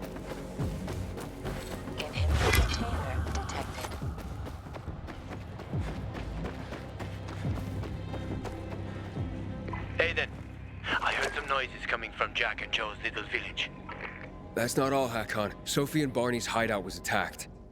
It could be peacekeepers. Fuck. Remember what you're here for, Aiden. We were supposed to get into the central loop and not get involved in local conflicts. Don't get involved in this. Go back to the metro. We will share what we have with Aitor, and maybe he will let us pass. Oh, shit. As far as I know, Sophie's in danger. I like Sophie, and I'm not going to abandon her just to be more impressive to Aitor. I have to go, Hakon. I promised to help Sophie. Besides, that's the only way to get to the truth. Okay. I'll be in touch. I know the game is going to treat this as siding with one over another, but that's not even it. It's about one person's in danger and the other person's just a matter of convenience. Also, Mia is home now. Mia, I hope that you had a wonderful time today. Mia, hold on. Shit.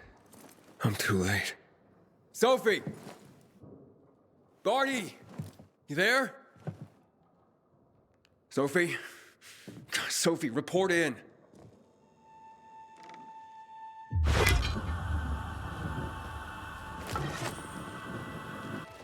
Mia was not able to stream today because she... Wait, can you always... Okay, I was about to say, because he put the weapon away when I pressed X. I was like, wait, is that always a thing? Well, I can't really do anything with this. Mia was not able to stream today because she was going to a musical performance in order to play for... It was a dance class, I think it was. And she puts a lot of effort into it. Make sure that she's already has everything in line. And I hope you had a wonderful time with it today. Blobby Blah's waving to Mia. Dougler saying welcome home. Boy, I was really glad when Patikin raided over. But he can't hang out for this one because it's because he wants to play it himself. And I want to make sure he doesn't get spoiled on the story. It's a very cool game. I think he's going to like it. He likes open world games. Also, Marquardt. He was in earlier. I feel like we didn't have a chance to, like, hang out with him. Oh, Mia. I don't know if you were here for this part of it, but Marquardt was able to clarify the voice actor for Storm in Midnight Suns, and she has been in at least a couple things that I've played, including Persona 5 and Far Cry 5 and... Oh gosh, there were a couple other things in there. Destiny 2, although I haven't played enough of Destiny 2 that I think I would have recognized her from that. I definitely want that inhibitor container that's in here somewhere.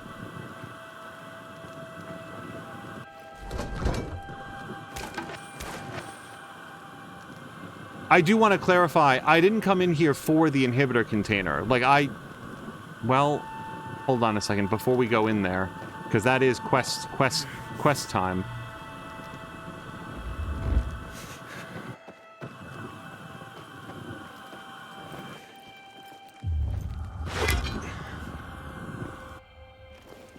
For story reasons, I came in here. I assume very strongly that if I had elected to leave, then I could have come back later off mission to get the inhibitor container.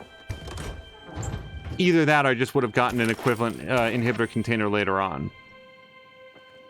But since I am here, well, then how would you ever get it then? That's a rhetorical question. There's clearly some sort of trick. Probably climbing up to it from the outside. Assuming that I could locate such a trick.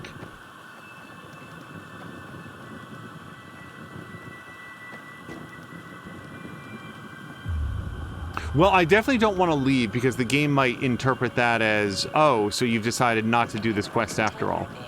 Okay, so if I have to go in, maybe we'll find our way up to there as a function of doing the, like, opening the story door. But yeah, at the moment, it's directly above here, and I can't get to it on the floor that it is. Oh, hold on.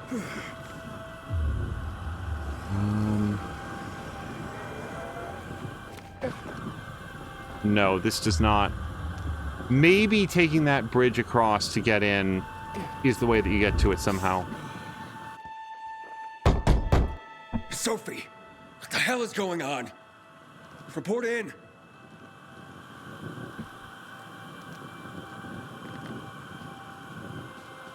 Oh, is it telling me go upstairs now?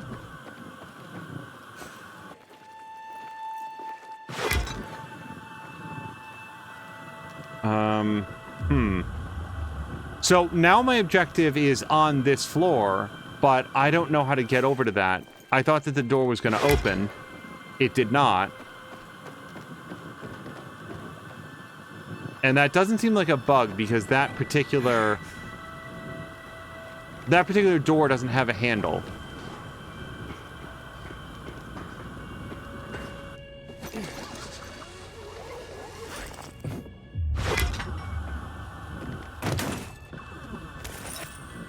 There is a part of me that feels like 98% of players probably reached this point and quote-unquote sided with Sophie. But for me, it's just like, what feels right for this character and in this way? And if Sophie came under attack, and we have reason to believe that she's, you know, been ambushed, and the other people, like, what's his name? Not Barney, because I don't give a crap about... Well, no, Herman. Is Herman her, like, bodyguard? Like, that guy seemed okay. I don't want anything bad to happen to him. The others, that lady who's like, yeah, I'm not gonna date you, just so you know. I mean, in a weird way, like, all right, like, good on you for the confidence, I guess. Like, does she greet every single person like that? Oh, hey, nice to meet you. Yeah, super not interested. Dougler is, okay, Mia is saying class was wonderful. Moo is sharing the clip from earlier. And Dougler's saying, I don't know if you've heard what Angel did to me. I'm like, seriously though, I'm very glad that we were able to set your mind at ease. Because it must have seemed alarming. And that's something that I don't enjoy doing to people. Like alarming them unnecessarily. Sorry, there's a lot of things, but none of them are in this room.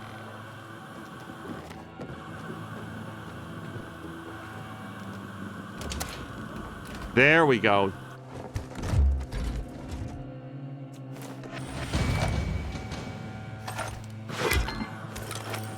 You know what? Let's use the upgrade right now, because I always wait a long time. So we have at least one windmill that's 300 stamina, and I'd like to do that someday soon. So let's go ahead and add that. We're going to need to do, what, 3 more to get up to, yeah, 260, 240, and then 300. But that's a little bit closer.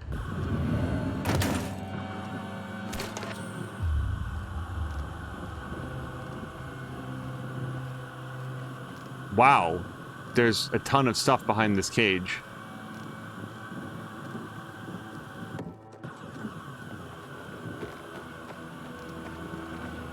This is Aiden. Does anyone hear me?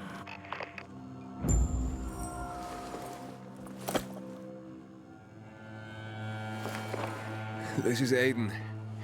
Your men are dead. Oh, shit. Oh, damn it, Aiden. I was actually starting to like you. You brought the peacekeepers here. I helped you. You betrayed us. And now we have to kill you. Helped Aitor and yourself. Helping us was just a byproduct. What are you waiting for? Don't know what to do?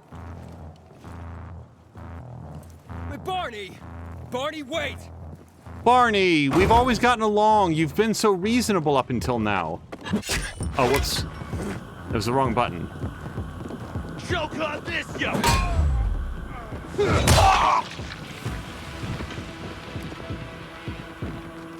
I will note that I did this specifically with the intent of helping these folks.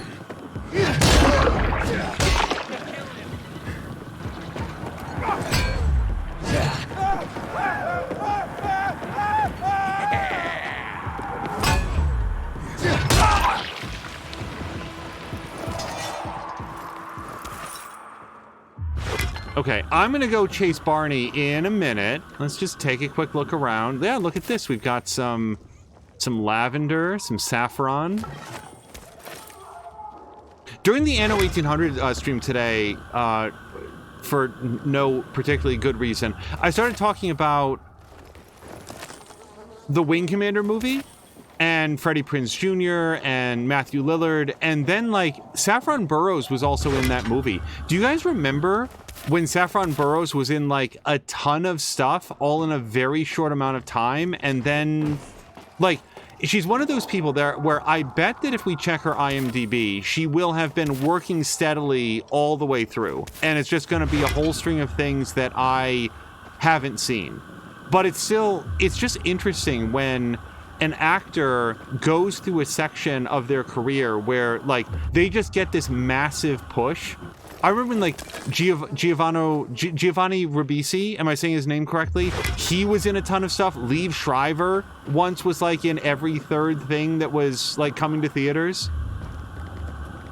And then, like, it's like somebody somewhere says, oh, this guy is interesting. This actor is interesting. We should put them into a ton of stuff. And then, if not one of those things turns out to be their quote-unquote big break, then they just don't find work anymore. Douglas saying 15 minutes, Angel, 15 minutes. And Mia is saying, I heard that he freaked you out by not telling you that he was talking about Game Mia Dougler. And that clip is fabulous. Okay, let's go after Sophie and Barney. Fuck you. Figures.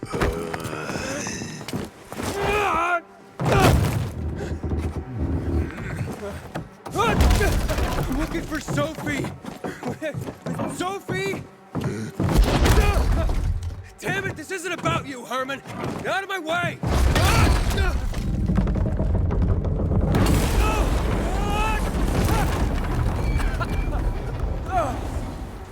Oh, you fucking grizzly! Come on, come on. Somebody in chat earlier made some reference to Bear Grylls, and I didn't happen to see it. So do I have to... I mean, I clearly have to fight Herman. I just want to note, I don't want to do this. I mean, I've got to. There's not like a diplomacy option here. Oh. Okay, he's got a quick slide as well. Herman, give it up! Let me talk to Sophie! Herman, I'm really sorry, man. I would really have preferred it didn't come to this.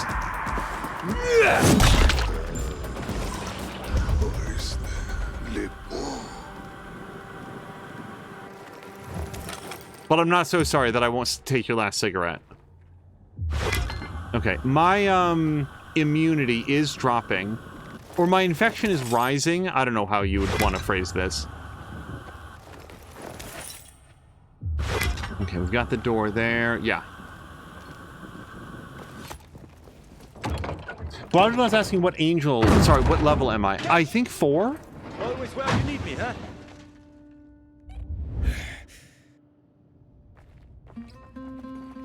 Okay, the door did not open, but he kicked down... I think Hakan kicked this down. Yeah, actually, blah, blah, blah. Let's look. 4. It's up there at the top right-hand corner. And that, for the record, is why I was spending so much time and effort finding all of the, like, inhibitor containers and stuff for the last several episodes. It was about getting leveled up.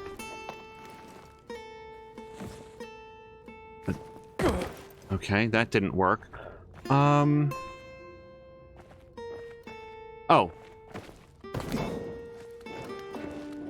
Can you imagine, like, reaching this point and being so low on immunity that you wind up, you know, I wind up zombifying down there? So close to safety, but not able to do the parkour in time? Barney, kid. Find Barney. Where'd you come from? I've got a sixth sense, kid. I knew you were gonna get in trouble. Barney wanted to kill you. Means he has something to hide. Something about Lucas, or worse. What do you mean? The murder of the commander. Now the takeover of the water tower. That's no coincidence, Aiden. Barney has long been looking to get out from behind his sister's shadow and rid Villador of the Peacekeepers himself. I'll try to find him. Be careful. I'll go warn Aitor. Let's keep in touch. I gotta say, Hakan, it's a little suspicious that you show up right then and send me on a murder mission against somebody. I'm out! Come on, man! I will find you! Okay, let's search around inside the... Remember that, like, caged area that we saw earlier? Blah, blah, blah was saying that I seem to be a little overpowered. This is, blah, blah, blah, a level 1 mission. I've been going around and doing a lot of non-story stuff just because it felt... Oh, that's just a bottle. it felt important because I kept dying so much in the early episodes. I'd go out, like, the sun would just touch the horizon, and suddenly I'm dead 4 times. Okay, yeah, that's the caged area, it looks like.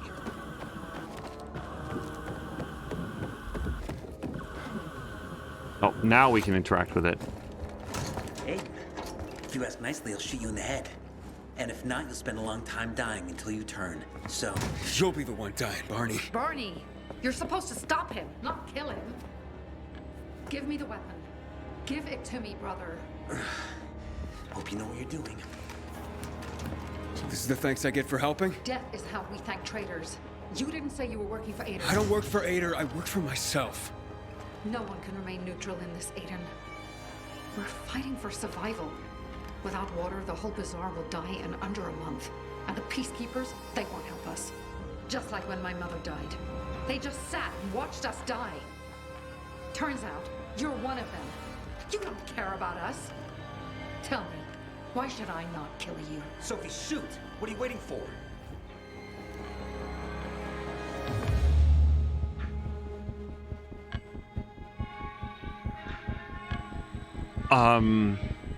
I really like the fact that there's a timer on this, and also that it's generous enough that I can think about it.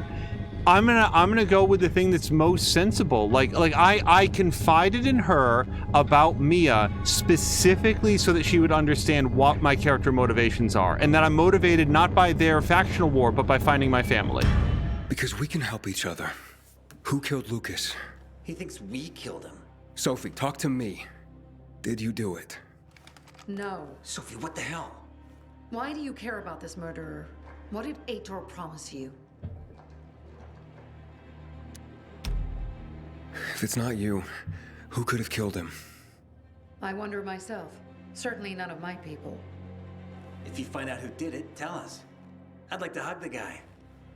Lucas deserved to die. Lived too long as it is. We didn't have to kill him.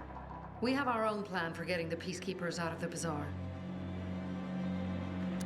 Aiden promised me passage to the center. That's why I'm helping him. And you believe him? Just like that? At least he didn't try to kill me. He wasn't the one you betrayed. But I can help you too.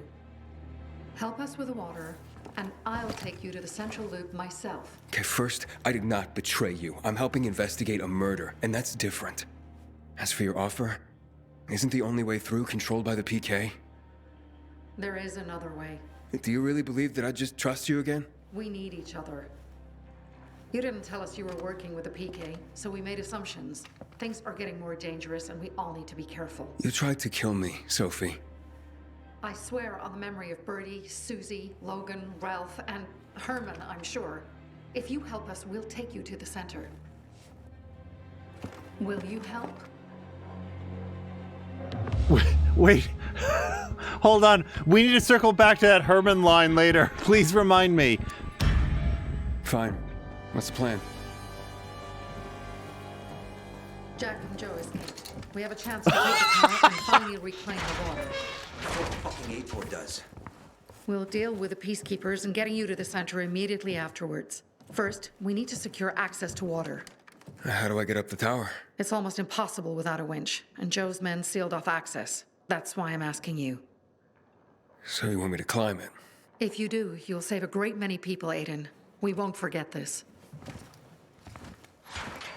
Wait, there's so many lootables in there! I guess that's the cost of doing it. Okay. So just super quick, a couple quick notes. Number one, the acoustics in that conversation were super messed up, and I believe it's because the game or the game engine is treating that gate, that open gate, that barred gate, as being a solid wooden door. So it's sort of like muffling their voices as though they were like behind an obstruction. That's what it sounded like to me. That's a guess. Apparently, even while paused, I'm getting a whole bunch of stuff. Secondly, I adored when she held up her hand and she like crossed her fingers, like I promise, like double plus promise. That was very cute. And then when she was listing off the souls of all the people on whom she was swearing that she was going to work with Aiden and help him, she was like, and also Herman, I assume.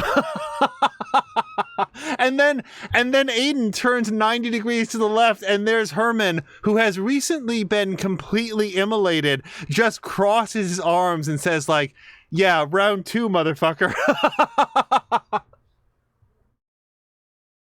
Oh, I really like that conversation. And finally, it's the little details in the character animations. So again, no spoilers here, but I described the conversations in Midnight Suns as being very Mass Effect 1. And I talked about what I meant by that, which is that the characters were very static. They stood in one place. They typically had a single pose that they were in.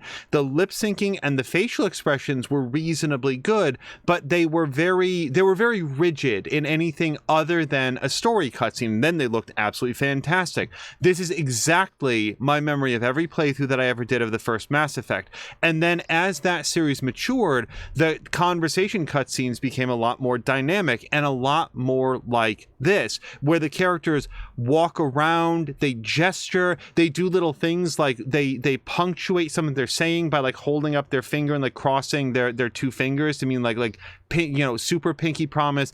I really like those little details because some of it might be motion capture, but a lot of it is artists doing things to like, animate the characters and to integrate those performances into the game. And then finally, I just again want to say how much I enjoy all of the voice acting. This includes Barney, Hakan, Sophie. They're really lovingly delivered, and even in the places where some of the line delivery is a little campy, it's just so charming to me. And that includes the and I assume you've killed Herman. That was just very funny. What are you still doing here? Get out of here. Don't take my hot plate.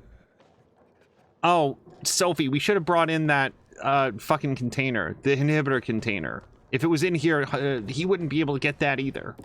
Okay, we should go.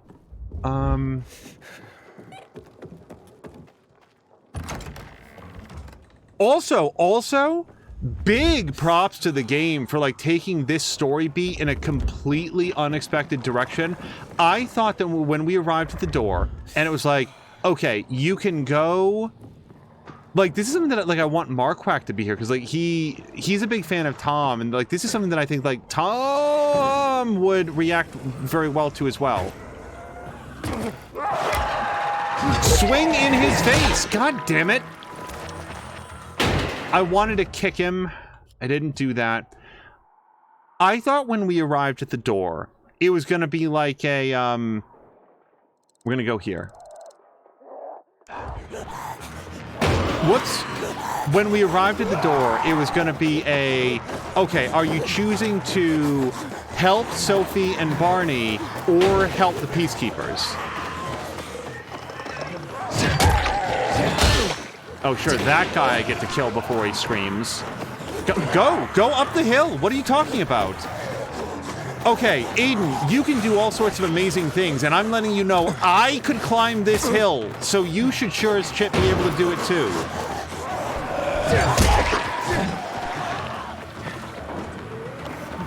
All right, I'm gonna gamble that there's not a lot of dudes in this tunnel. Aiden, what's the status?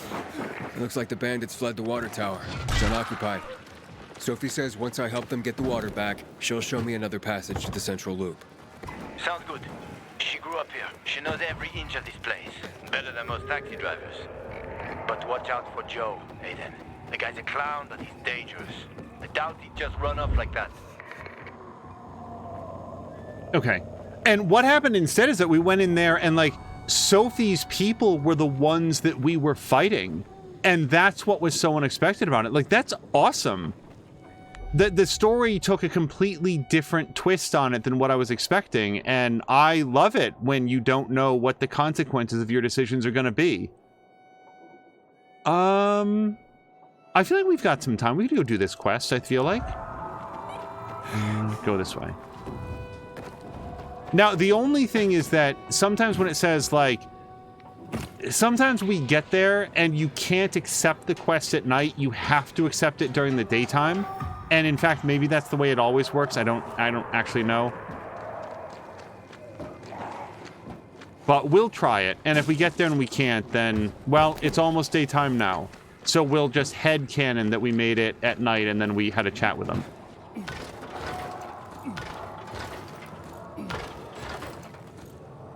There is a prompt for you to smash if you go to that particular steep hill. A prompt for you to smash. Like what, X or what was it, blah, blah, blah? Like a button prompt to like smash the button, shit! Okay, well. Jump. Because I absolutely missed it. I think it was A, he said. Wow, you're 100% right. I totally missed that. It's probably in my eyes, it was probably lost in the foliage and the blind panic.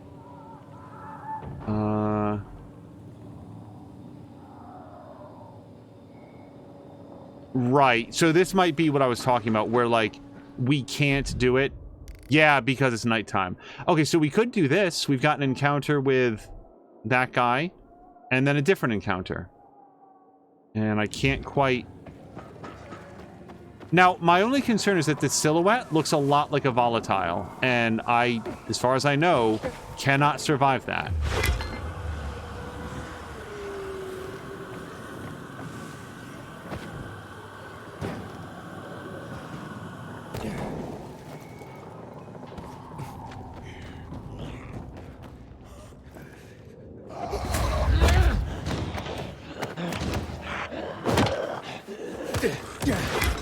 Will you stop that?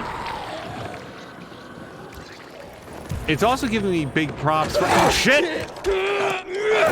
Okay, not gonna lie. That one, kind of an effective jump scare. Yeah, so we can't go in here. Whatever this was is gonna be way more lethal now. So I'm just gonna go back outside. Nope.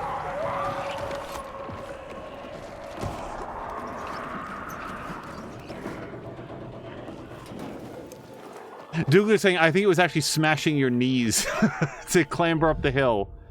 Okay. Well, then let's go on with the quest then.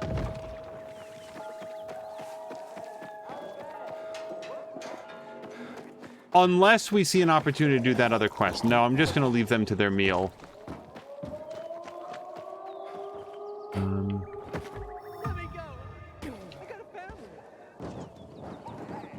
Oh, hold on.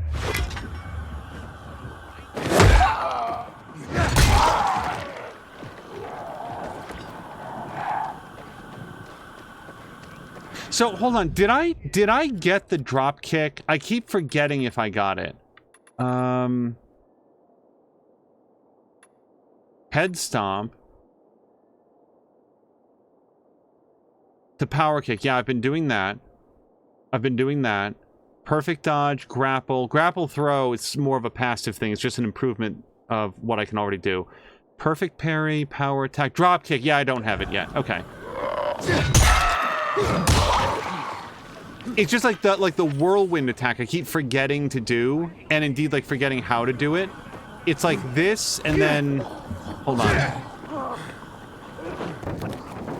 I legit don't remember how to do it. Power attack is Y. Yeah, see, Y isn't used for any other purpose.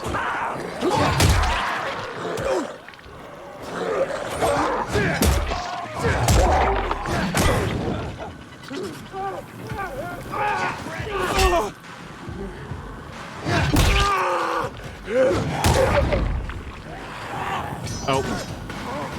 Well, we'll just let this sort its way out.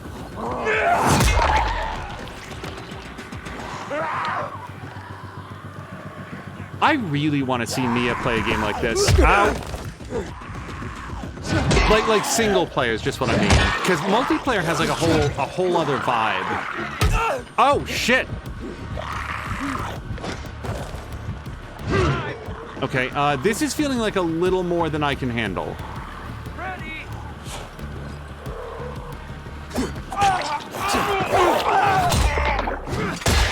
Oh.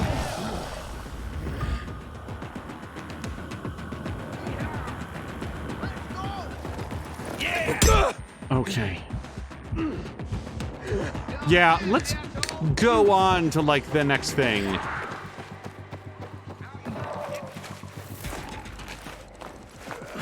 Okay.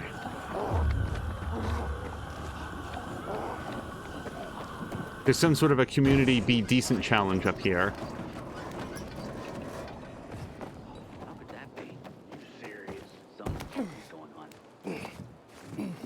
Oh, it's not a be decent challenge, it's a murder all the bad guys challenge. Well, I like to do that too.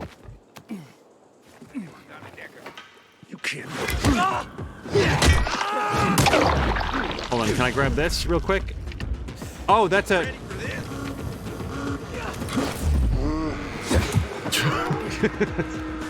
I did a fade, fall down the hill, fall off the edge of the roof. Spear throw. It didn't work out.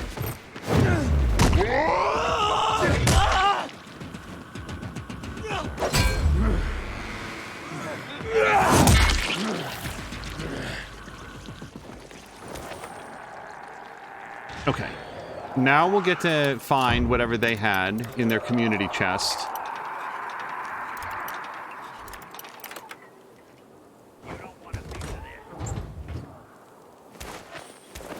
I remember, yeah, I think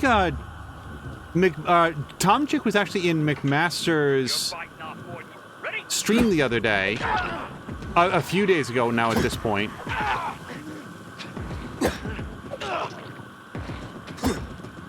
And I had asked him if he had tried any of Frosthaven, which is this, like, gigantic, like I don't want to overstate this, but I'm also not sure that I could.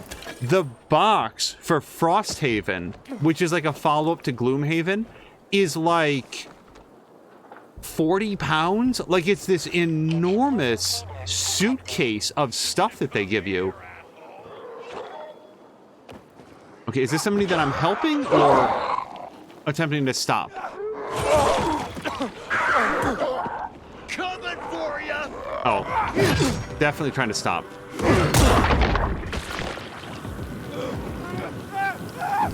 Want any help with that? Okay.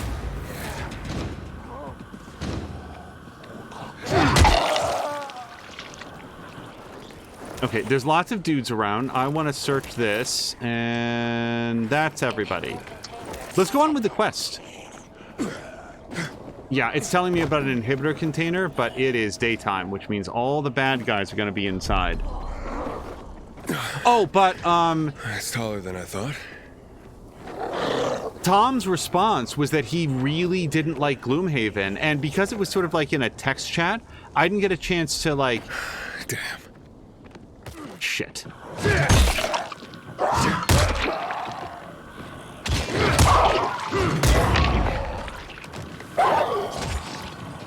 Wait, what are they impaling themselves on?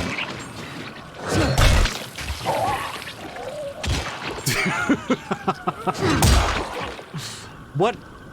Oh, just this spike wall.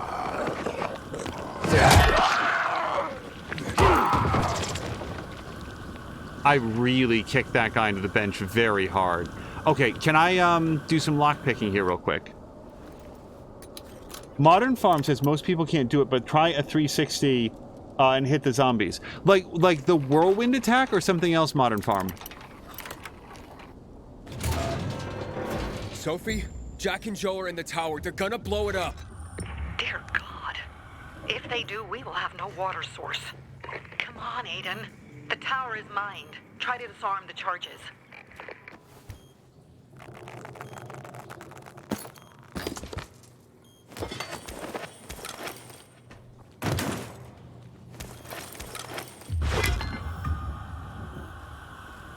Whether or not this actor is affecting that manner of speech, or it is her natural speaking voice, I am really enjoying it. Investigation.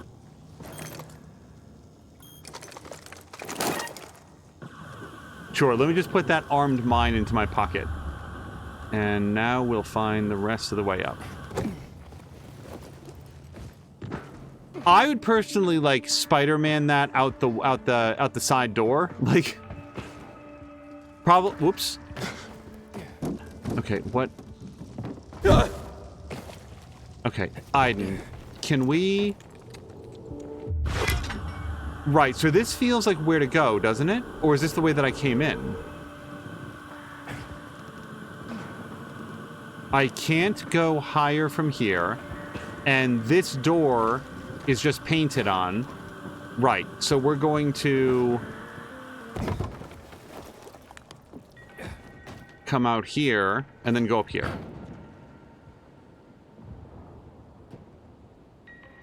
Just with control. So I just want to know, this is as far as I can go, but I could try to do a 360 and get them next time. We'll try to do that the next time that I have access to a person to hit.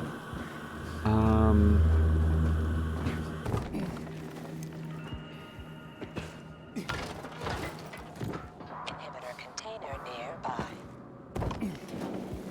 Well, hopefully that inhibitor container is getting closer, because this is the way that I'm going. It is getting closer, but mostly need closer to go up there.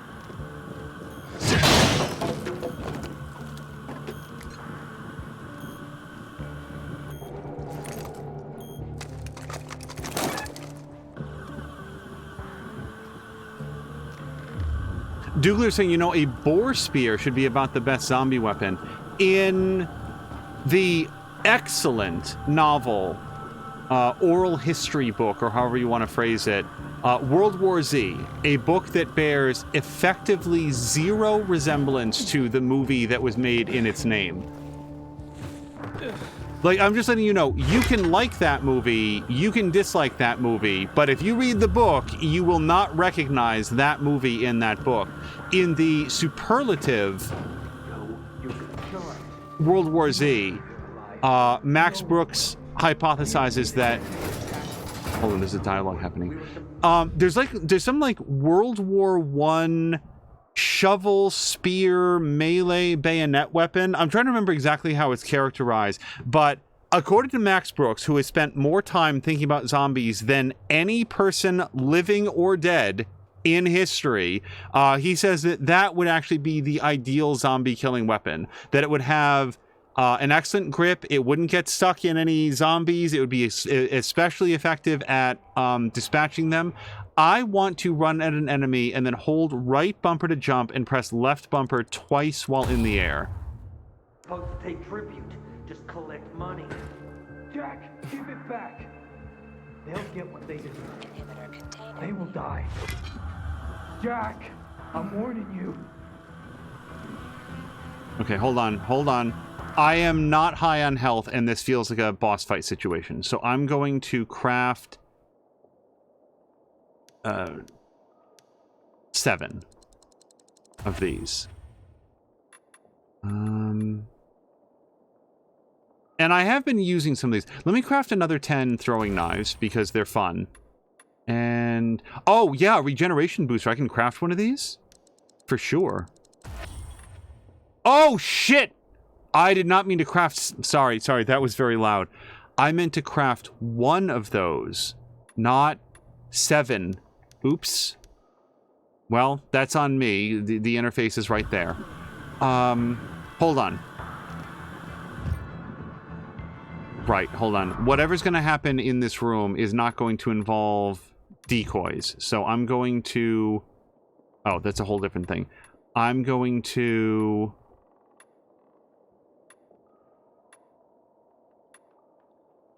Yeah, let's get our regeneration booster on.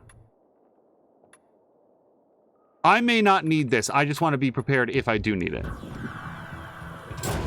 Oh, hold on. I was going to actually heal before we went in there.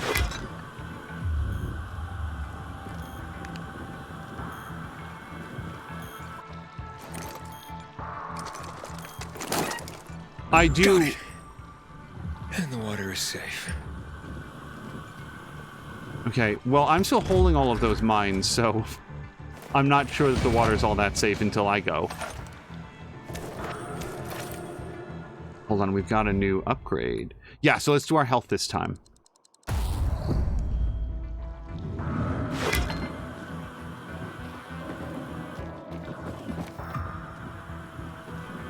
that's that. It does look like it's, yeah, prompting me to go up.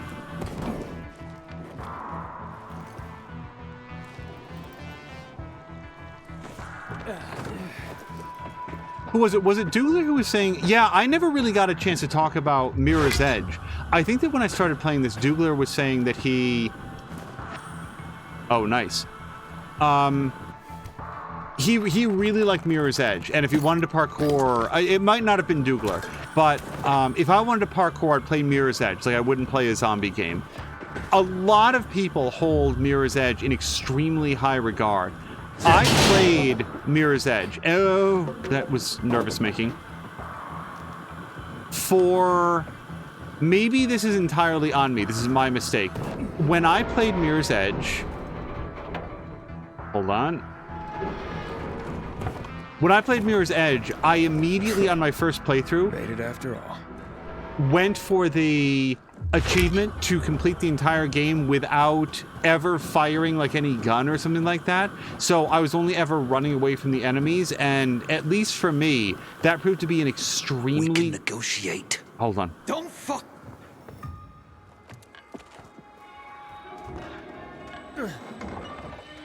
It was a very, very challenging way to play the game, and I had a lot of difficulty with it, and that probably colored my experience with Mirror's Edge. Of course they'll fuck us up. Either the bizarre jagholes or the PK. They'll be on us the moment we come down from here, buddy. Fuck, we lost it, man. We lost it. We can't find everyone. That's why it's time for fireworks. Nobody's getting out alive. Joe, I don't want to die, you asshole! Hey, who's there? Stop! Or we'll blow the goddamn tower, I swear! I mean, I don't know their story, so I feel like we can always fight in a minute. I found the bombs. Let's talk. The time for talking is over. We're gonna fuck this place up. You're not listening. You're done. I want it to be over. And to leave the city safely. Help me, and I'll help you. You're fooling yourself, Jack. Nobody's letting us out of here alive. Look, I am a pilgrim. Let's just blow it up already. I dare you. I know you won't do it. Don't listen to him, Jack. It's over. Fuck it up! I don't know. I'm scared. Joe, wait. Joe. Hey. Isn't that the pilgrim who showed up at the bazaar recently? Maybe. Pilgrim or Pope. So what? Don't you get it? If he's a pilgrim, he can get us out. Lead us out of the city to someplace safe. I don't trust that fucker. You don't trust anyone. I told you to play nice with Barney when we had the chance. Fucking listen to me for once. Well, play nice with Barney? What for? To make him get the fuck out of the bazaar. After what we found out from the peacekeepers. We tipped off the fucker, gave him a chance to run. But he thought he was too clever for that. They warned Barney. About what? Well, about Lucas wanting to take him in on weapons charges, among others. But set a trap for him for weeks. And instead of politely getting the fuck out of here, he tried to play cute instead. So, Barney knew Lucas was after him.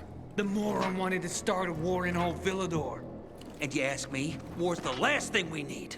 Money, crystals, that's a different story. That's why I tried to put an end to that rabbit dog and his sister. So, Pilgrim, will you get us out of the city or what? Calm down, Joe. I won't fucking calm down.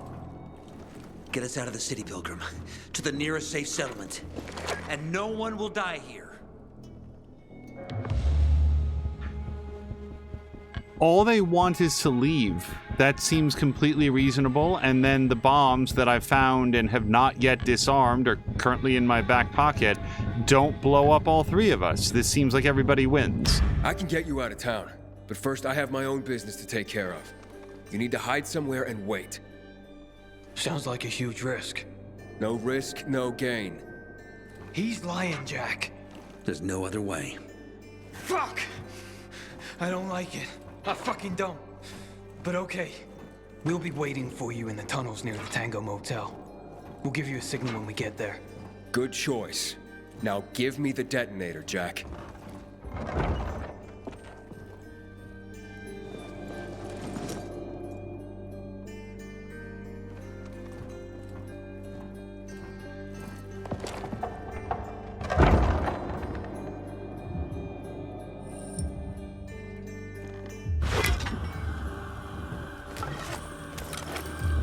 All right, we're gonna like sort through this. I found a med kit.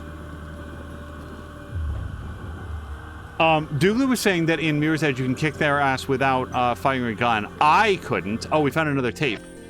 I know that like melee combat is a thing. I was just not. Mirror's Edge, for anybody that doesn't play it, has what I consider to be a fairly advanced. Oh shit, my inventory's full.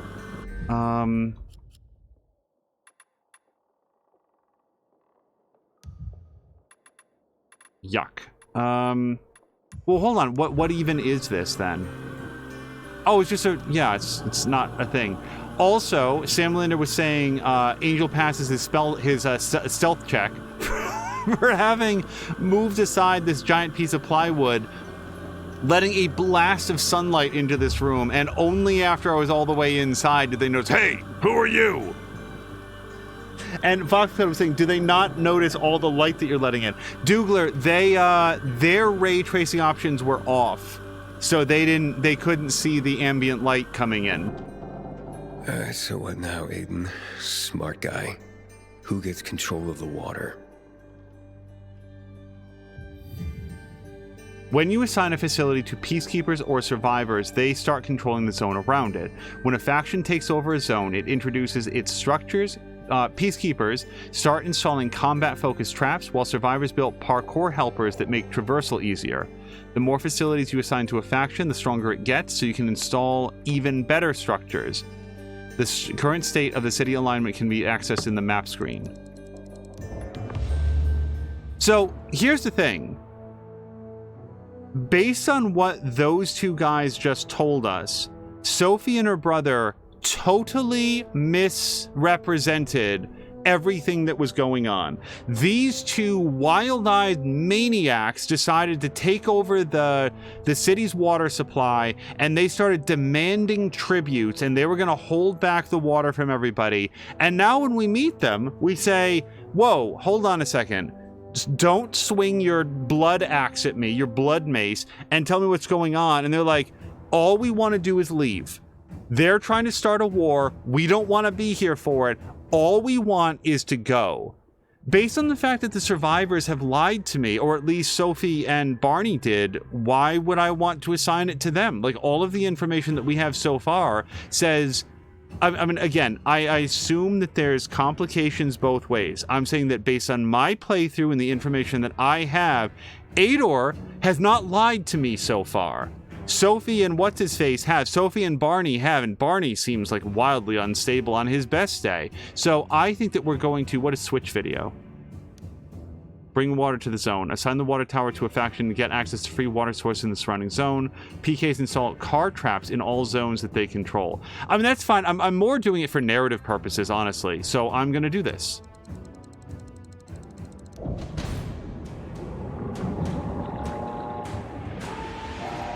Now, some might say that this vindicates Sophie and Barney's suspicion of Aiden, that he's working for the Peacekeepers, but I wasn't working for the Peacekeepers up until the point that they lied to me.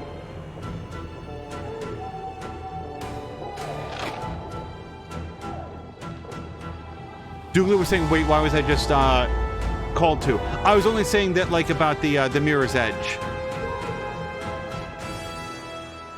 I've unlocked the city alignment zoom level. I'm going to press this. Okay. So I assume blue is peacekeepers and yellow is survivors or whatever. So that's where we stand. Oh, left trigger. Okay, so there's the central loop. City alignment zoom level displays the current state of the city zones, both neutral and those controlled by peacekeepers or survivors. Here you can find the various city rewards you receive by assigning zones to factions. To assign a zone, find its facility, water tower, or electrical station, activate it, and then assign it to the faction you want to support. And the thing is, I just want to note, I am not now anti... Wait, how much further can we zoom out? No further. I am not anti... survivors now. I'm just not particularly inclined to assign the water tower to the survivors when the only survivors that I know that knew about it lied through their teeth the whole way up and down. Hakon. Aiden, where the fuck are you? Barney knew Lucas was trying to capture him. Jack and Joe warned him. He could have avoided the trap, but he went into it anyway. That's when Lucas was killed. Maybe we should check out Barney's hideout at the Hotel Tango. I'll make sure the place is safe. You can go search Barney's stuff. Coast is clear now.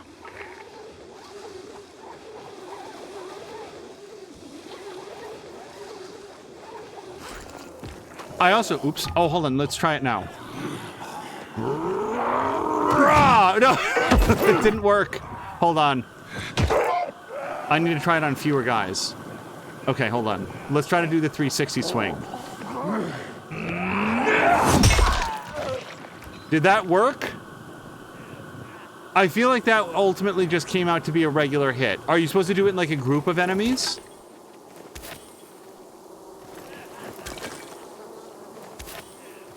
Maybe there's like a particular timing to it or something. Oh, I need to go to a shop because I cannot live in a world where I'm not allowed to loot all of these wonderful items.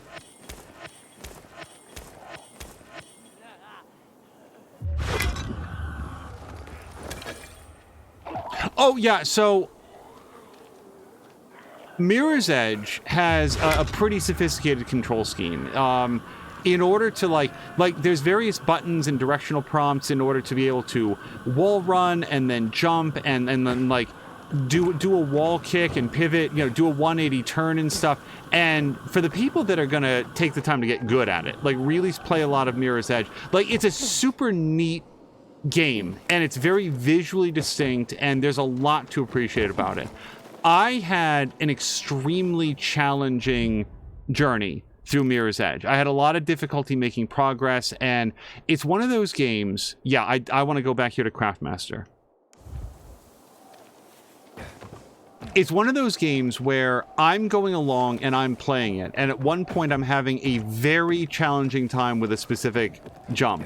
And I try it, and I die. And I try it, and I fall to my death. And I try it, and I die again. And then at some point, I'm like, okay, I'm looking around. I'm trying to figure it out. Clearly, this is not what I'm meant to do because, like, I've given it my best 5, 6, 7 times here, and I just keep dying. So let me look up online, like find a video or something, because I'm really stuck at what appears to be my misunderstanding what this parkour challenge is. And no, I was doing it at the right spot, going the right direction in the right way, and I just had to try it a bunch more times until I was like on the exact right pixel to be able to move it forward. I try to own my controller failures, my timing failures. I'm saying that when I finally made it past this particular jump in Mirror's Edge, I was not capable of consciously processing what I had done differently to every previous attempt. It felt arbitrary in a way that came to sort of like tinge my experience with the game. Okay, wait. No, hold on. I want to sell weapons. I got a lot of trash weapons. We're gonna go to equipment. Oh, no. Yeah. All these white weapons gotta go. I could probably save some time by just going up here and doing it here.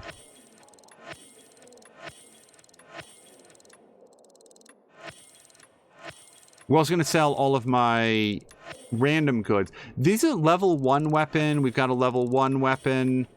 That's one that I think crafted at one point, so we'll just leave that where it is. This level 2 weapon. Yeah, I'm like level 4. So we're going to start calling out anything that's level 2 and below. Like, even this, I should probably just sell it. It's probably at its maximum level of value right now. That one's an artifact. Like, that one's a really high level one. Until I find like something better, I'm going to hold on to that. Okay. And then in terms of buying things, probably not a lot that I need to buy. Why did you give the water to those birds? upset. It isn't gonna help us, is it? You work too much. Motherfuckers. Oh, I'm getting the stink eye from people because I gave the water over to the peacekeepers. Finest stuff around. Douglas saying, my first reflex is to get rather flirty, but I don't know how you would feel about that, so I'm not going to do that. Oh, to Fox McCloud. We were talking about cute people, he said. Oh, and, like, I again want to state very clearly, Mirror's Edge is a highly regarded game, and a lot of people were extremely excited to, for them to do a sequel to it. So, I would definitely recommend to people that if they get the opportunity to try Mirror's Edge for themselves, that they do so. Wait, upgrade. Why? Rare shaft mod. Uncommon shaft mod. But they're both fire. 10, 4 seconds, 180. 15, 4 seconds, and critical hit chances plus 12%. Why do I have a blue and a red? Oh, that's Inferno. Blast mod. Charges over time, activate with right trigger and A when ready. Oh, I'm glad that I was looking at this because I couldn't work out what was different about it. Okay, I mean, I would kind of like to generally upgrade a variety of things, so I think that I'd like to start working up like a well, then again, I've only got the one brick. I'm going to start upgrading my, I think that I'd like to have a Venom weapon that's good against humans. I'm assuming Venom doesn't do very much to zombies, and I could be wrong, but it does seem like it'd be very good against human beings. So we're going to upgrade that. Okay, and now that takes care of all of my uncommon infected trophies. I'm going to go to craft weapons, but I don't... A bolted bludgeon. That's better or different than an engine bludgeon. It is... Hold on, is this still two-handed?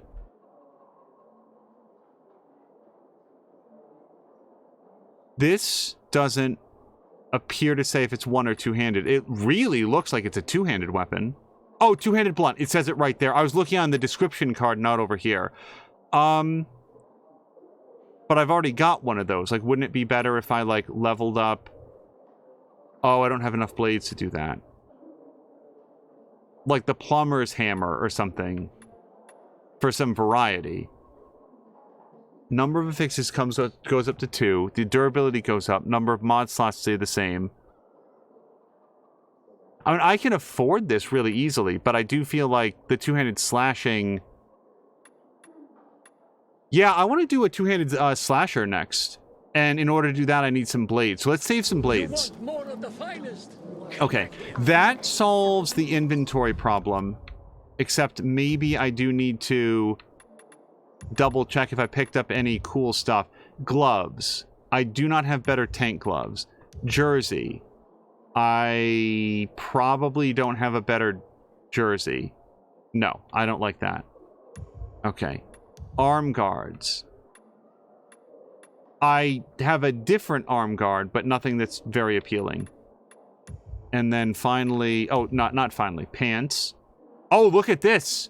Oh, commando cargos are way better. This has a lot more armor and a lot better of everything. Is there anything that it doesn't have? No, it's got way more damage with two-handed weapons, more parkour XP, stamina regeneration. Actually, I'm going to lose that altogether, it looks like. But the stamina cost for swinging two-handed weapons goes way down. Yes, definitely equip this.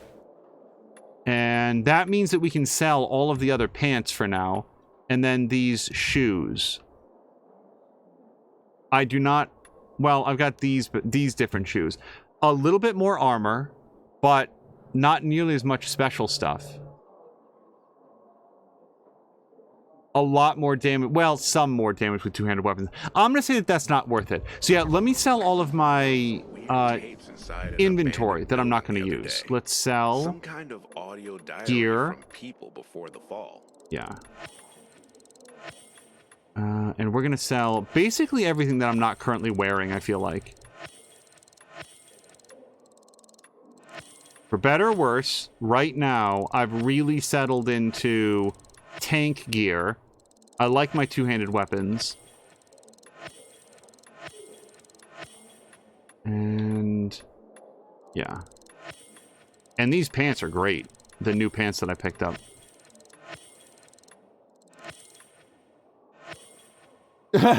Cylinder says, Chef Mod, Blah blah blah is saying, sounds like the only mistake you made in Mirror's Edge was not embracing the superiority of mouse and keyboard, or playing it on Xbox 360, which was the version that I played. So regrettably, I bet that the PC version runs flawlessly. So let me ask you guys a question, because again, I never played it. Mirror's Edge, the sequel, the one that they made, people did not like it. I don't know why people did not like it.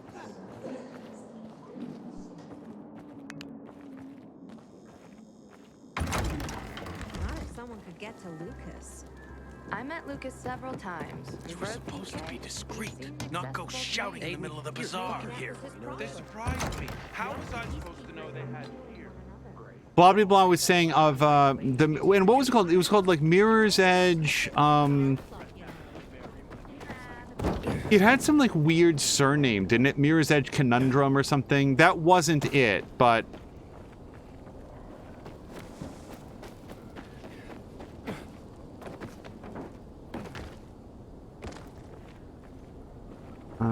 can I get up here? Second Mass Effect says Fox McCloud was just not as intense. Oops. Something fucking stung me. Okay, sit down. Damn it. Ah, my neck's killing me. Oh, it was probably just a bee. More like a hornet. Don't be such a baby. So they're doing a mission, or they're offering a mission. I'm going to tell you what, I bet that I'd probably want to do this mission next, because I feel like when they start introducing, like, oh, we're going to go meet the guys and go, like, leave the loop or go to the central loop. Oh, let's listen to our tape real quick, because otherwise I'm going to forget to do this. Also, we got this PK lager-themed beer coaster, a skillfully crafted and useful artifact that enabled one to enjoy a sunset with a nice IPA before and after the fall of civilization. What does IPA stand for exactly? I know that it's like a craft beer thing. I just don't know what it actually... Uh-oh. You guys, which one was it? Was it this one? I feel like it was this one. Egg hunting?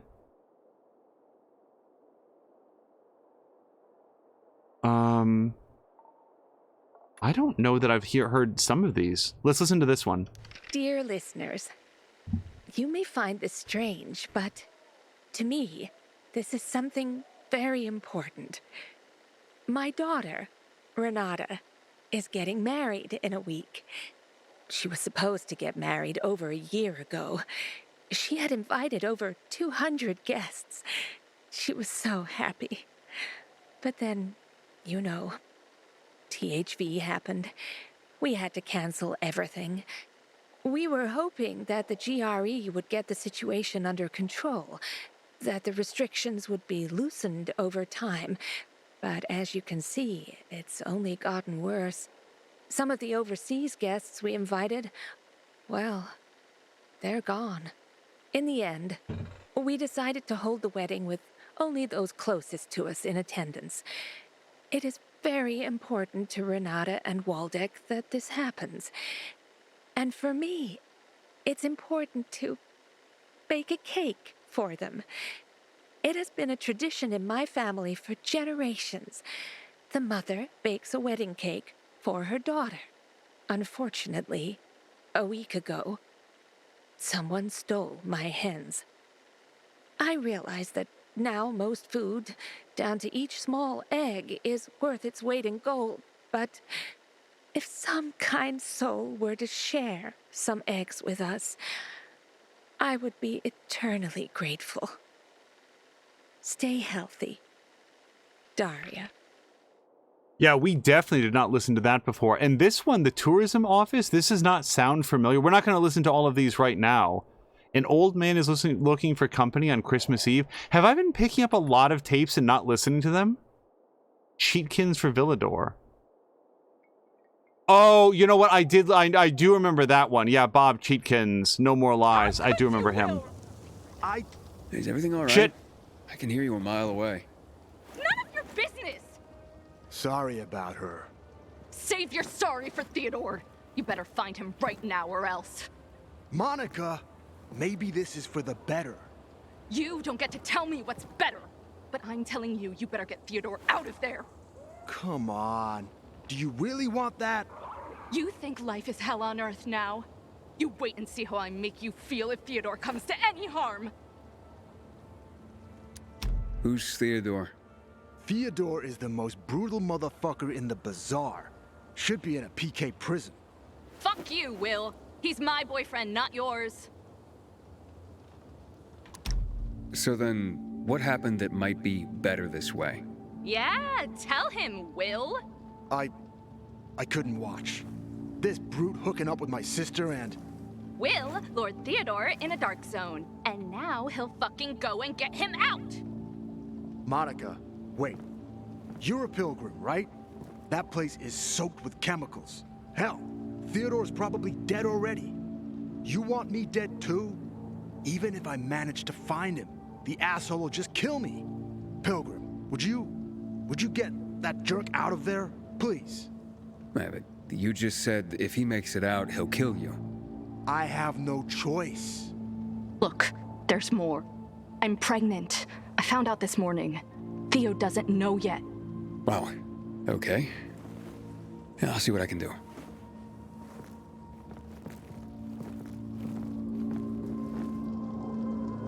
Don't pregnancy tests have like an expiration date?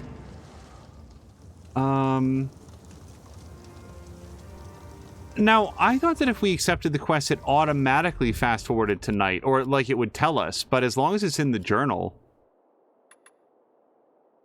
Yeah, okay. Oh, by the way, I don't know if Mia's still here. No, okay, so, sorry.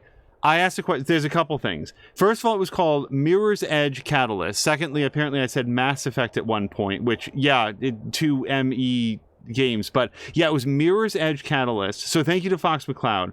Blah blah was saying there was some guesses, and then apparently IPA is India Pale Ale. Multiple people are saying, so including blah blah, Solid Chrome Hickey. Somebody said that APA is American Pale Ale. Is that? I hope people are being serious, because that I have not heard that, but that's interesting. And Mia is saying IPA is Imperial Potty Assistant, and APA is average puce sauce? Puce apple, I think. Why did I say sauce? And then Simulator is saying yes, but they probably still work for quite a while afterwards. Yeah, that's a good point. Probably like other expired medications, they just become less reliable and not like poisonous or like they just stop functioning altogether. And then the other thing that I was going to say, Mia, I believe our favorite Dark Pictures anthology actor, Will Poultier, just landed a really major part in the Marvel Cinematic Universe, which I had no idea of. It was on Polygon because, as you know, if something is happening in the world of entertainment, Polygon wants to make sure that they spoil it for you, that there's never going to be an interesting twist to reveal, because they will have told you about it by putting it onto the main site of their page in an unfiltered spoiler just in the thing. And one of the things that they announced in the sort of like, or they had an interview on without me spoiling it, is that Will Poultier is like in the MCU now. So good for him. Yeah, no kidding. That dude has been in most, if not all, of the Dark Pictures anthology games, and like they keep bringing back the same cast, and it's super cool that he landed like what sounds like is going to be a pretty significant role. So that's awesome. And Sam Lander says, that's why I never go to Polygon if I'm avoiding spoilers. Sam Lander, I have bad news for you. Polygon just this moment published 5 news stories. What to make of Sam Lander's shocking decision. How we knew that Sam Lander always had a problem with your favorite website. Sam Lander and Polygon, the truth revealed. Like, all of these article titles that no individual one of them gives away the spoiler, but together it's basically just a script for a movie. Oh, Polygon, I don't know why I go to you sometimes. Okay, let's call it there. This was a really fun stream. This ran for, wow, over 4 hours. I was aiming for 3. What a fantastic Saturday afternoon game. I really enjoy this game quite a bit. We will be back possibly tomorrow, but then definitely on Monday, and whichever stream comes next should be some more Marvel Midnight Suns, where we are picking up where we had last left off now with the Storm DLC, and then because we've played all the previous DLCs, there's going to be some sort of an add-on chapter, a final mission, something that sort of like ties it all together, and it's sort of like the big narrative payoff for having done all of these, as though the gameplay wasn't already rewarding enough. One of the best games of the year, and I've really enjoyed it. But we're going to call it here for... hold on, how do you get to the exit game? Yeah, we're going to head out to the main menu, and we will see you guys again next time. And in the meantime, we're going to go find somebody fun to raid. Until then, you guys, thank you so much, and I hope you have a great night.